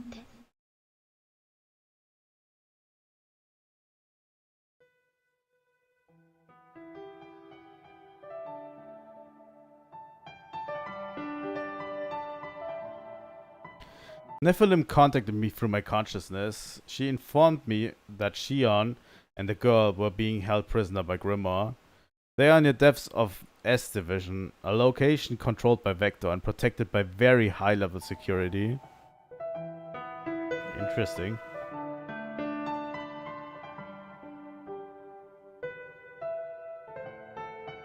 Nephilim asked me to stop Grimoire. I don't know if something happened between them, but now that I know the place where they are being held captive, I have no reason to hesitate.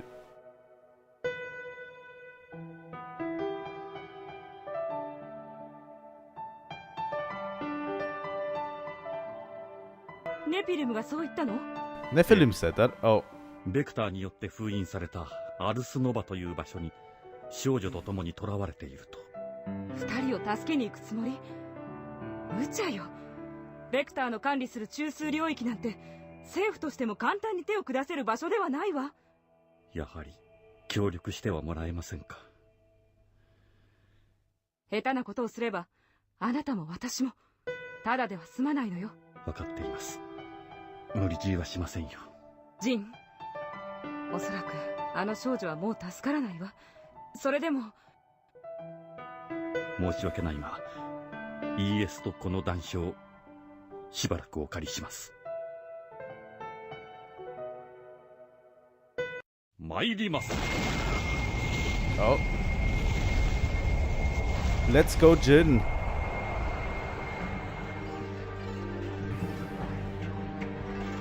Professor Mizrahi warned me not to interfere with Vector. Considering her position, her reaction was normal, and I couldn't blame her for that. However, I couldn't allow myself to abandon them, and I had to exploit all the possibilities that were presented to me.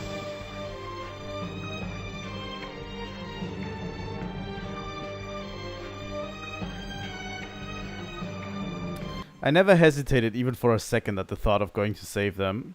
However, one thing perturbed me. The Maiden of Grimoire wasn't afraid until she saw me. On her face was the same expression as that day.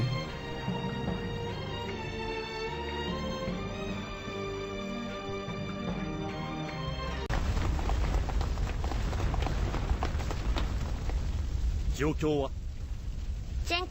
前々回の襲撃地と同様に市街地を中心として半径 0.85 キロの範囲に出現。特に大型のものはこの繁華街へ集中しているようです。妙ですね。まるで何かを探しているようだ。敵が移動を開始。こちらに気づいたようです。周辺空間の重力偏差に異常。時空間に干渉発生。数は計測不能。ついてこられますか？はい。いい返事です。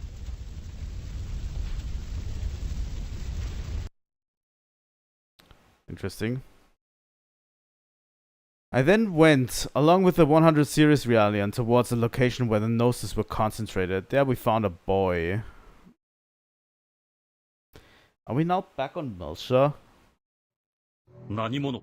何者？教えねえよ。ああ、余計なことすんなよな。俺がグリモアに怒られちゃうんだぞ。グリモア？あいつが見つかんないのも全部おっさんのせいだからな。No, we are not back in the past. 一体何のことだ？そうだ、決めた。こんなのはどう？ボス、何を？僕を邪魔した罰だよ。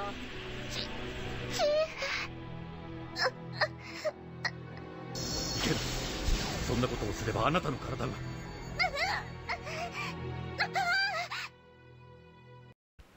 Thanks to the power of the fragment, the boy manipulated Gnosis. He was probably searching for the Maiden of Grimoire.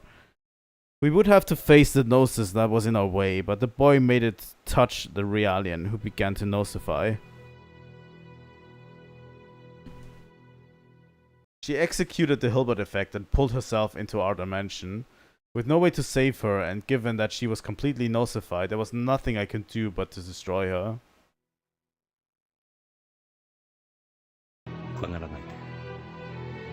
危害を加えるつもりはありません。いや、来ないで。助けて、グリモア。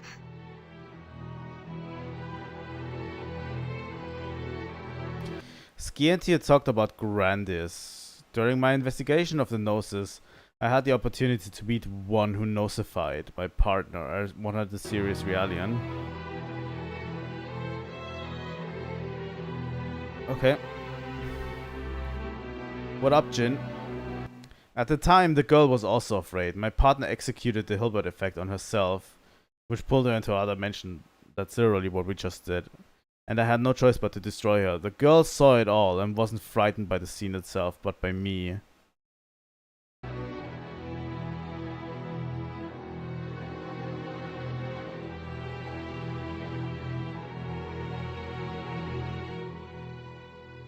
It's likely she wanted to run away from me and didn't want me to rescue her. I must at all costs force myself to forget this so I can concentrate on the rescue.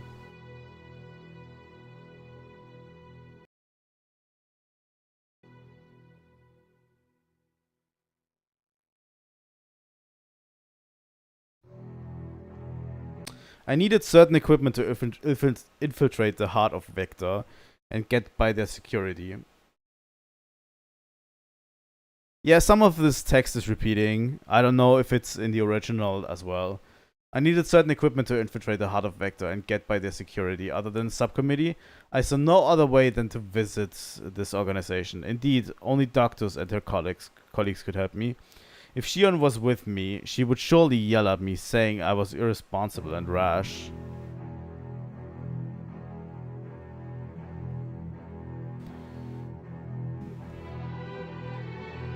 Honestly, it's not the best piece of media ever. But as long as I shared a common interest with Scientia, it was possible that I could work with them. But before Doctus could consider my proposition, there was this conversation.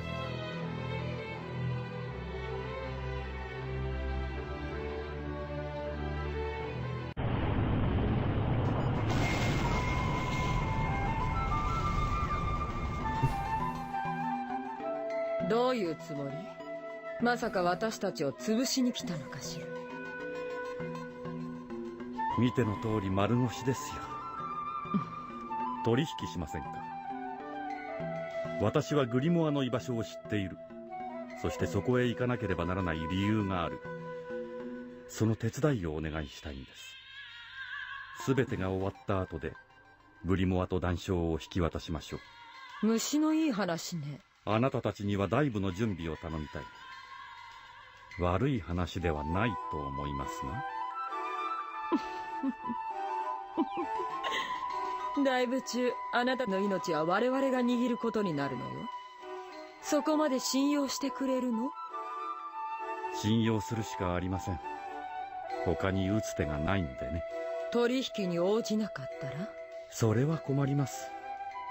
その場合のことは考えていなかった。まったく。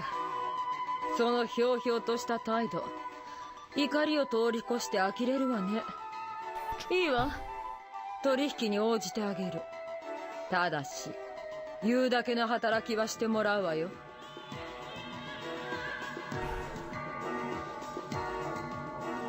Interesting. Complimentary report on Grimoire. First of all, the series of incidents in connection with the fragments were caused by a man called Grimoire Verum. Given that the origin of these unexplained phenomena, as well as the hiding place of the one responsible, is in Vector's special maintenance area, there are strong chances that Grimoire Verum himself is there.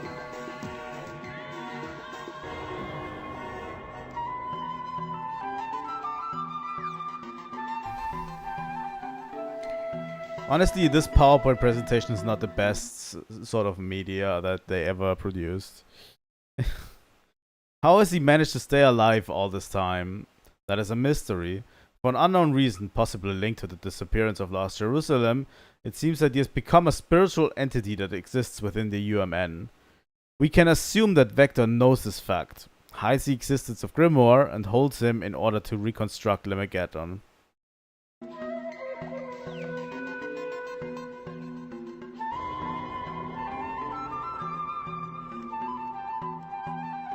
Interesting.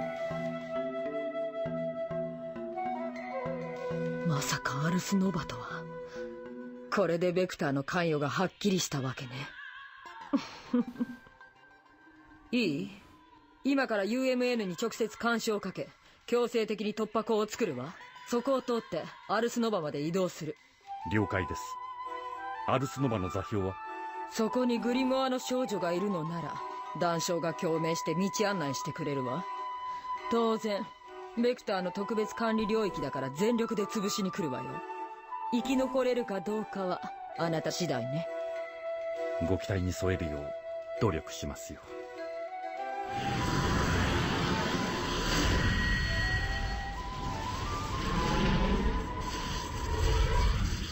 That should be the end of chapter 4. Yes, we're going to continue to Ars Nova as Jin, as he dives into the UMN. ここ、私、助かったの。あなたはね、あなたが助けてくれたんでしょ。そう。ありがとう。あなたは大丈夫？怪我はない？どうして私のことを助けてくれたの？私を守ろうとしてくれたから。そっか。あなたネピリムっていうの？グリモアがくれたの。グリモアってあなたのお父さん？わからない。私何も覚えてないの。でもグリモアは私のこと何でも知ってるって言ってた。何でも？うん。名前も思い出も全部。でもそれをもらうためには断章を集めないとダメなの。全部集めないとグリモアに怒られるの。Interesting. So Grimoire wants all of the fragments. 怖いよ。私にはできないよ。大丈夫。大丈夫よ。何も怖くないわ。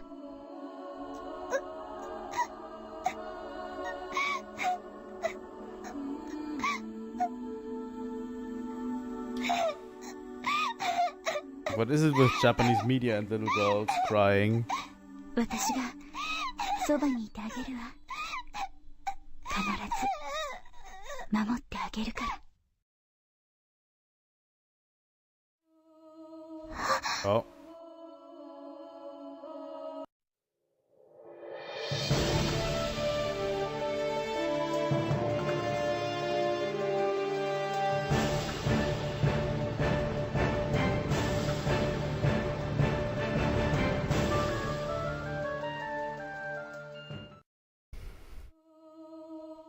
私を守ってくれるの？ええ、あなたを一人にしないわ。それに私だけじゃない。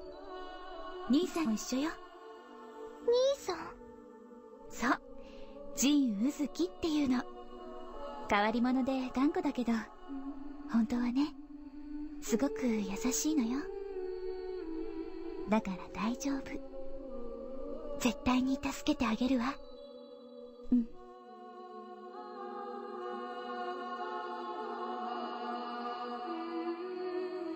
ジン・ウズキ。 What connection do you have to Jin, little girl? Why are you afraid of him? I lost consciousness while trying to comfort the girl who was in the Scientia vessel. When I awoke, I was in a strange place with her.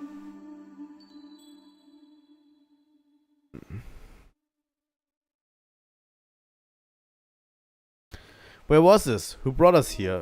One would say it's an old church. I had no idea. Next to me was a frightened little girl who held me tightly in her arms. To be reassuring, I tried erasing my anxiety.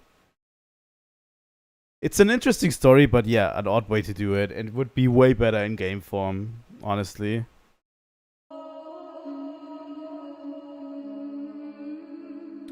Because of this, I didn't remark on a change. Yes, once she heard the name Jin Uzuki, her face changed slightly.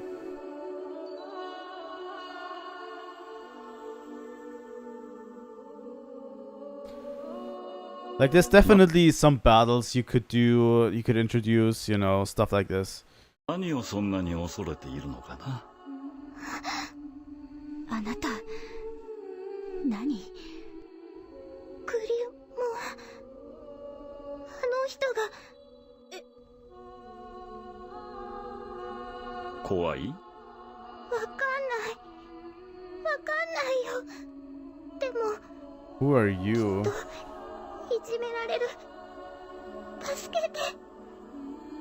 残念だがそれはできない。助けてくれない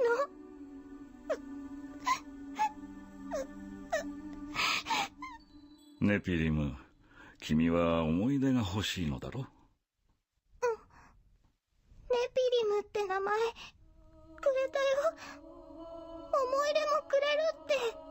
そう、僕は君に約束した。可愛い名前も温かい思い出も君の全てをプレゼントするとね。だがそのために君はレメゲトンの断章を手に入れなければならない。そして僕のいるこの場所まで来なければならないんだ。そんなできない。怖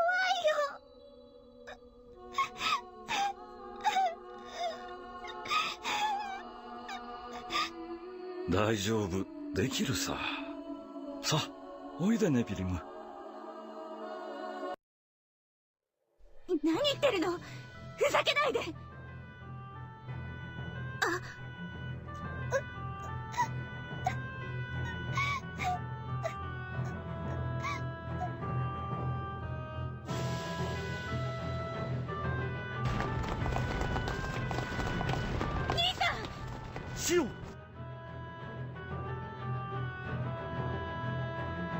Immediately after he kidnapped her, my brother appeared before me. Once I saw his relieved face, all the anxiety contained inside me disappeared.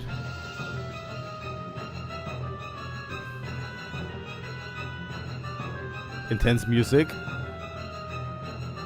Trying to hide my emotions, I told him everything that had happened. But suddenly a whole host of macrophages appeared before us.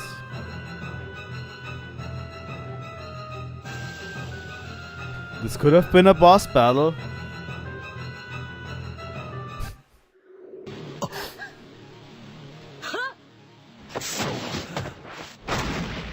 Doctor. 情けない声出してどうしたの？そんなに私が恋しかった？ここは私が抑えるわ。早くグリモアを。しかし。ニシンボニスアミキティアエセノポテスト。Oh, her Latin is not translated.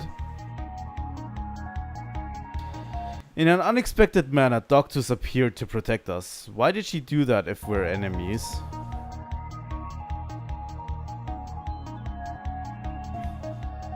I was still confused, so Jin explained to me that I was a prisoner in a section of the UMN called Ars Nova, controlled by Vector, that my consciousness was captured by Grimoire, and that to come help me, he had to ally himself with Scientia.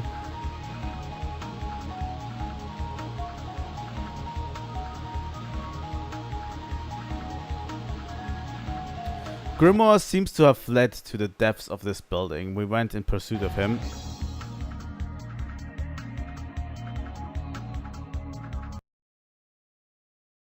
Yokoso, waga seiki e. Grimoire. 君たちには感謝しているんです。おかげで彼女が覚醒することができたのですからね。私の仕事はまだ終わっていない。この地でなおくだらぬ虚勢を張れるとは。いいでしょう。これから行われる奇跡の目撃者となってもらいましょう。奇跡？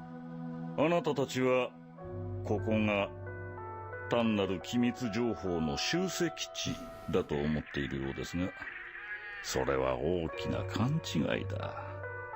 ベクターによって作られたあなたのための檻、精神の牢獄だと言いたいのでしょう。牢獄だから勘違いなんですよ。言ったでしょう。この地は僕にとって聖地。ここに僕の全てが存在する。あなたは自ら望んでここに留まっているのか。理解してもらえるとは思っていませんよ。だからその意味を教えてあげようというのです。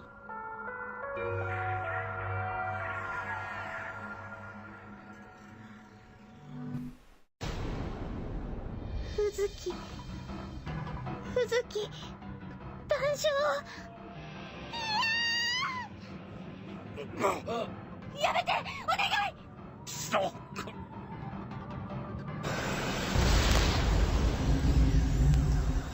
Wow.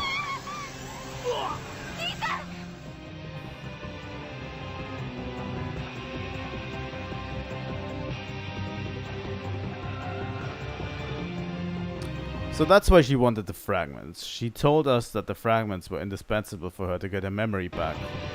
Her memories.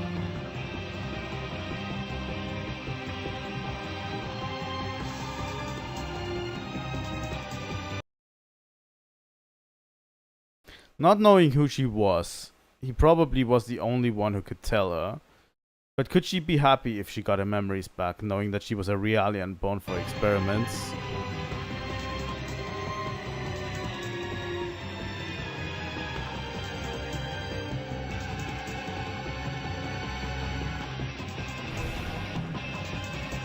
さあおいで。これで全てを手に入れることができるんだ。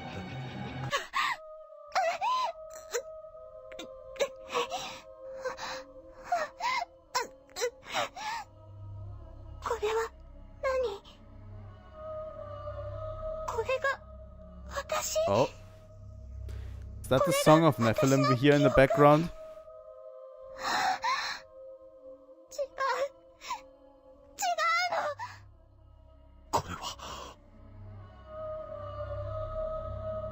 It is.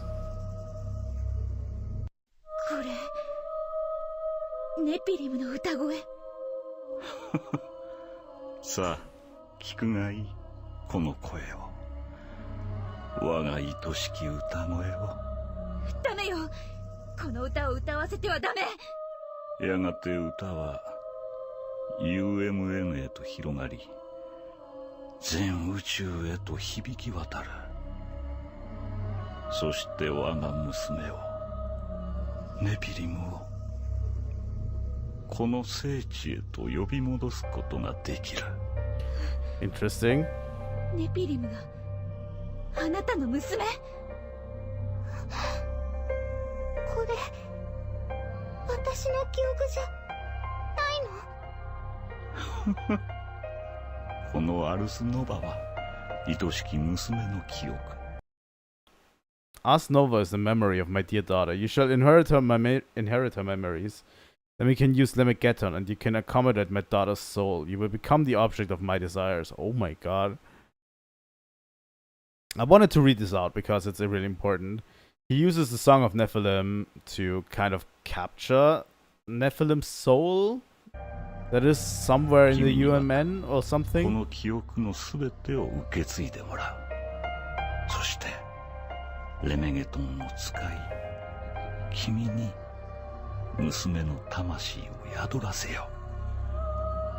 君は希望のよりしろとなるのだ。そんな、やめてよ。嫌がることはない。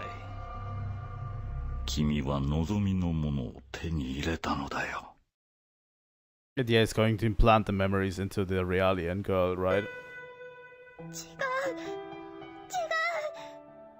んなの私の記憶じゃない。バカな。なぜ拒絶する？やめろ！頼む！ネピリムを、娘を受け入れてくれ。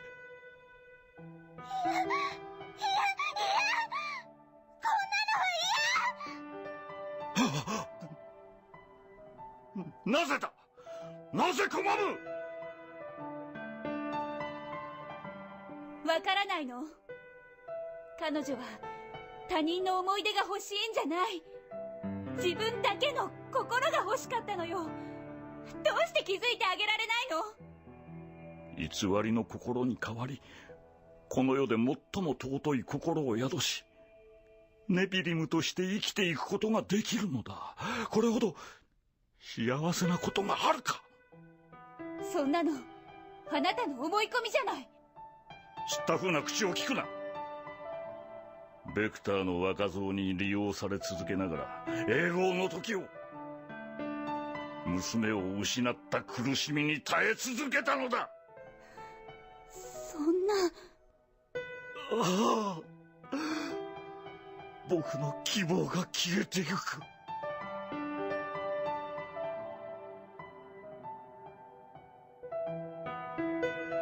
The fragments that Grimoire planted in the girl united, and Lemegeton was finally complete. After the awakening of Lemegeton, she began to be swept away by Gnosis.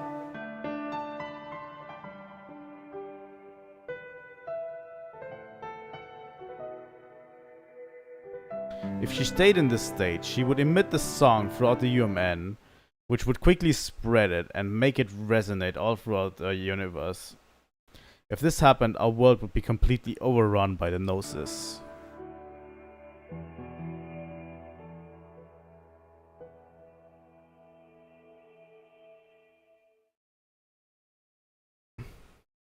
Why did this have to happen? She only wanted her memories. Grimmer only wanted to revive his beloved daughter. The two of them only wanted to attain their wishes and nothing more. But in reality, their wishes mutually hurt them and only brought misfortune to other people.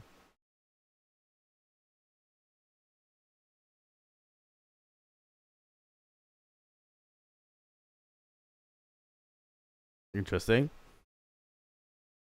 I mean, it's a really interesting story that I just wish would be in-game, you know?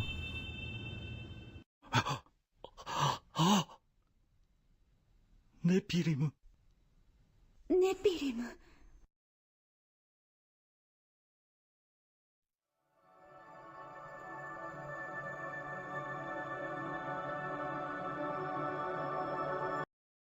Like, Nephilim's story is really interesting, and she's a huge part of Xenosaga, and they packed it into this weird, you know.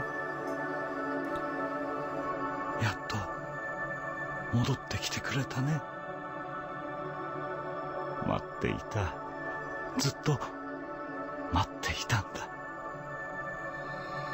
おかえり、ネピリム。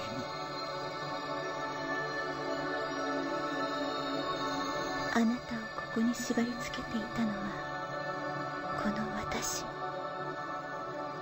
私への思いがあなた。 They could have easily packed this into Xenosaga Episode 2. Maybe. But I think Xenosaga Episode 2 kind of ended satisfyingly.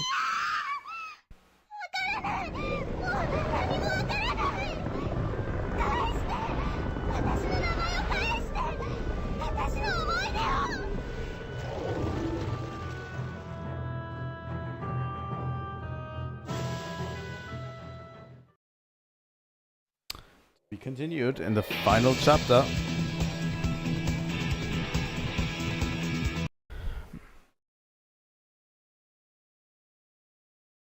I'll definitely have to read up on it if I understand it completely. Like, Nephilim was used as a test for Lemegeton, right? And her father was kept by Vector in the UMN so that he could recreate Lemegeton. And she was kind of in the UMN all along, I think. As a sort of spirit entity still. But yeah, she is what causes the Song of Nephilim that calls the Gnosis, because she has Lemegeton, the program that calls Gnosis, she has that inside of her. So she is causing Gnosis to appear. Kind of.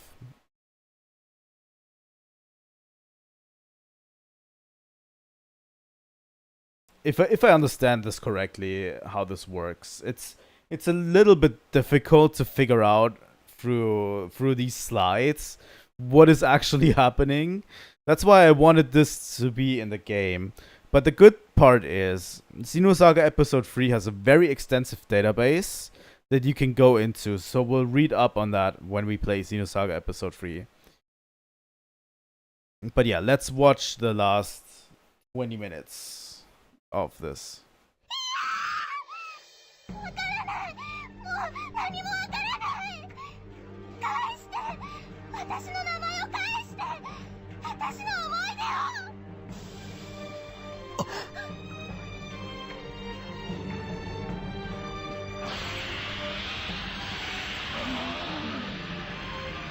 That would have been a cool boss fight.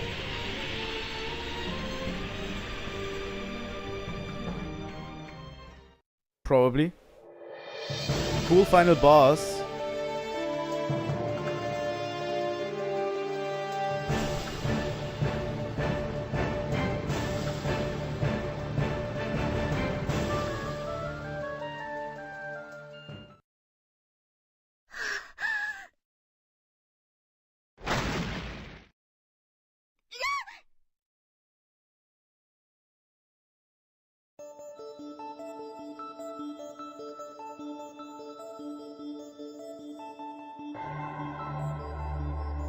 Yeah, they definitely wanted it to be a part of the games. Oh, hello, KOS-MOS. KOS-MOS. But they couldn't do it. They couldn't fit it anymore.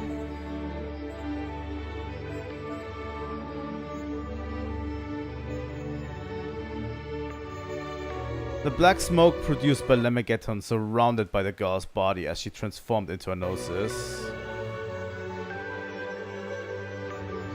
The fragment of Lemegeton, while keeping her consciousness intact, nosified her. She lost her senses and we could no longer hear her voice.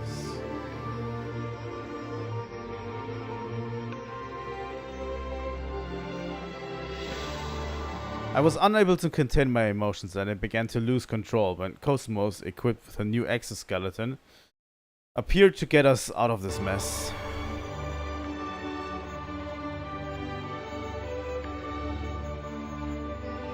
She protected us from the Gnosis attack. Seizing the opportunity, Jin turned towards the Gnosis while drawing his katana. Ni-san, what are you doing? Stop! 嘘でしょ? これ以上あの子を苦しませるべきではない。やめてよ。お願い、あの子と話がしたいの。兄さん。行きますよ、KOS-MOS。行きます。Oh. Flashing screen.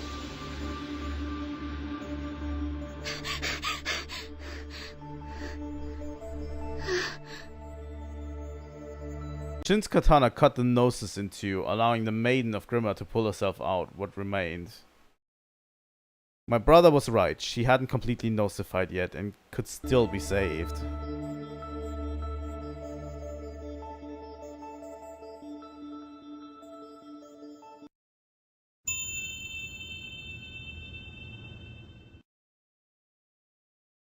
Shion, 思い出してあげて。彼女のことを。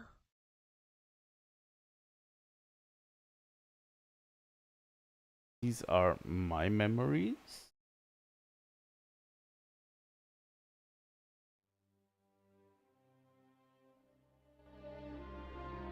Oh look, it's tiny Shion. アルマテル？これ、あなたの名前なの？どうしてこんなところにいるの？大丈夫？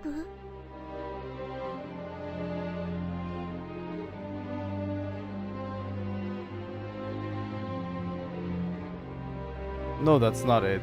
These are the girls. Almadels? What? 宇月監察官、検体の意識覚醒しました。あなた、誰？レメゲトンの固着状態はこれ以上水良博士を待たせるわけにいかんぞ。今のところはうまく固定されているようです。しかし値が安定していません。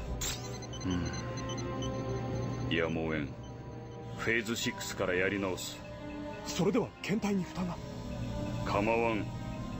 これ以上の遅延、彼らへの言い訳が立たん。やめて。何をするの？いや、怖い。さあ、いい子だ。おとなしく言うことを聞いてくれ。大丈夫？誰？いや、怖い。ねえ、この子怖がってる。かわいそう。宇月監察官、ご息女が。ここには入るなと言っただろう。だって。早く出て行きなさい。脳内に余計なゴミがあるとノイズが出る。投薬の量を増やしてみるか。Her father was also, let me just tell you, her father was also researcher under Professor Mizrahi, under Joachim Mizrahi. So that's why she was on Milsha. Because her father is basically also a researcher. That's why she also is so scared of Jin. Because he kind of resembles his father a bit, you know. さあ、おとなしくしてくれよ。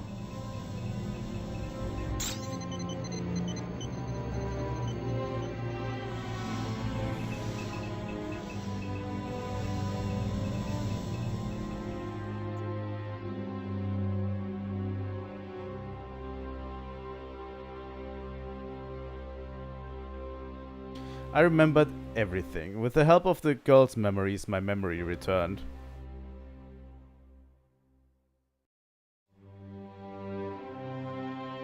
On Milsha, 14 years ago, I met her, and in her memories was my father, Suo Uzuki. That's why she was so scared of my brother's face. He looked a bit like her father. Yeah. Sorry, I explained it a little bit too early before the game, I wouldn't call it game, but yeah, before it was explained. I don't know what kind of connection my father could have had with Vector, Joachim Mizrahi, and Grimoire. In any case, one thing was certain. I had memories in common with Armadil.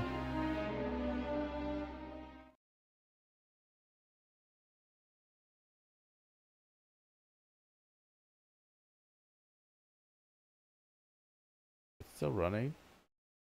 知ってる。私、この子のこと知ってる。アルマデル、しっかりして。アルマデル。そうよ、アルマデル。あなたの本当の名前よ。アルマデル。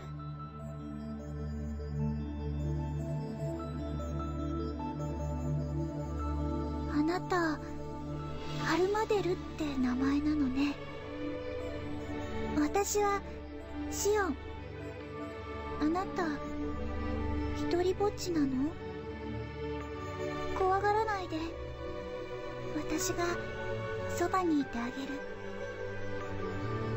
大丈夫。今度いじめられたら私が守ってあげるね。シオン。シオン。あ、じゃあまたね。She always had a connection with Realians, honestly. そばにいてあげるわ。必ず。Even when she was little. 守ってあげるから。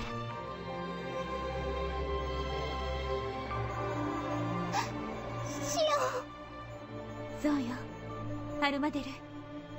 私よ。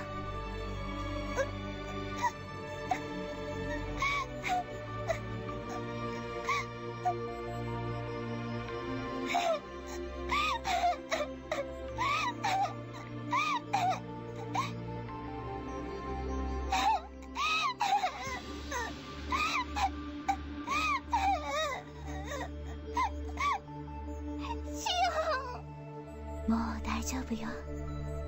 もう何も怖くないからね。だから歌を止めましょう、アルマデル。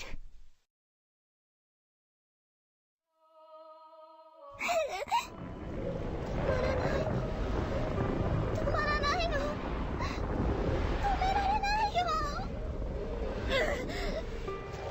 諦めちゃダメ、アルマデル。シオン、シオン。怖がらないで。約束したよね。私がついてるわ。どうして止められないのね、ピリム。ダメなの。私にもそんな力はない。彼女はすでにレメゲトンに取り込まれている。こちら側で生きることはできないわ。彼女が生き続けるにはこのままレメゲトンを受け入れるしかな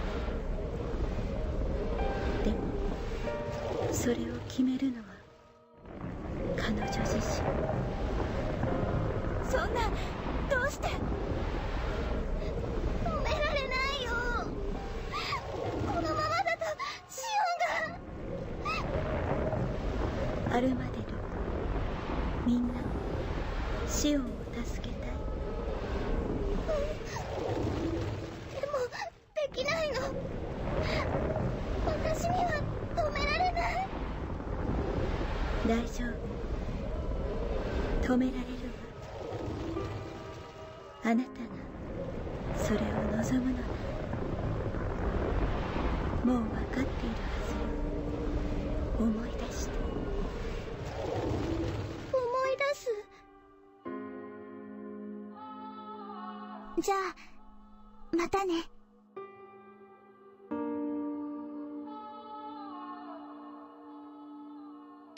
That instant, I was in accord with her consciousness, the memory she searched for. We only spent a few days together, but for her, they were happy memories. Happy moments, important memories. It was for those that she made her decision to protect us with her memories.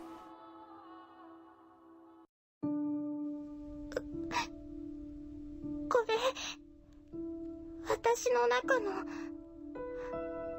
温かい。これが止められる？でも寂しくない？そうね。それもあなたの、そしてあなたと出会った人の消えることのない思い出となるわ。私の思い出。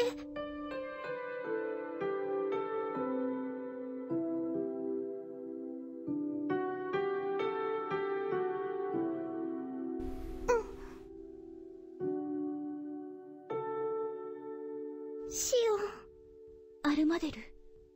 シオン。私にも思い出があったの。あのね、あなたが私にくれたのよ。アルマデル。あなた。今度、また会うことができたら、一緒に遊んでくれる？何言ってるの？もちろんよ。いつでも遊んであげるわ。楽しみにしてる。アルマデル。あなた、何をする気なの？あのね、今度は私がシオンを守ってあげる。待って、アルマデル。そんなの嫌よ。ありがとう、シオン。やめて、アルマデル。お願いよ。やめてよ。And yet again, Shion is forced into trauma. じゃあ、またね。She cannot catch a break.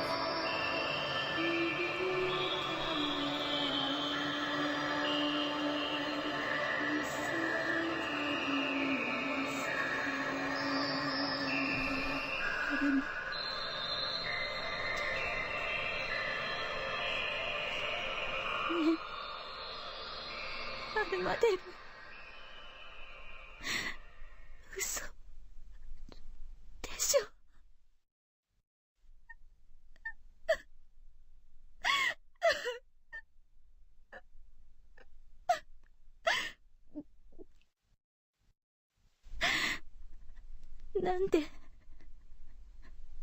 どうして彼女が。彼女はレメゲトンを拒絶したんです。我々を救うため、いや、お前との思い出を守るために。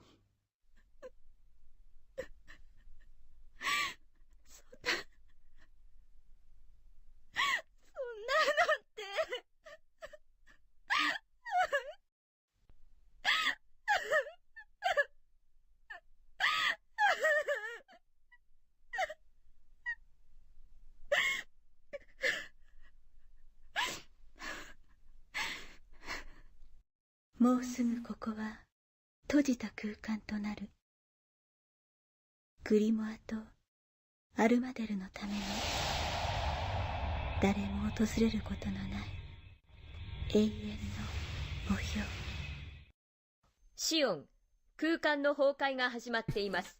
早く脱出を。Thanks for speaking, KOS-MOS. いい。もう疲れたの。Jin outright slaps her. Holy shit. シオン、あなたがこのまま諦めてアルマデルが喜ぶと思うのですか？だったら教えてよ。アルマデルは一体何のために生まれてきたの？あの子の幸せって一体。それは他人が推測で語れるような問題ではない。その答えを出せるのはアルマデル自身です。そんな理屈聞きたいんじゃない。だけどね、一つ確かなことがある。あなたに会うことで彼女はあの笑顔を手に入れることができたんです。それは紛れもない事実ですよ。兄さん。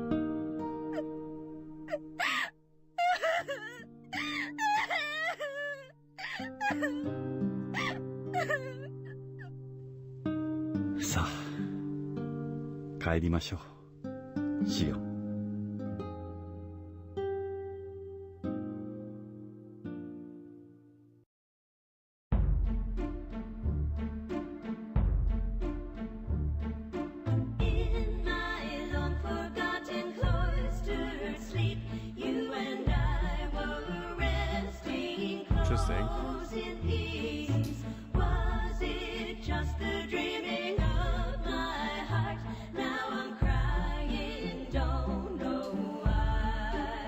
Why do they have good music in here? 14 years ago, Joachim Israel created the Udo system. The foundation of the system rested on the Gnosis calling program Lemegeton.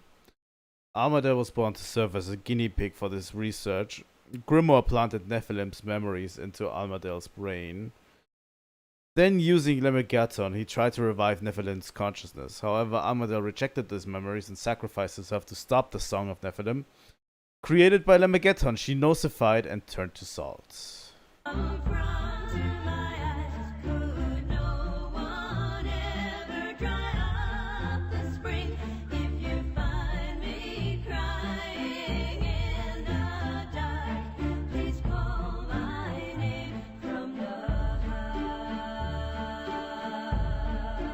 Albedo and Grimoire were lost as Ars Nova was destroyed. It was announced that this marked the end of the current Gnosis attacks. Officially, the one responsible, Grimoire Verum, was reported missing. The truth of these facts was mysteriously hidden by Vector.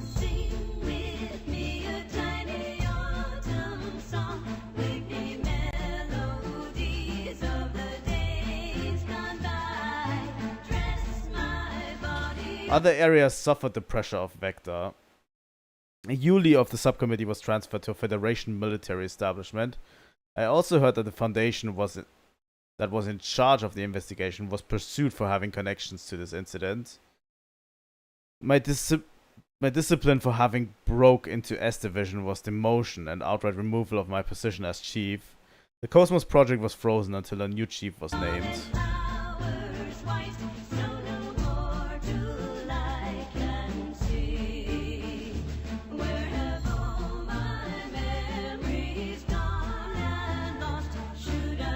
Had there been other measures taken by Vector, I would still consider myself lucky. Effectively, even after my demotion, I could still continue to participate in KOS-MOS development, given that there are still things for the First Division to do.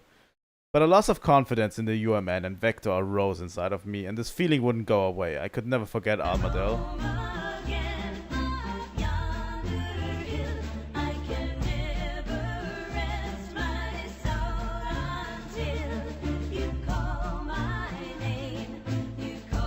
That's why I passed in my resignation letter. It's probably something that Alan and the others will never forgive me for. But as long as I have bitterness towards Vector, it is doubtful that I could ever return. It would no longer be possible for me to see KOS-MOS.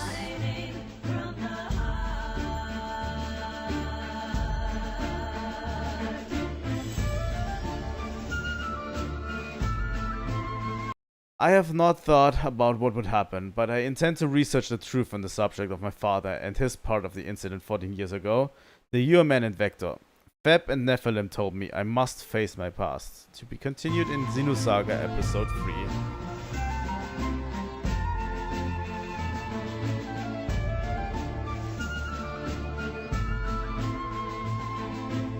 Honestly, that is quite a substantial thing that they cut out of the games in between, because you would be really, really surprised if you see Shion is not in Vector anymore and just working with mysterious people no one has ever heard about, you know?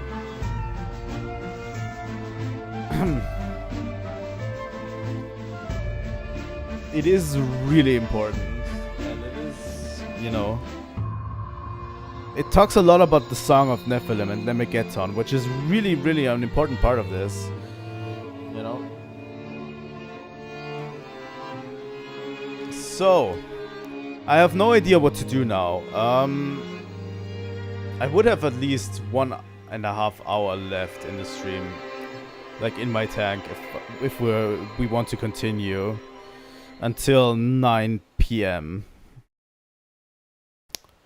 We could start Xenosaga episode 3 in that time. We could start, at least play this start. But that would be up to you, if you still want to. We could just end the stream here as well, you know? Oh. We could just end the stream here as well, if you feel like it. Or we could continue with Xenosaga episode 2. I'm going to close this. Here we go. Then I can set up things in the background while we're at it.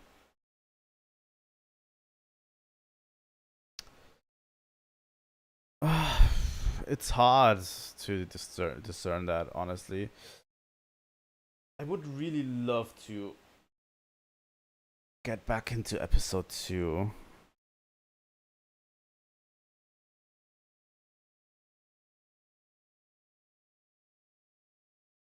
Episode 3, I mean. I think I'm going to boot the game up, because it continues right after this story. Very, very much after this story. So we'll see. You know, Xenosaga episode 3.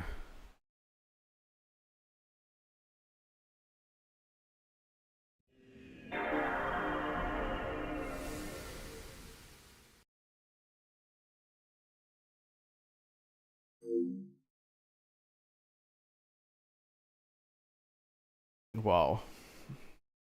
Okay, this controller is also out of battery. Sorry, I just need to reconfigure everything. Let me take a quick 5-minute break, get something to drink, and then we're going to start. I have tested that it works before. The game runs on this PC. I just don't know how good it runs, but honestly, I didn't know that for episode 2 as well. But yeah, we're going to continue. I just need to unplug the controller and plug something else in, and then we're going to continue. So a quick 5-minute break. I'm going to get something to drink, and then we're continuing episode 3.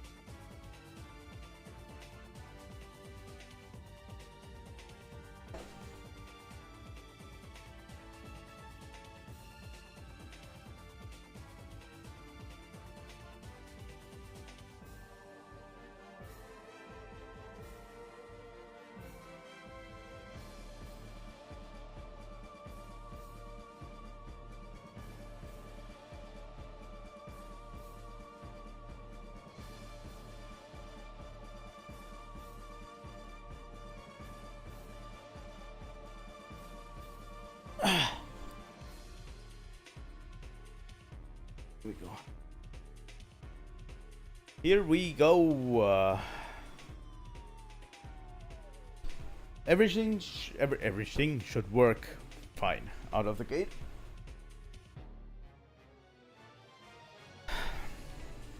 Are you ready for Xenosaga episode 3? We're going to start the intro. I don't think we'll get much further, but yeah. Yeah, everything's fine. We can just flat out continue if we want to. So I'm going to stop the music again. And we're going to continue. I just need to confirm, and it just needed my controller to connect again. The other controller that I used is also empty, but gladly I can just plug it into everything, into my charging cable and play while it charges, which I can't do with the PlayStation controller for whatever reason. It's not working.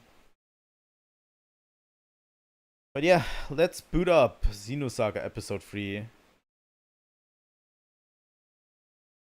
Xenosaga episode 3, also sprach Zarathustra, disc 1.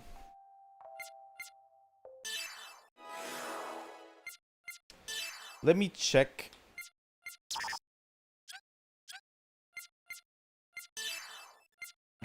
Episode 1.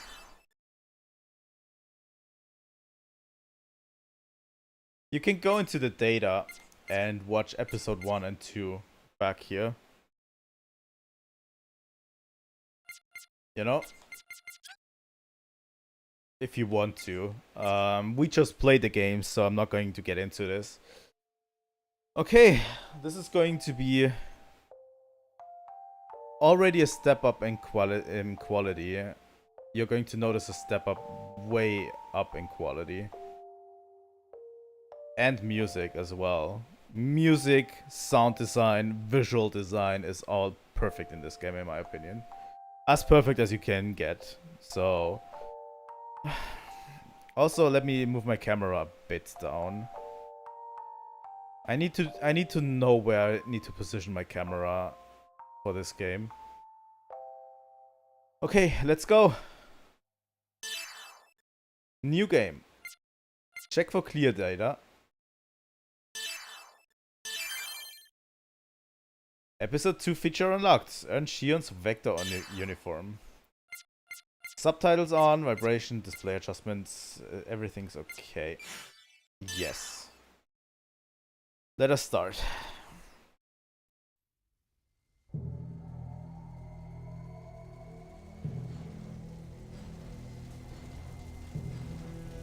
Planet Mictum. I have no idea what that bar is.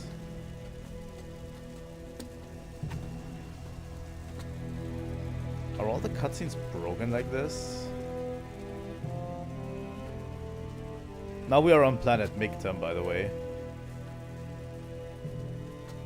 Remember what I said before about Abraxas? I have no idea why that bar is there.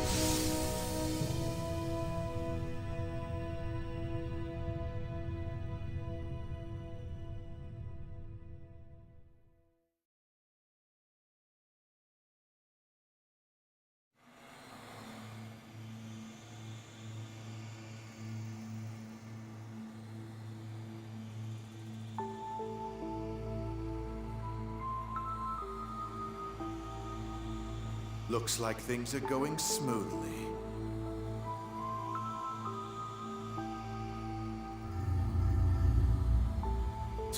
You're as friendly as ever. Well, you sure are pulling out the big guns. Do we really need this thing?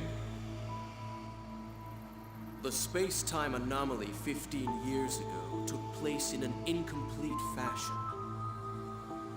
By the way, the Milton conflict is not 15 years ago, obviously, because, you know.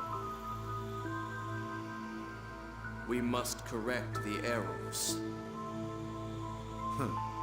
So, you knew all along, huh? You're one scary guy. I bet you can't wait to see the look on her face when she finally knows everything.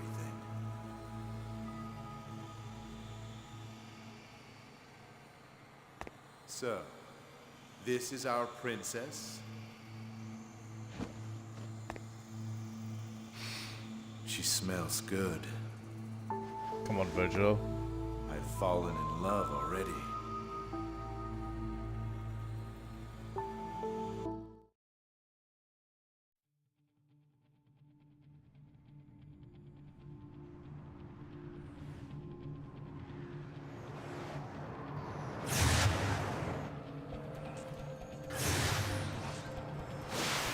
I don't know why that bar was there in the beginning cutscene. It probably was a filter they had on, and it broke on the emulation version.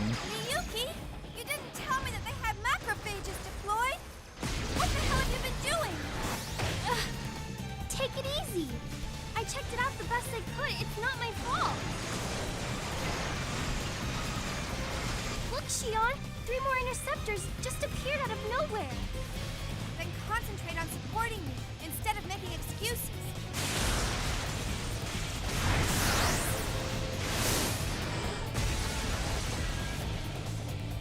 We're already starting action-packed again. You two make a fine pair. Dogtooth. 3 at 7 o'clock. You got it? Yeah, I'm on it.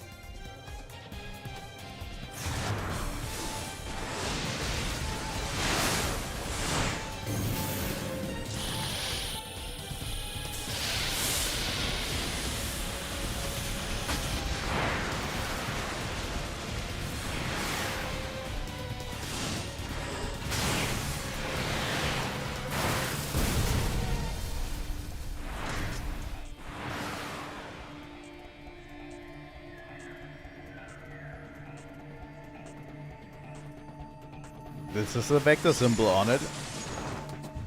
That was incredible, Kanan. The way you maneuvered that Ames was unbelievable. We don't have time for that kind of thing, Miyuki. Has anything come up on the scanner yet?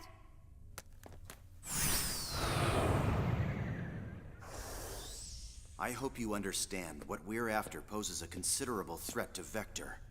I'd appreciate you taking the situation more seriously. Exactly. I don't care if you get yourself killed. Just don't take us down with you. All right, fine. Why is everyone picking on me? Poor Miyuki. Well, is this it, Miyuki? Confirming coordinates. Yep, perfect. No doubt about it. This is Vector's S-Line division. Then the top secret data we want is just ahead. I'll handle backup. You 3 take care of the rest. You're not gonna help, Dogtooth? Don't depend on others to do everything for you. That's kind of harsh, Shion. Magister est Optimus.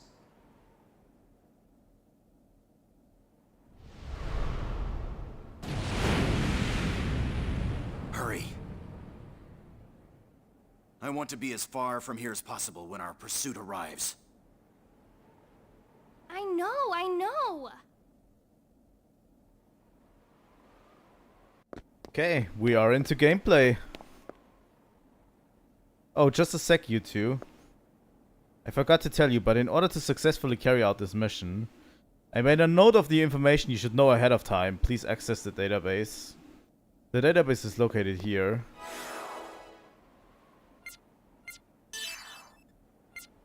Alphabetical. UMN. We already get a bunch of things here, by the way. Information about Dogtooth. About the Gnosis phenomenon, Gnosis terrorism, which was the incident we just talked about. But yeah, that is their workaround for not having this in the game.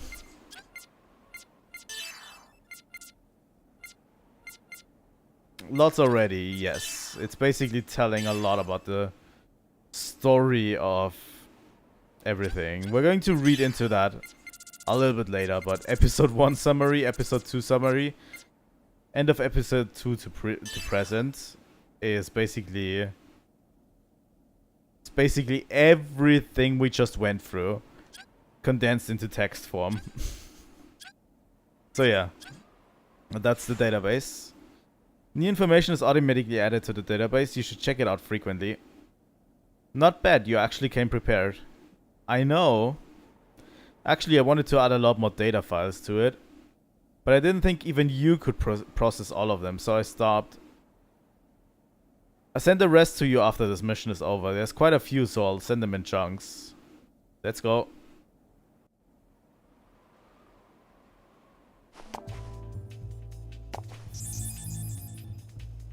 Oh, this plate is a save point. Coming into contact will recover my HP and EP. I can save my current progress by pressing circle.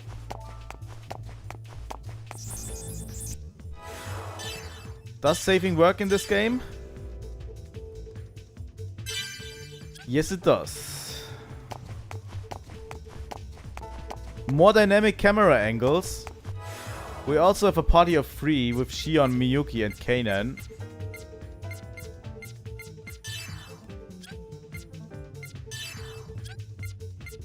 Seems relatively basic so far, but a pretty good camera angle, not gonna lie. And the game looks absolutely upgraded from the game before. This is, by the way, still a PS2 game, so all 3 of them were on PS2, but this is the 3rd one, and it shows that they actually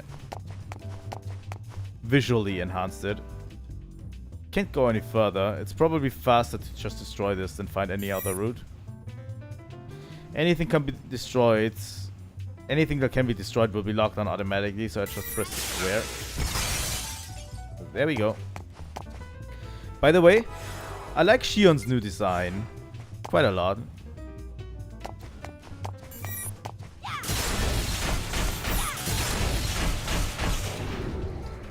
Wow. Yeah, they really wanted to show off what this game can do.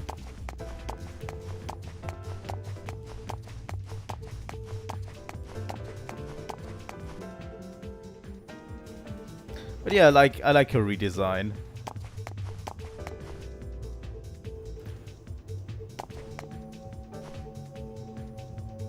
There are 2 breakable objects. When there are multiple breakable objects, switch between the targets. As usual. We do that. Guess I need to get each plate into the correct socket in order to disengage security. Better think about the order. I'll destroy the objects. I guess this console will allow me to reset it if I mess it up. We're already into puzzles.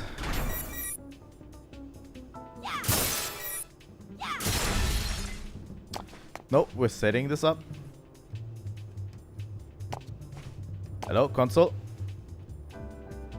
Yes. We're going to destroy that one.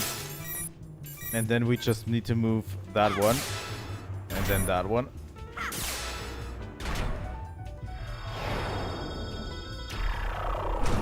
You know, game loves its puzzles. Alright, let's keep going.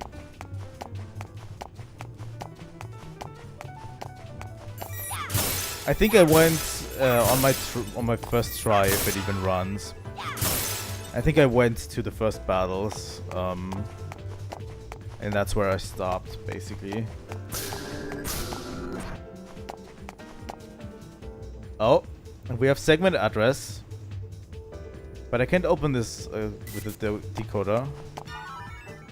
Segment address number 8.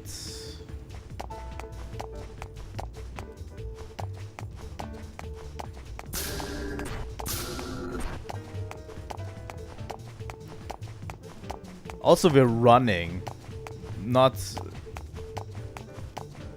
fast jogging, or like walking like in the second game, on the first game.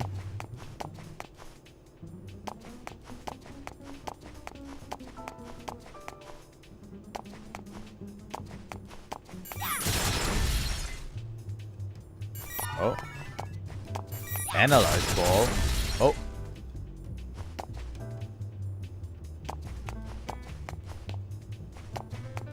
Like they want us to get somewhere and not just walking everywhere slowly.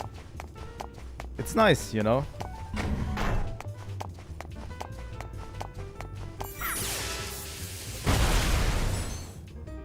Wow.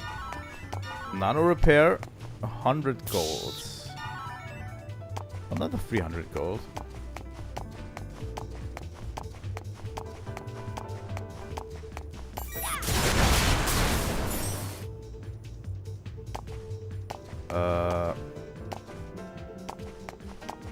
Was that all for nothing? Maybe not. So this is the last security checkpoint for Sector 1. According to Miyuki, this security is engaged by color input.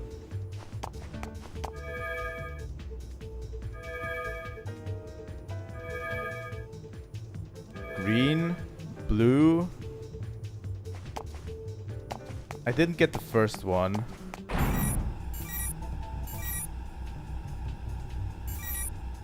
I think it might have been this one.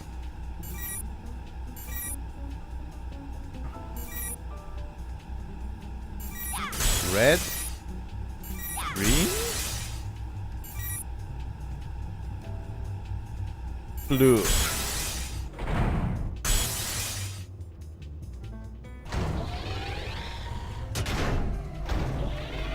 And that's an interesting security system. Alright, let's go to the next sector.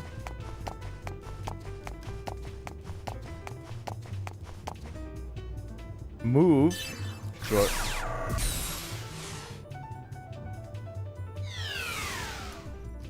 So this is Sector 2. They've got guard systems set up from here on. Let's save. Also, the menu is so nice.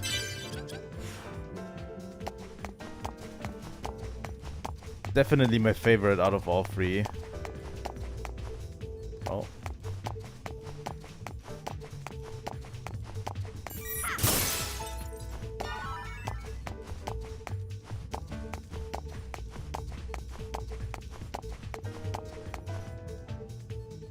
There's a guard system.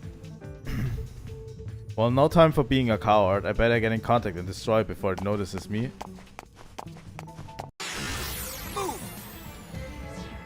That is the battle transition, by the way. Notice how quick that was? Battle tutorial. Explanation of character turn order. Enemy icons. Character turn order we see at the top there. Going to move myself a bit down. There we go. You can confirm the character turn order with the icons in the upper left on the screen. Characters take turn starting from the left.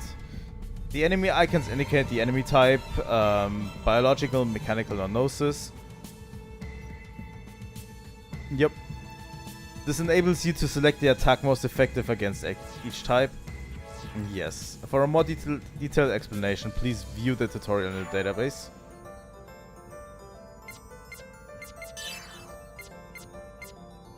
Just going to attack with Shion.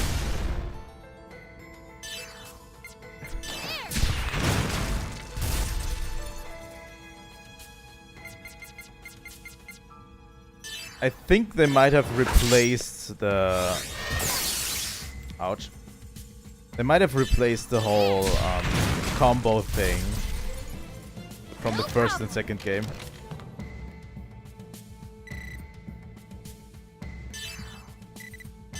Not sure. We will see in the future.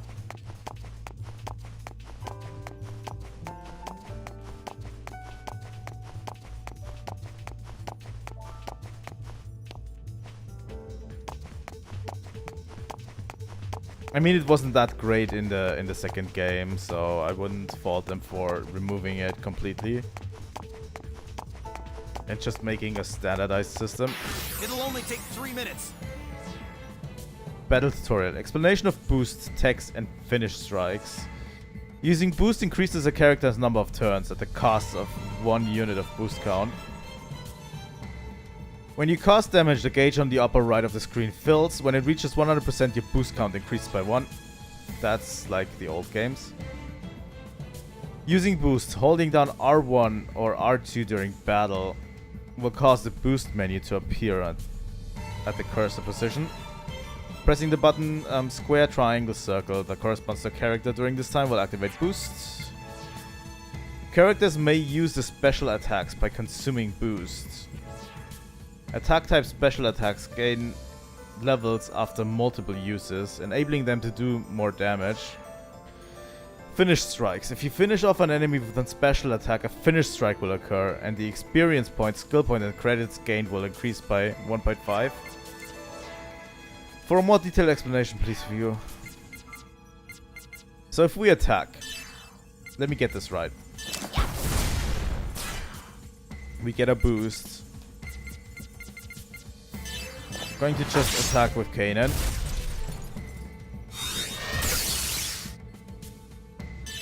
And I'm going to attack with Miyuki. And let's guard with Gaignun. And let's guard with Miyuki. Oh my god, Shion is so slow. I want to use special attack on Shion. Oh, but she needs 2 boost for it. Okay. And these special attacks seem to level up the more we use them. So, already something to level up. Okay, good job.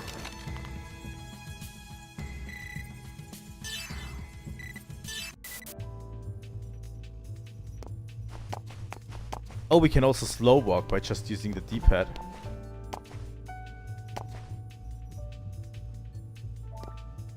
Pretty cool.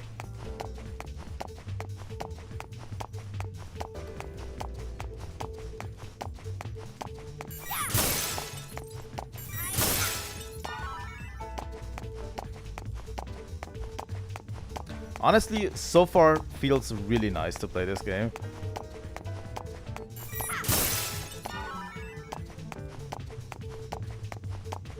You know?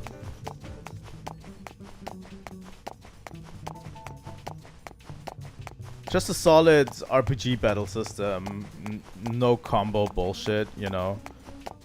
All of that. Here we go. Explanation of back attacks. Coming into contact with an enemy from behind will result in a back attack. When a back attack occurs, the enemy's action is delayed by 1 turn and your critical hit rate increases. This also occurs when enemy encounters you from behind, so be careful. For me, detailed explanation, blah blah blah. Okay.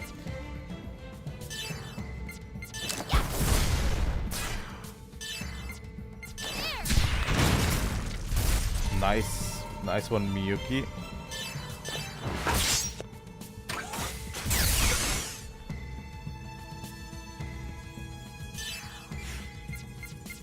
I'm going to try again. And now we use a special attack to kill this one. Okay, good job. And we get a finish bonus.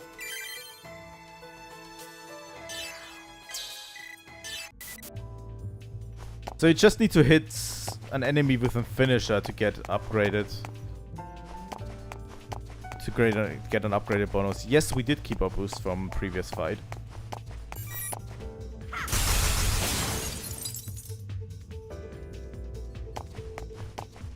So I'm guessing we'll keep our boost. We also don't have a turn gauge anymore, which is interesting. Like, they've done away with a lot that made the other games unique, I'd say. But maybe it made them a little bit too unique, in my opinion. I don't know. We'll see how well the battle system handles itself.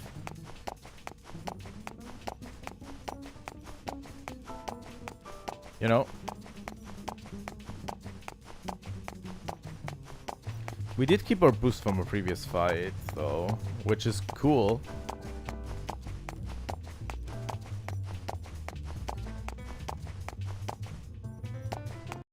It'll only take 3 minutes. Like, there's still plenty of uniqueness to be had.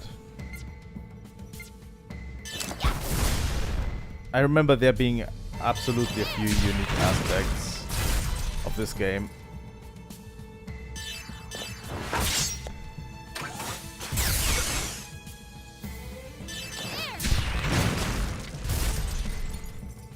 No problem. Good job, Miyuki. Quiet heat. Oh, we do learn skills through level up. I think. That is new. Yes, let's move.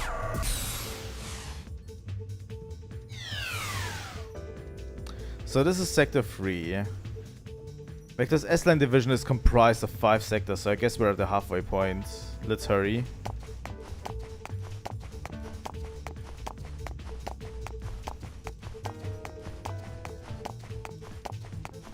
So yeah, we're breaking into Vector property.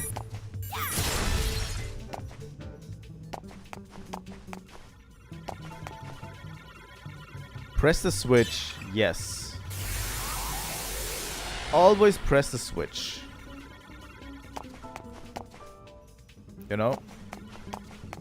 You always press the switch, no matter what. There's a chest here. Update file 1. Oh.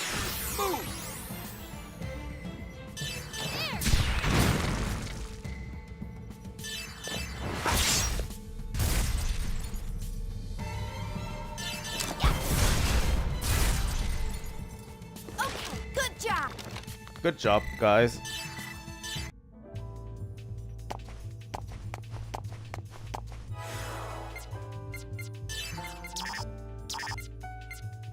Oh. Chion and Miyuki have Medica already equipped. Just good. Have the healing spell already in the party. At the beginning of the game. Hot damn, Chion.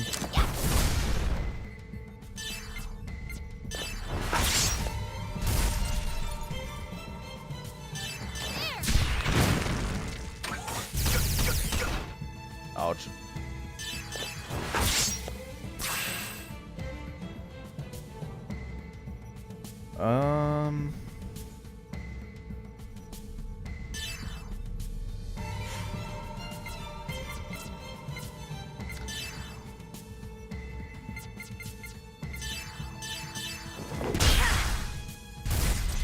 And a finished strike as well. Good job.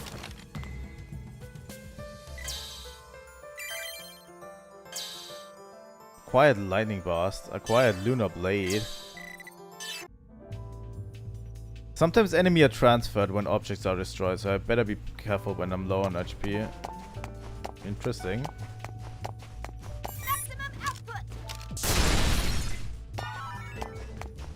It's a better explanation as they are just in the box.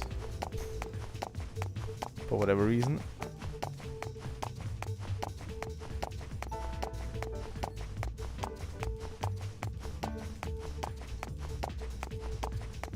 There's some really, really nice effects going on here. Don't underestimate me.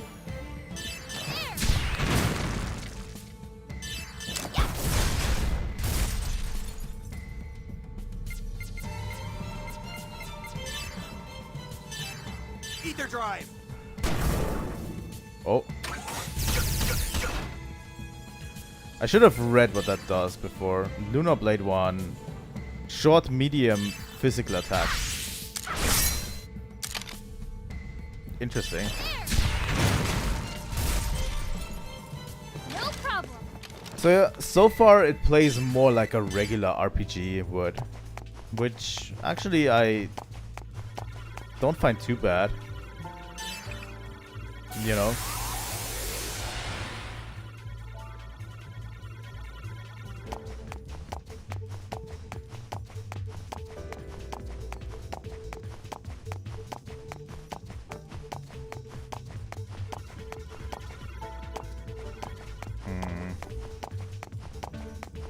Let's see, where can we go? Over here? Oh, this is what we just unlocked, right?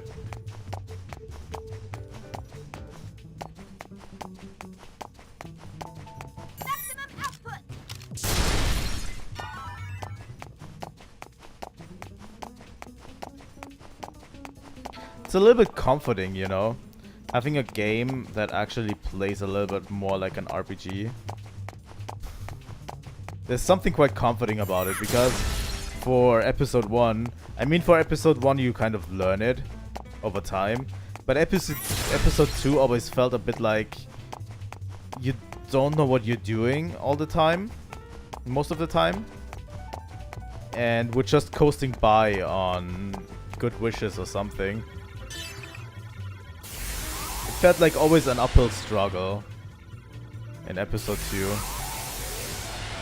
you know?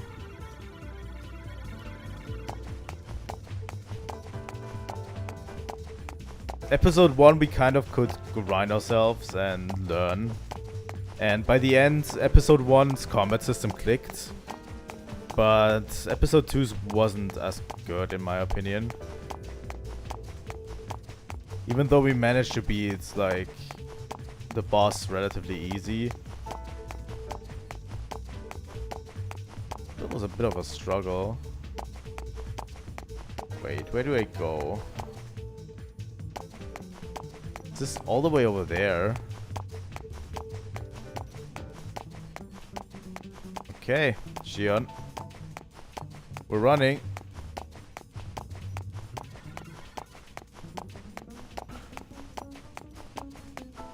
If that chest is so far out, it's probably going to have something good. Right?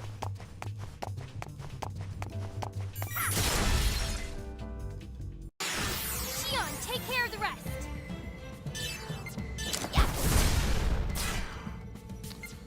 So what do you have? Lightning blast, small lightning attack plus medium break. There is a break system.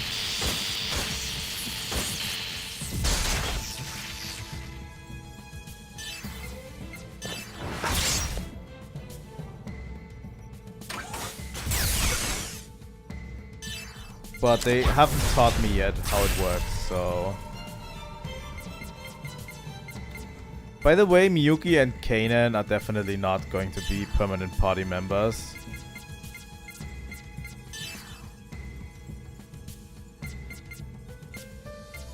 Wow, I'm going to boost Shion. I'm glad that they got the boost system back, you know? Good job.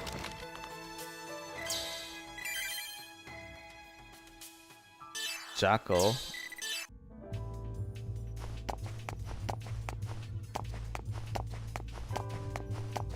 Okay. A revive M. Which could be good in a pinch.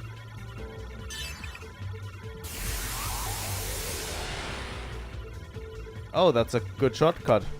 I'll take it.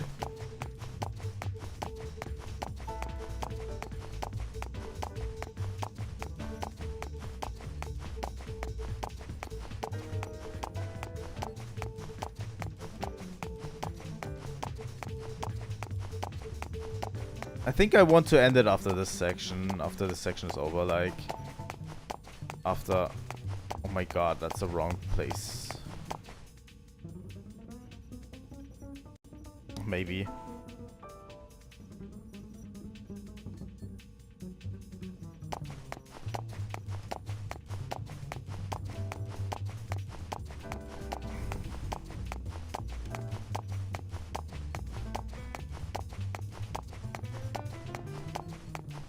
If we get a new save point, I'm going to probably end it.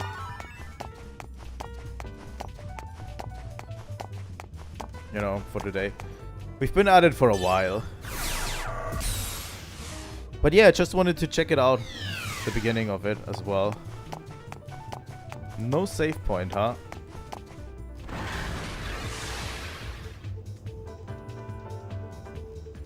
I have to go through sector 4 to get to the main server room. There's no turning back.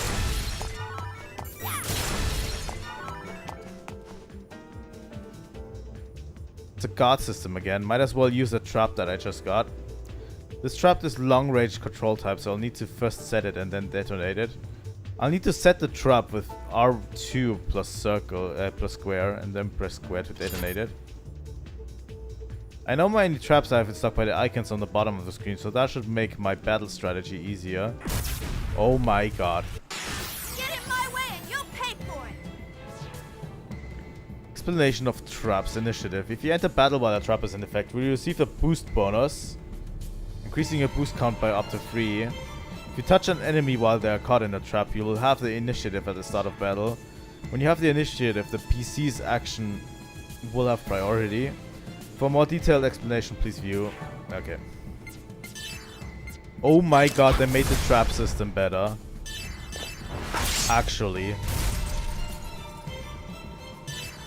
Like, they actually gave us a good trap system. Oh. Like, the track system was always a little bit held back. No, interesting. It was always a little bit held back by the what was I supposed to say? That you have to have them on the ground already when the enemy arrives. You know? But with this system, you have a bunch of traps you can lay out, like R2. Like this. And then just do it like this. Here I go. Pretty cool that they figured out a way to make it actually work. You know? Let's use a tech attack from Gaignun. Kill this guy. Not a challenge.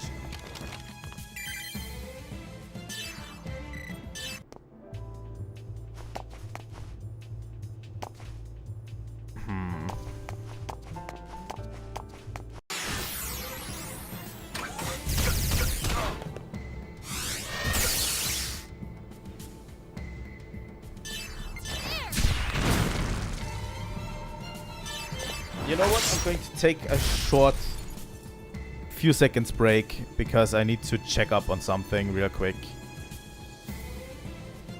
before we get to the next section.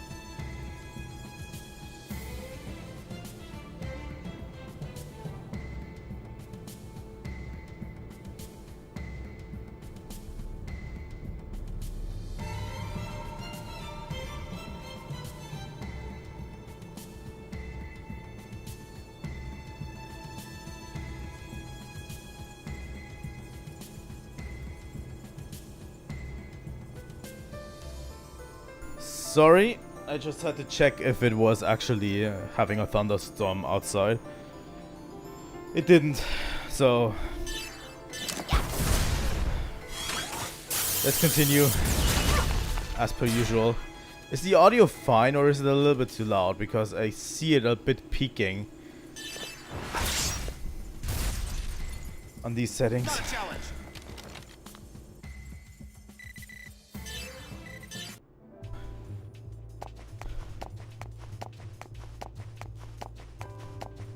this guy is guarding something, so we'll have to defeat all of them.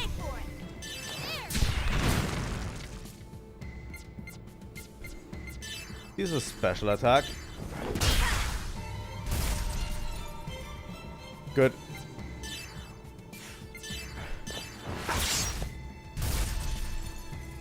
Not a challenge.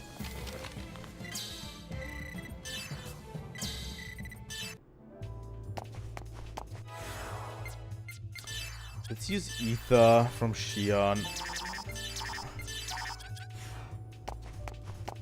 Let's ambush this guy.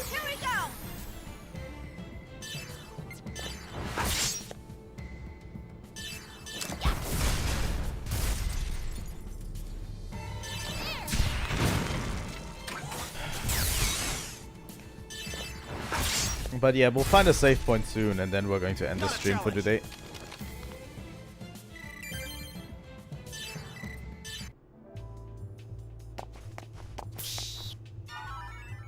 And yeah, that's it basically. That's the last stream for the week, by the way. I won't be able to stream tomorrow. I won't be able to stream on the weekends. I'm going to try to get back to streaming, but I can only promise the Thursday stream for next week. So Monday, Tuesday, Wednesday, I don't know if I can stream. I'm going to try to make it to all of the streams, but I don't know if I can. So, you know.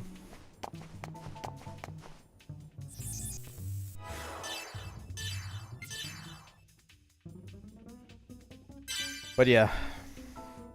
That's why I wanted to make a longer stream today, so we can actually dive deep. But yeah, that's it for today. I'm going to keep the music on. Here we go. Pretty good. But yeah, tomorrow, as I said, until next Thursday, I don't know if I can stream. If I can, that's good. If I can't, that's okay as well. So yeah, next Thursday I can definitely promise a stream of Fire Emblem. But until then, I don't know. That's about it. So, yeah. It was a great stream. We went through a whole bunch of information. Please try to digest the information if you can at all. It was a lot of information about these games. And, yeah. It was also a lot of info for me. But yeah, next time on Xenosaga we're playing more episode 3, obviously. And yeah. That's about it for today. Thank you so much for watching. It was a pleasure to have you guys. Everyone who watched. Around 15 people? That's okay. Yeah, it was a pleasure to have you, and if you want to see more, obviously, on Xenosaga, please leave a like and subscribe. It helps out the channel a huge amount. And we'll continue next Thursday, most likely. So again, as usual, Trilightning out.